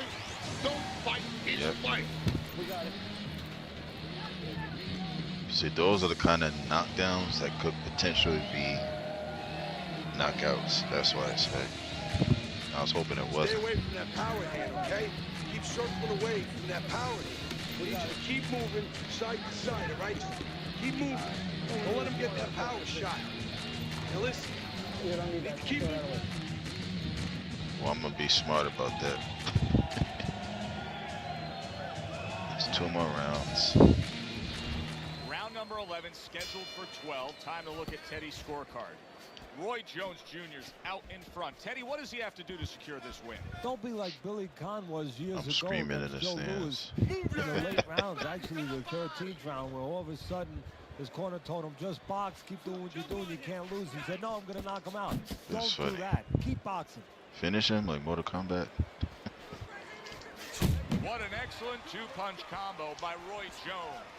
Roy Jones Jr. is making for a clinic here in combination punching. Well, the first couple punches here, Joe, they're throwaway punches to really set up the payoff down the road. You see the third punch, the fourth punch, the fifth punch. They are the ones that wind up landing.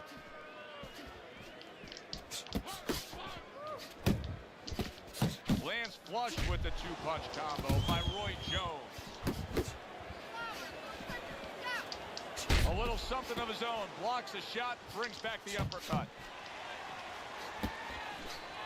Halfway through this 11th round.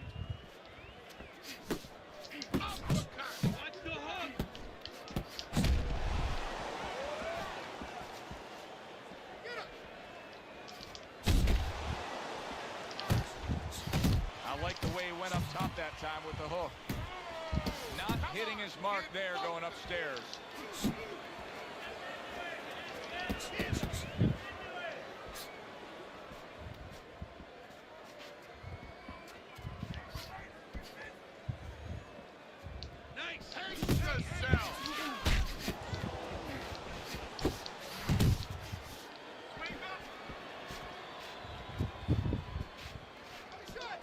Scores with the combo to the head. Last 10 seconds of this 11th round. Scored well upstairs with the right hand. That was a fine block by Roy Jones. And round 11 comes to an end. The anxiety. Well, he's back in the corner, which is critical in terms of trying to stop the bleeding on that cut. But it's also critical because they need to put forth a new defensive game plan. Yeah, they have to make sure that they buy some time here and start moving their head, using their legs, tying up a little bit, doing anything to kill the clock and not get caught on that cut anymore.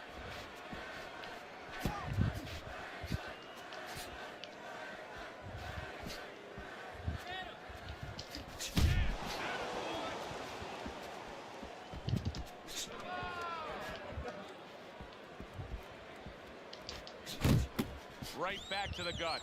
Marvin Hagler's now feeling the effects, Teddy, of having his opponent punch right through that guard. Well, he should feel the effects. I mean, look, Joe, it's kind of like standing out in a rainstorm with an umbrella, and all of a sudden the wind's coming, and the rain's coming from the side, and you're standing there under the umbrella and say, why am I getting wet? Well, you're standing there covering up. The punches are coming from the side. They're coming from all angles. You're going to get wet. You're not always protected. Halfway through this 12th and final round. He ain't knocking me out. I don't care. I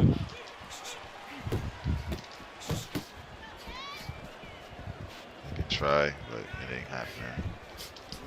And a smart counterpunch by Roy Jones. All right, here we go. Last 60 seconds of the fight.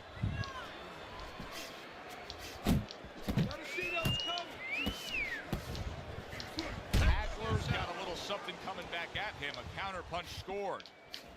You can see he's trying to score up top, but off the mark there.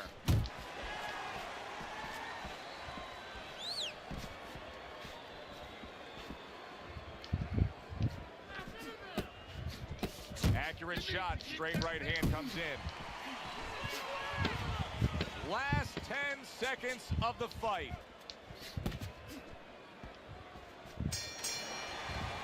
Yeah, I'm not stupid. Because knowing this, that would happen. Let's hear how the judges had it and send it up to decision. GG's.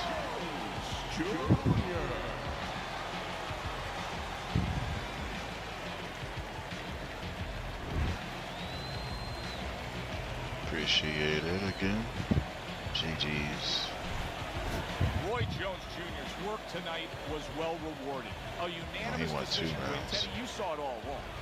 One of them was the one that got knocked down. That's the thing. He saw the punches coming all night long. Flash he was good knockdown. defensively, and he was good with that left hand. For Teddy Atlas, I'm Joe Tessitore. Thanks for being with us, everyone. The ones that you get knocked down where you don't get stunned, it's just you just go down. Those are the ones that are shaky because it's like you don't know if it's, you know, if you're gonna get up or if it's just automatic. You're just out because that can happen on here. Yeah, like when I went down, I was like, crap. Because if the next frame or whatever had me still on the ground, that would have been it. That's why I tried to avoid Tyson, because he's capable of doing that. He's done it in real life plenty of times.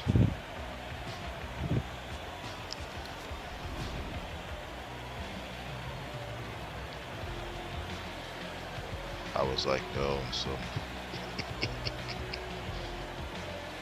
251 power shots thrown. Like, damn, I only threw 37.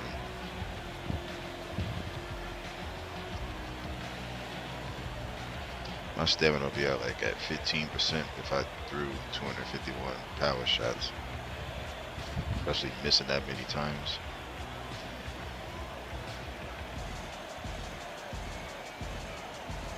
Because I would get countered a lot, you know.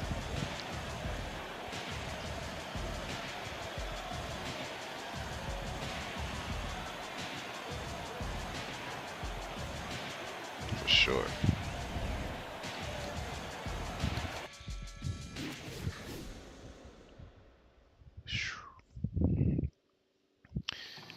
That's the one thing I always try to look for. The counter shots, like, cause you know, I try to catch them when they miss, cause a lot of times they gonna block, you know. So, you know, I try my best. You know, like from playing early on, I was not as patient, and like you know, I was with Hager was always difficult because you know I was, you know, just not fighting smart. And he always had more stamina than me, and then next thing you know, I go down. So, you know, you just gotta fight smart. Just have to fight smart. Yeah, like just like real life, you can't just round one, ding, ding, ding, and just start throwing haymakers for 3 minutes like this.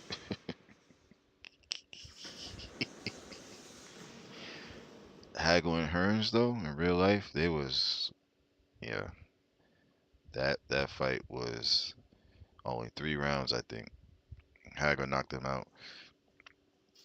Well, Hearns cut him pretty bad, and then they almost stopped it, and then they kept going, and then I guess Hearns got lazy, but his chin isn't all of that, so even when using him, it's like you have to, like, you know, on here, just try to steer clear from like any of those shots. Can't go crazy, because if you miss, you know, that could be it. Pacquiao's the same way. He throws a lot of punches in real life. and he leaves himself open. Hagler came out with the bob and weave heavy. Yeah, he was ready. And he lost to Leonard in real life too, you know, because I feel like he should have fought the way that he normally fights. He fought uh in he fought orthodox style for like the first couple of rounds, and he lost those rounds. Yeah, in real life, Pacquiao in his prime, yeah, he was. That's why I wish him and Mayweather fought earlier, you know, instead of like later in their careers, because it wasn't as advertised, you know. But I guess um, one of the people got in the way of that. I think Bob Arum or something was Pacquiao's person, and got in the way of that. I think it was like a money thing or something like that, and yeah, it was pretty intense. Anybody else want to see me fight, or that's it for you? Cause I could do one more.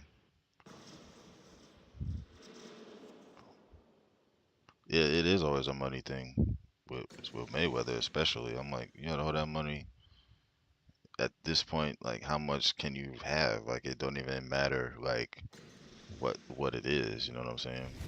Um,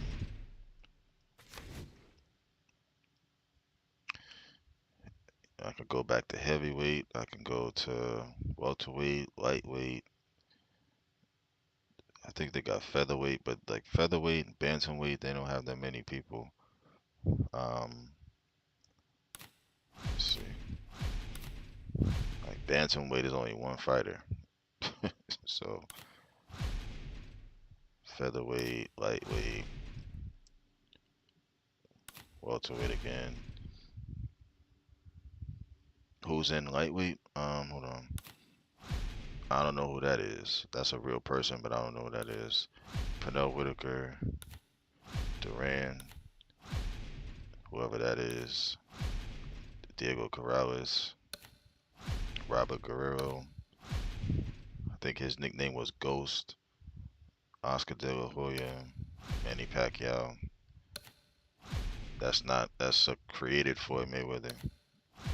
It's a created, all these people are created. So it's really only 1, 2, 3, 4, 5, 6, 7, 8.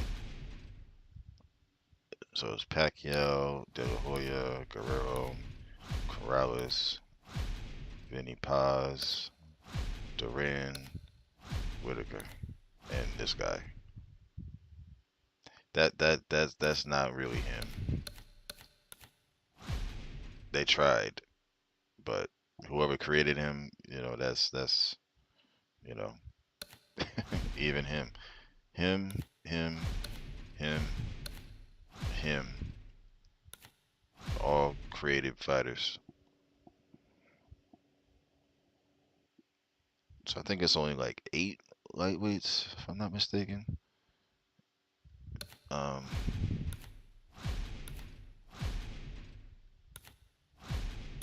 Something like that. Yes, him, him, him, him, him, him, and him. I didn't even know they had Pacquiao as a lightweight. That's crazy. So they got Pacquiao as a lightweight and a welterweight, I think.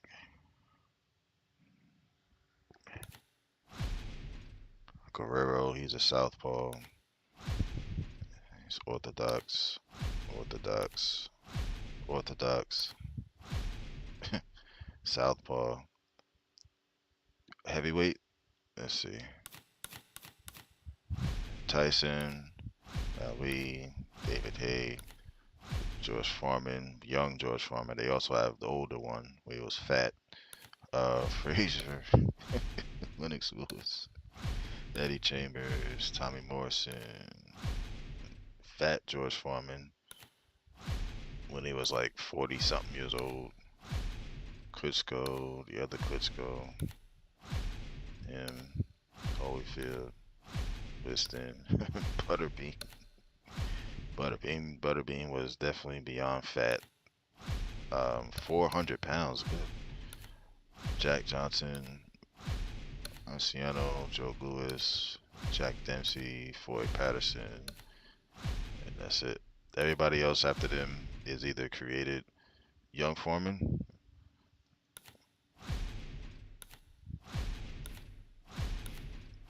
Okay. Going against him?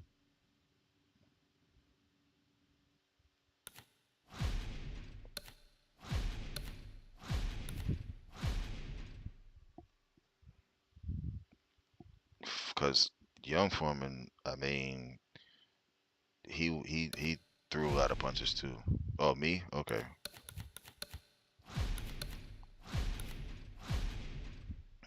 Because he threw a lot of wild roundhouse punches too, but you know he definitely connected on a lot. So let's see.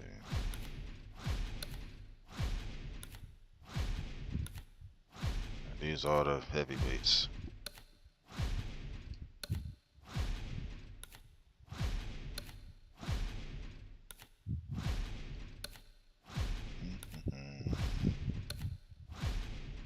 I forgot Butterbean's real name though. That's crazy how these were Lennox Lewis, okay. Or Joe Louis. That's crazy all these heavyweights under 100 under 200 pounds, like 195, 189, 198. Oh, Lennox,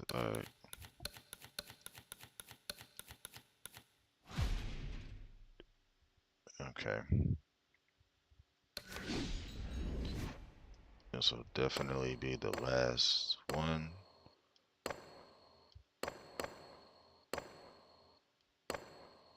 Sounds crazy how they have Cowboy Stadium. I guess they really did fight there. Some people did. And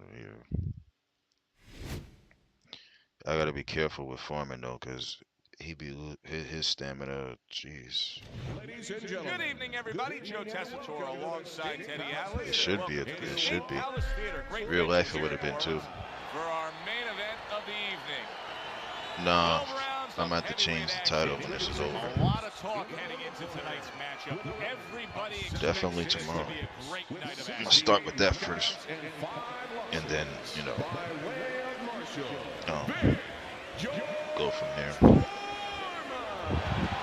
No, it's fine. Hey, you don't need to be sorry about that. And his opponent across the ring with a record of 41 wins, including 32 by way of knockout. Definitely be first thing tomorrow. Fighting out of West Ham, Lennox Lewis.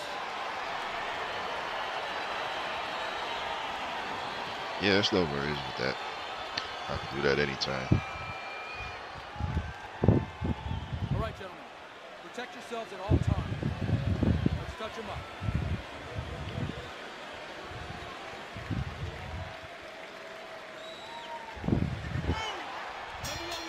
This is a 12-rounder. Here's round number one.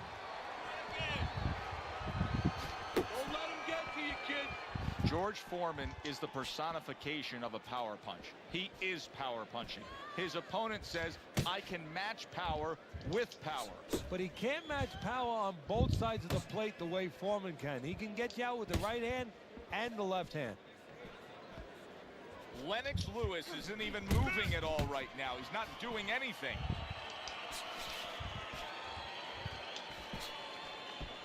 The anxiety already. Super two-punch combo by Lewis.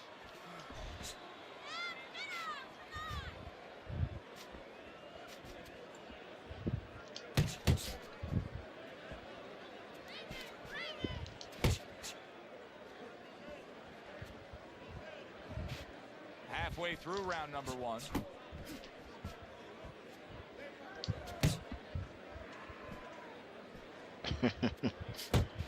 Right. And the funny thing is, like, Foreman kind of, like, you know, it's not exactly, of course, but he used to kind of like stand like that too.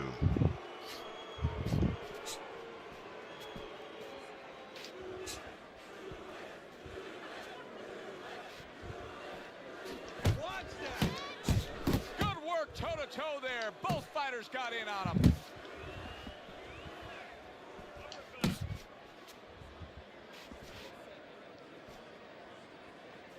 Yeah, kind of. Like if you look at Foreman, like when he fought, like he kind of did stand like that. I don't know with his arms exactly like that, like a mummy, but. Last 10 seconds of this first round.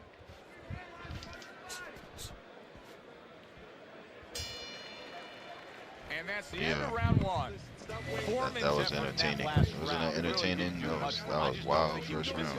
No, he wasn't busy enough, and you start to wonder whether or not he wants to be here. It was Haymaker City that first round. If he doesn't, his opponent is going to kind of smell it a little bit, and he's going to start pushing a little bit more and put him in bad problems.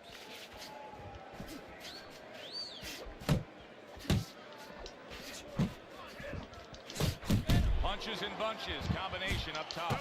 Move!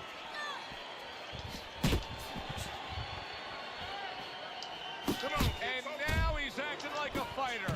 Coming back with the right hand after getting scored upon. Move your head.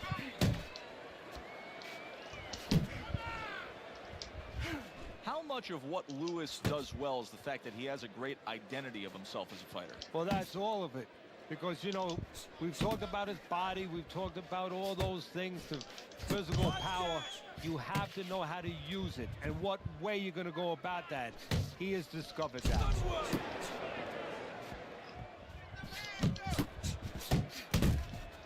Unable to make an impact there by Lewis. Halfway through round number 2.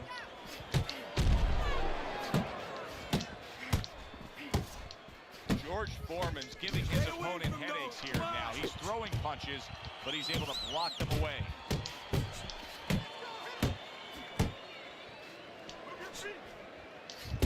Scores well to the head with the right hand. These patient fighters are just like annoying sometimes. 2 good jabs by George Foreman. There's a straight right hand. Yeah, they both have long reaches. I think his is by like an inch.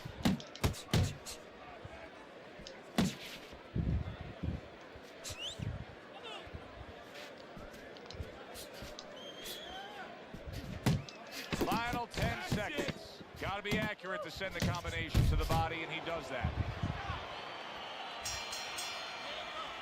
And that's the end of round 2. Yeah, his uppercuts are lethal.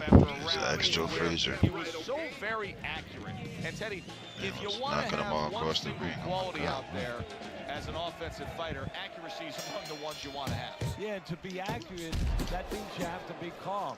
And you have to be smart, that you know that you're putting the punches in certain specific places for a reason. And boxing is not just about the strongest guys. It's supposed to be, and it usually is, about the smartest guys.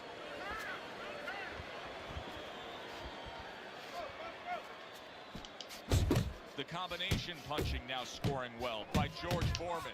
Really on the mark with that over-the-top shot with the right hand.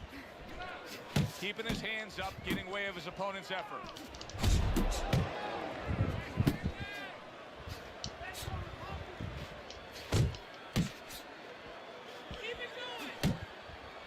Yeah. See him trying to cut down that tree with a well-placed right hand. Combo lands to the head. Not able to land the headshot. Then when he fought Ali, Ali used mind games on him. Round. A well-placed left hand up top.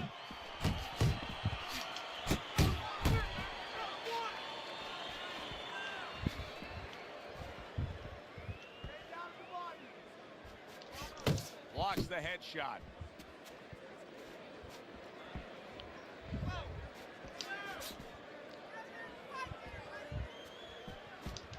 Foreman's fully committed to utilizing the jab, and I think it's working out well for him early on. Well, it is. It's kind of like, you know, sending static out there. You want to scramble somebody's radio signal. You know, that's what the jab does. It scrambles your radio signal, or at least in boxing terms, it throws the other guy's rhythm off.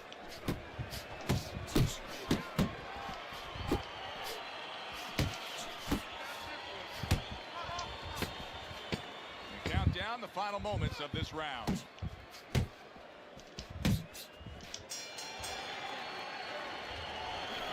That's it. That's it.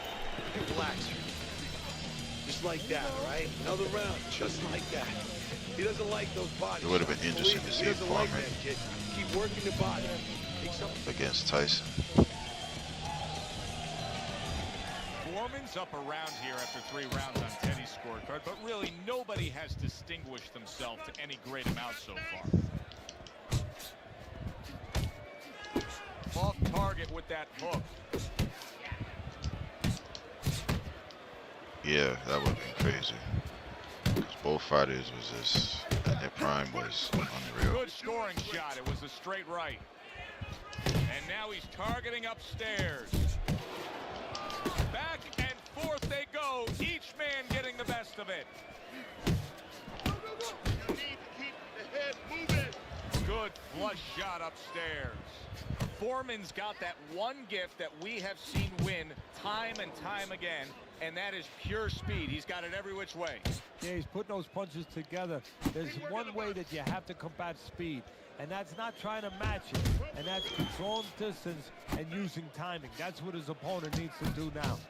Halfway through round number 4, George Foreman's putting forth that hard work he did in training camp there, landing a crisp combination.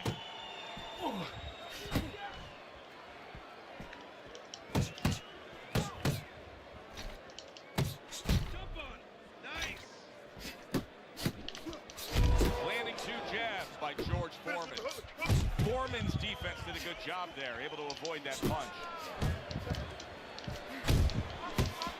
Back to the body.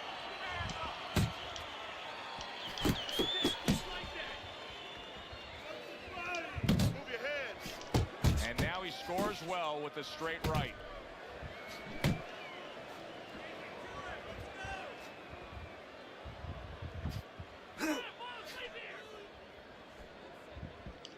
In and out. Comes right back at him with a left hand.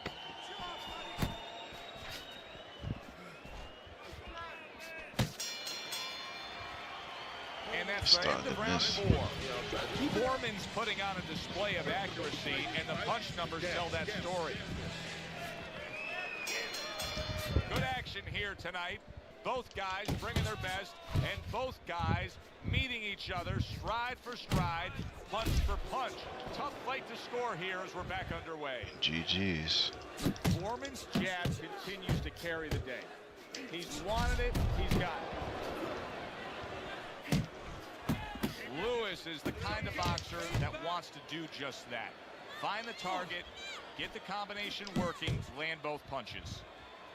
Hey, you gotta see that coming. Now let's go. Look at that combination by George Foreman.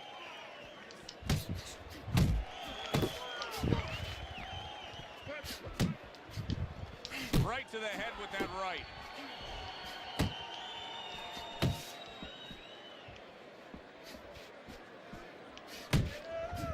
Halfway into round number 5 here. A well-timed right hand by George Foreman.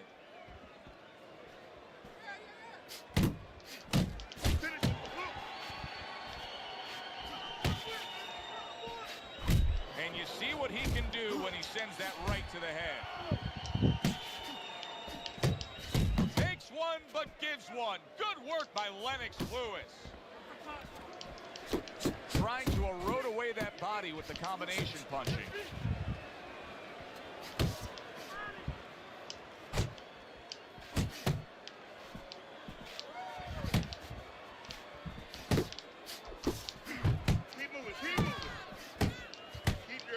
The Lions looking for a way to get this fight back on course. A course that can get him a victory. This isn't it. Just trying to counterpunch in these middle rounds. No, this is not it. He's not thinking right. You know, it's one thing to say physically, technically, he needs to do that. But to do it, you have to be mentally clear. You have to be seeing the plan, seeing what you have to do, what you have to order your body to do. He's not seeing that right now. See another punch here, Woody. He steps inside, uppercut and hook. Uppercut and finish with a hook.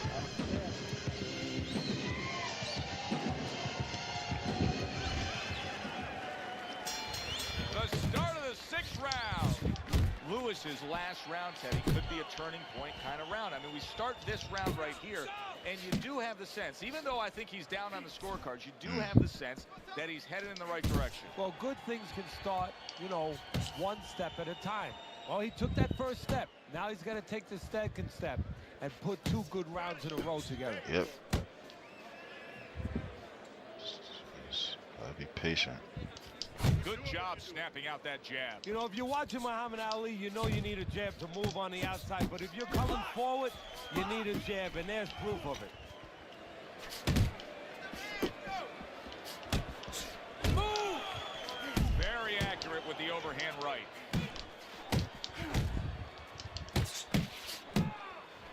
Lewis's punch How did I is miss the uppercut? the target. Well, his opponent is opening up and coming forward, so I would think there's some opportunities that exist. Yeah, I think some counter-punching opportunities. Opportunities not on the front end, but on the back end. He took a shot, but he gives one of his own. A left hand scores.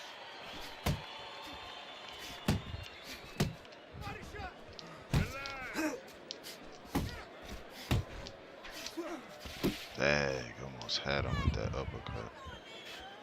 That counter. Nice!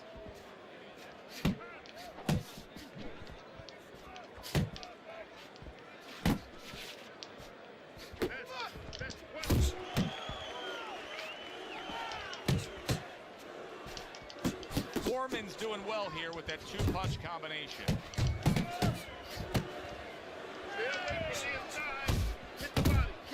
Final 10 seconds of the 6th round.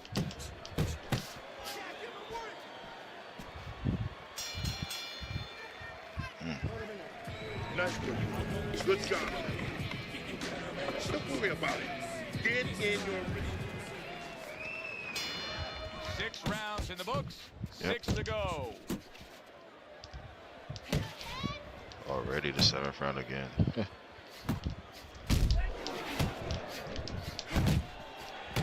Come on! George Foreman's putting a smile on his corner man's face right there and frustrating his opponent with that jab. Well-targeted 2-punch combo by George Foreman.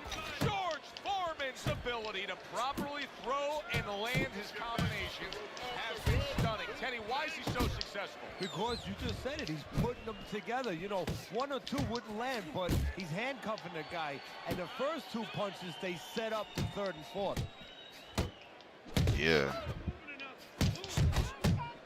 Just trying to be careful. I don't want to over-exert and then, you know. At the halfway point of round 7. A well-timed hook by George Foreman. Foreman's putting his punches together now. That's a nice combination.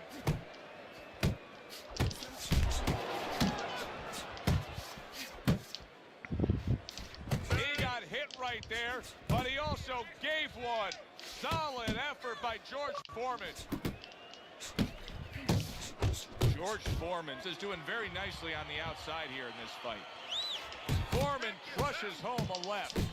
Foreman's showing you that sublime skill right now with that 2-punch combo.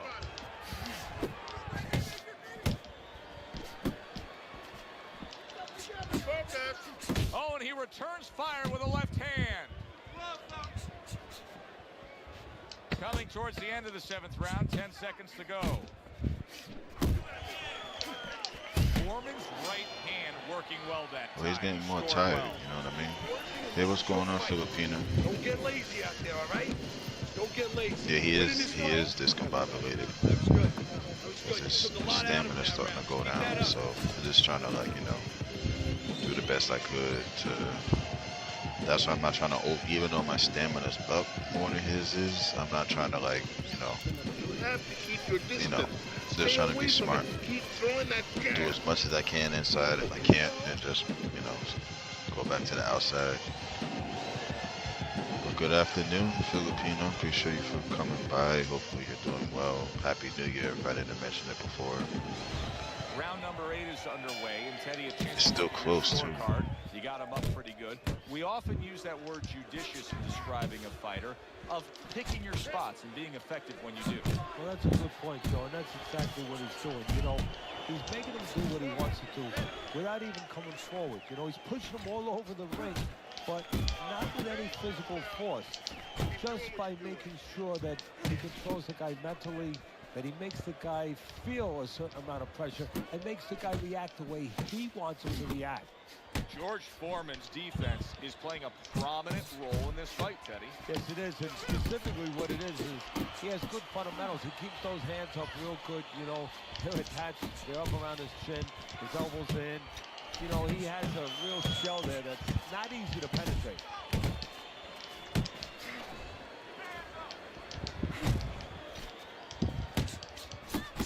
Fine work with the double jab downstairs.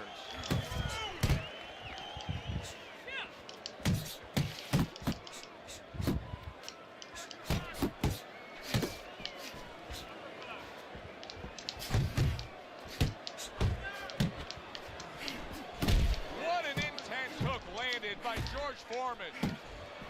It's all right, just keep moving. You see him holding Sheesh. on. Appreciate that. That's what I want to see. Trying.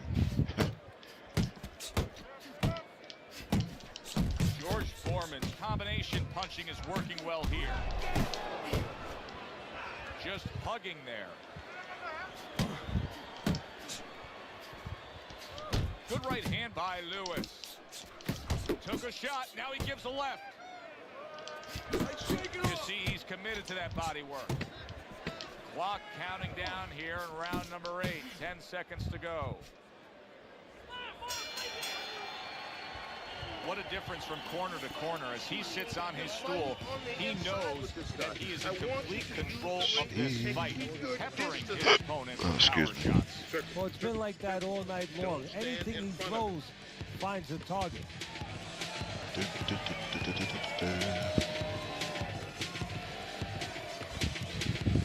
guy can't handle your big shots, kid. He ain't been punched with your kind of power.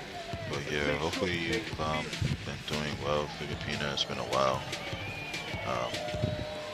Hopefully all is well with you. 9th round already? They start up again. Back to action here with another round.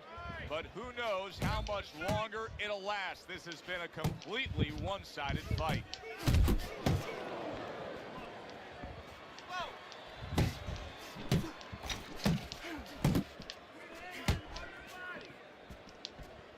Can't handle your Foreman. That's great stuff. He fires one right back after taking one. Gotta love the work by George Foreman. Lewis is thinking right now that he's doing a good job defensively, but it's really not the case, Teddy. Every so often, you will see a punch split that guard. Yeah, he's just standing there. First of all, the gloves, he needs to extend them just a little bit away, so as you said, those punches, you know, aren't going to force their way through to the target, which they're doing right now. They're getting down to him. They're getting through to him. Foreman's at his best when the combinations are landing. He scored well there with that combo. Good clean shot, returning fire. Well done by Lennox Lewis.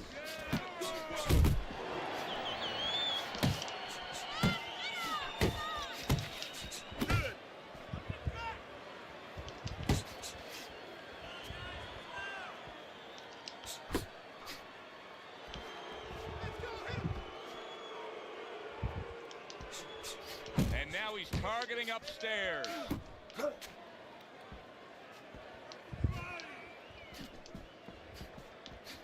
Keep working the body. Jab with the straight, classic combination. Lennox Lewis is hurt by a superb hook to the head. What a great job. He gave one right back in return. Nice work by George Foreman. And you see what he can do when he sends that right to the head. It's And that intense. does it for this Yeah, round. if I was Lewis and I got hit with those, I would have been knocked out For probably. sure, that is a bad gash. And I'm wondering what he's using in there. You know, you can only use certain things, Avitine, adrenaline, and thrombus. I'm wondering if he's using illegal things right now, because that's the kind of cut that tempts you to use crazy glue. Now committing to that midsection as the target with the combination punch. Foreman's hand speed is the difference here. I mean, that's what that combination was all about. Yeah, purely speed. He just got off faster, sooner.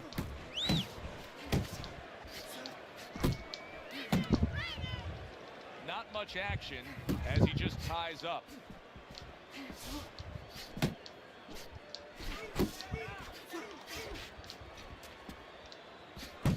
Good flush double jab by Lewis. Looking good.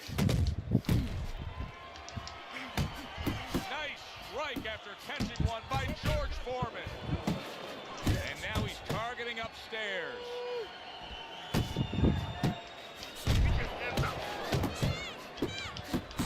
Zoning in on that gut combination punch downstairs.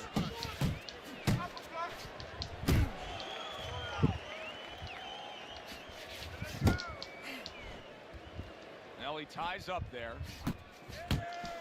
A thundering right hand from George Foreman.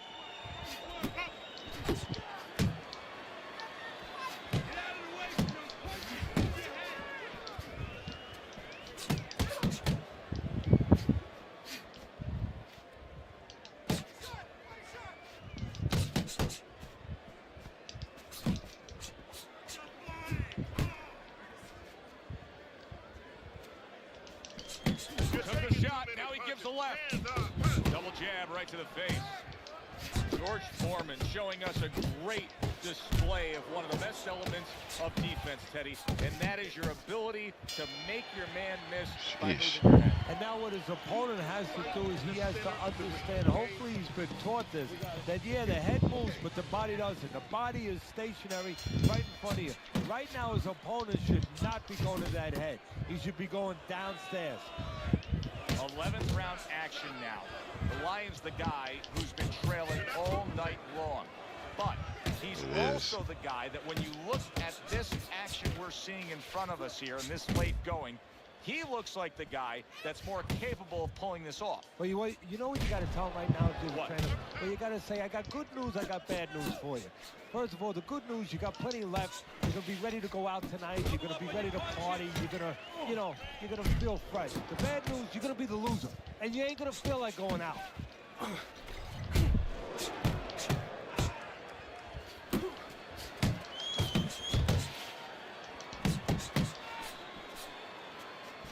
Hey, let's go. Keep it going. 90 seconds to go in this 11th round. It's crazy. Good double jab by George Foreman. Foreman's jab lands well. A good block. Good combination to the head. Get out of the way. Oh, no. What?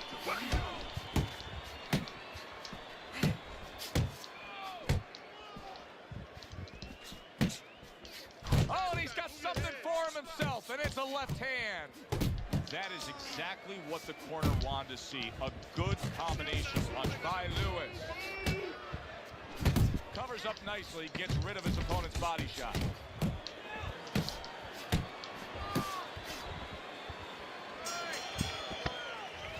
That was another great round from him. He seems so fresh, Teddy.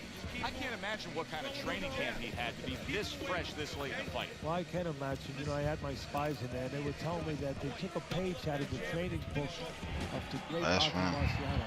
They went into the swimming pools during the day, and they were doing punching for a half an hour underwater. That is one of the reasons you're seeing the results you're seeing tonight.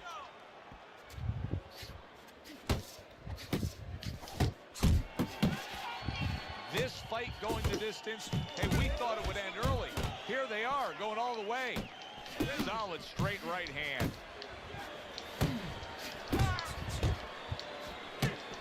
Good flush shot by George Foreman. Straight right, left hook, very nicely done, scoring up top.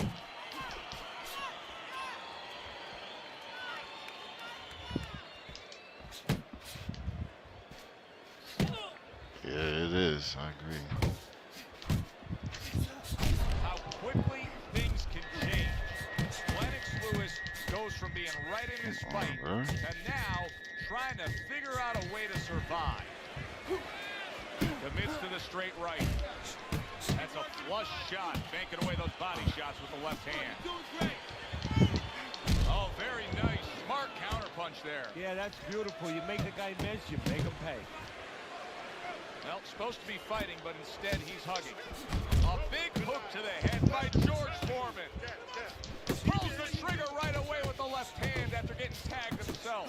Boy, sharp two-punch combination by George Foreman. It's crazy. Takes one to give one. Uppercut in return.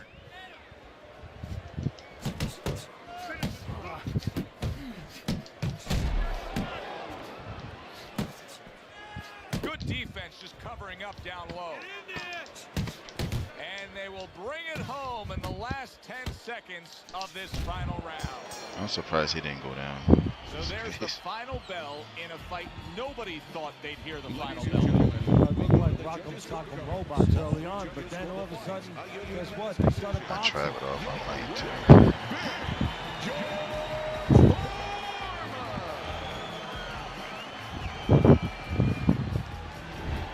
I was really trying to.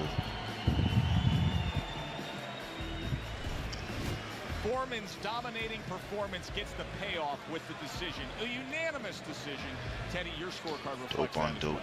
Yeah. It was an easy I one agree. to score. I mean, he did it fundamentally well. It wasn't just with talent. Definitely. He did it with the jab. He did it with control and range, going to the body. Great night. For Teddy Atlas, I'm Joe Teddy. It was. Have It yourself a turned out great to be, night. you know, and I'm glad that it did. You know, GG's all across the board except for that one fight with Liston. I don't think I'll be using him anymore.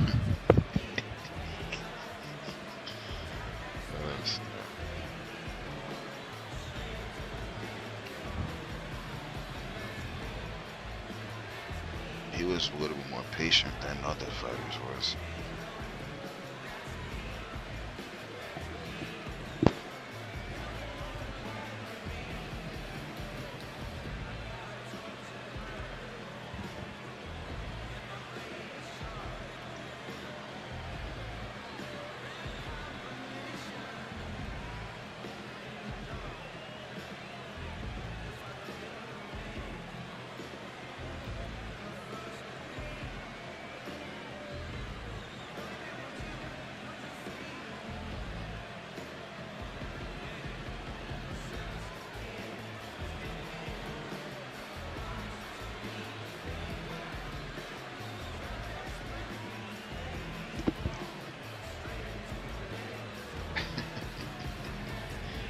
Oh yeah, right. Like all the undercards and stuff.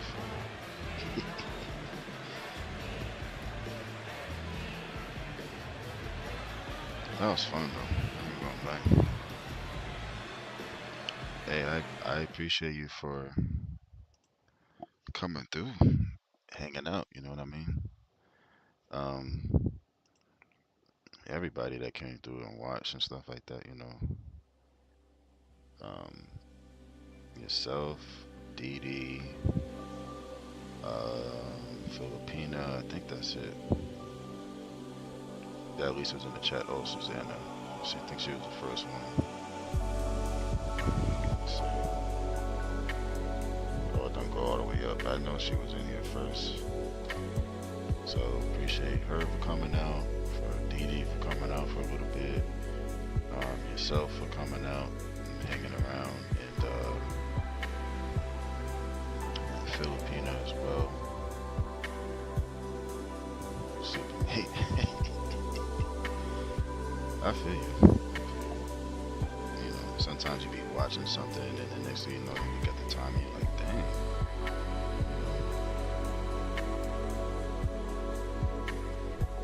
But I definitely explains why, because you was gonna let me know, like probably about an hour or so ago, you know, I gotta go. Yeah, it was, you know, it wasn't as scheduled, because I was thrown off a little bit with that, because I thought the other one was gonna come on and play Destiny, but I guess they wasn't there. But that's no big deal because things happen. So I'm not like, oh my gosh, I'm not like that. If you're not available or whatever for whatever reason, I have an understanding that things happen. That box can have you on the edge, nail biting. Oh yeah, you was on the floor, rolling around and stuff. Well, actually, when I was on, I think it was the boxing when he was on the floor. I think the first couple of fights, or when I was on Destiny.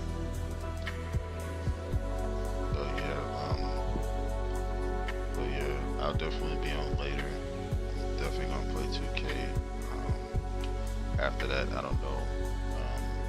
Maybe the other boxing one. Might try that. Definitely Destiny. Trying to think what else. That's probably it.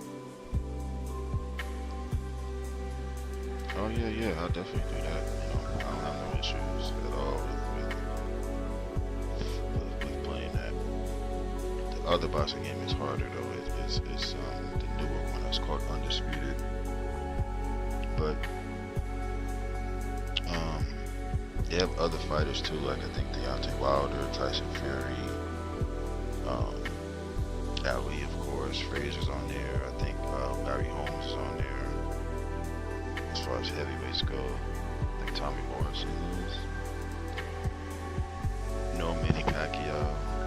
They do have Strickland McLennan, no Marvin Hagler, no Thomas Hearns. At least, maybe when they do an update, they might add them in. As it came out last year, like late last year.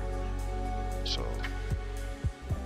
maybe later on, down the line, they'll add them in there. Hopefully, they don't have no like DLC where you gotta buy it. That'd be kind of stupid.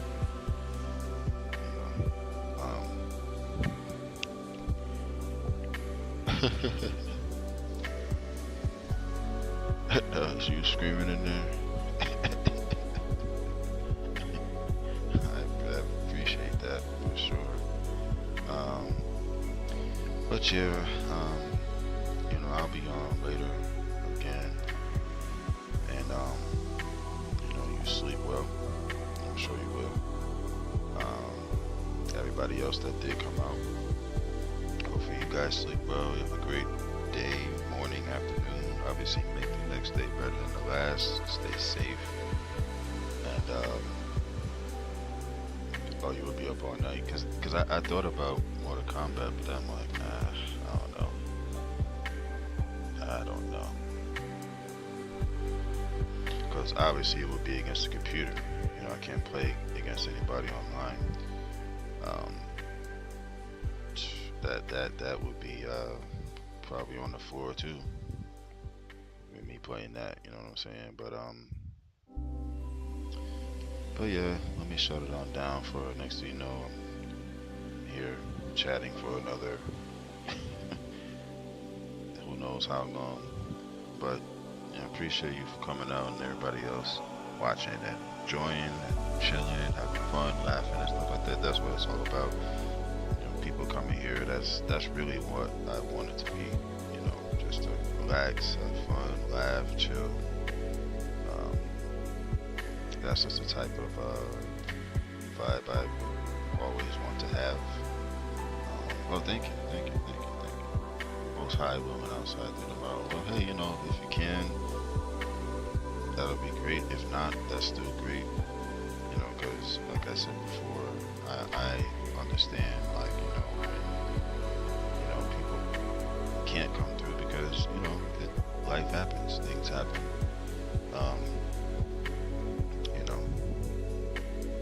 The chat was crazy. It was only me. Well, it means a lot, like I said. Yeah, let me just get off of here. No, but for real though, take care. Be safe, be blessed, encouraged, and I'll see y'all in the next one. Alright, good night.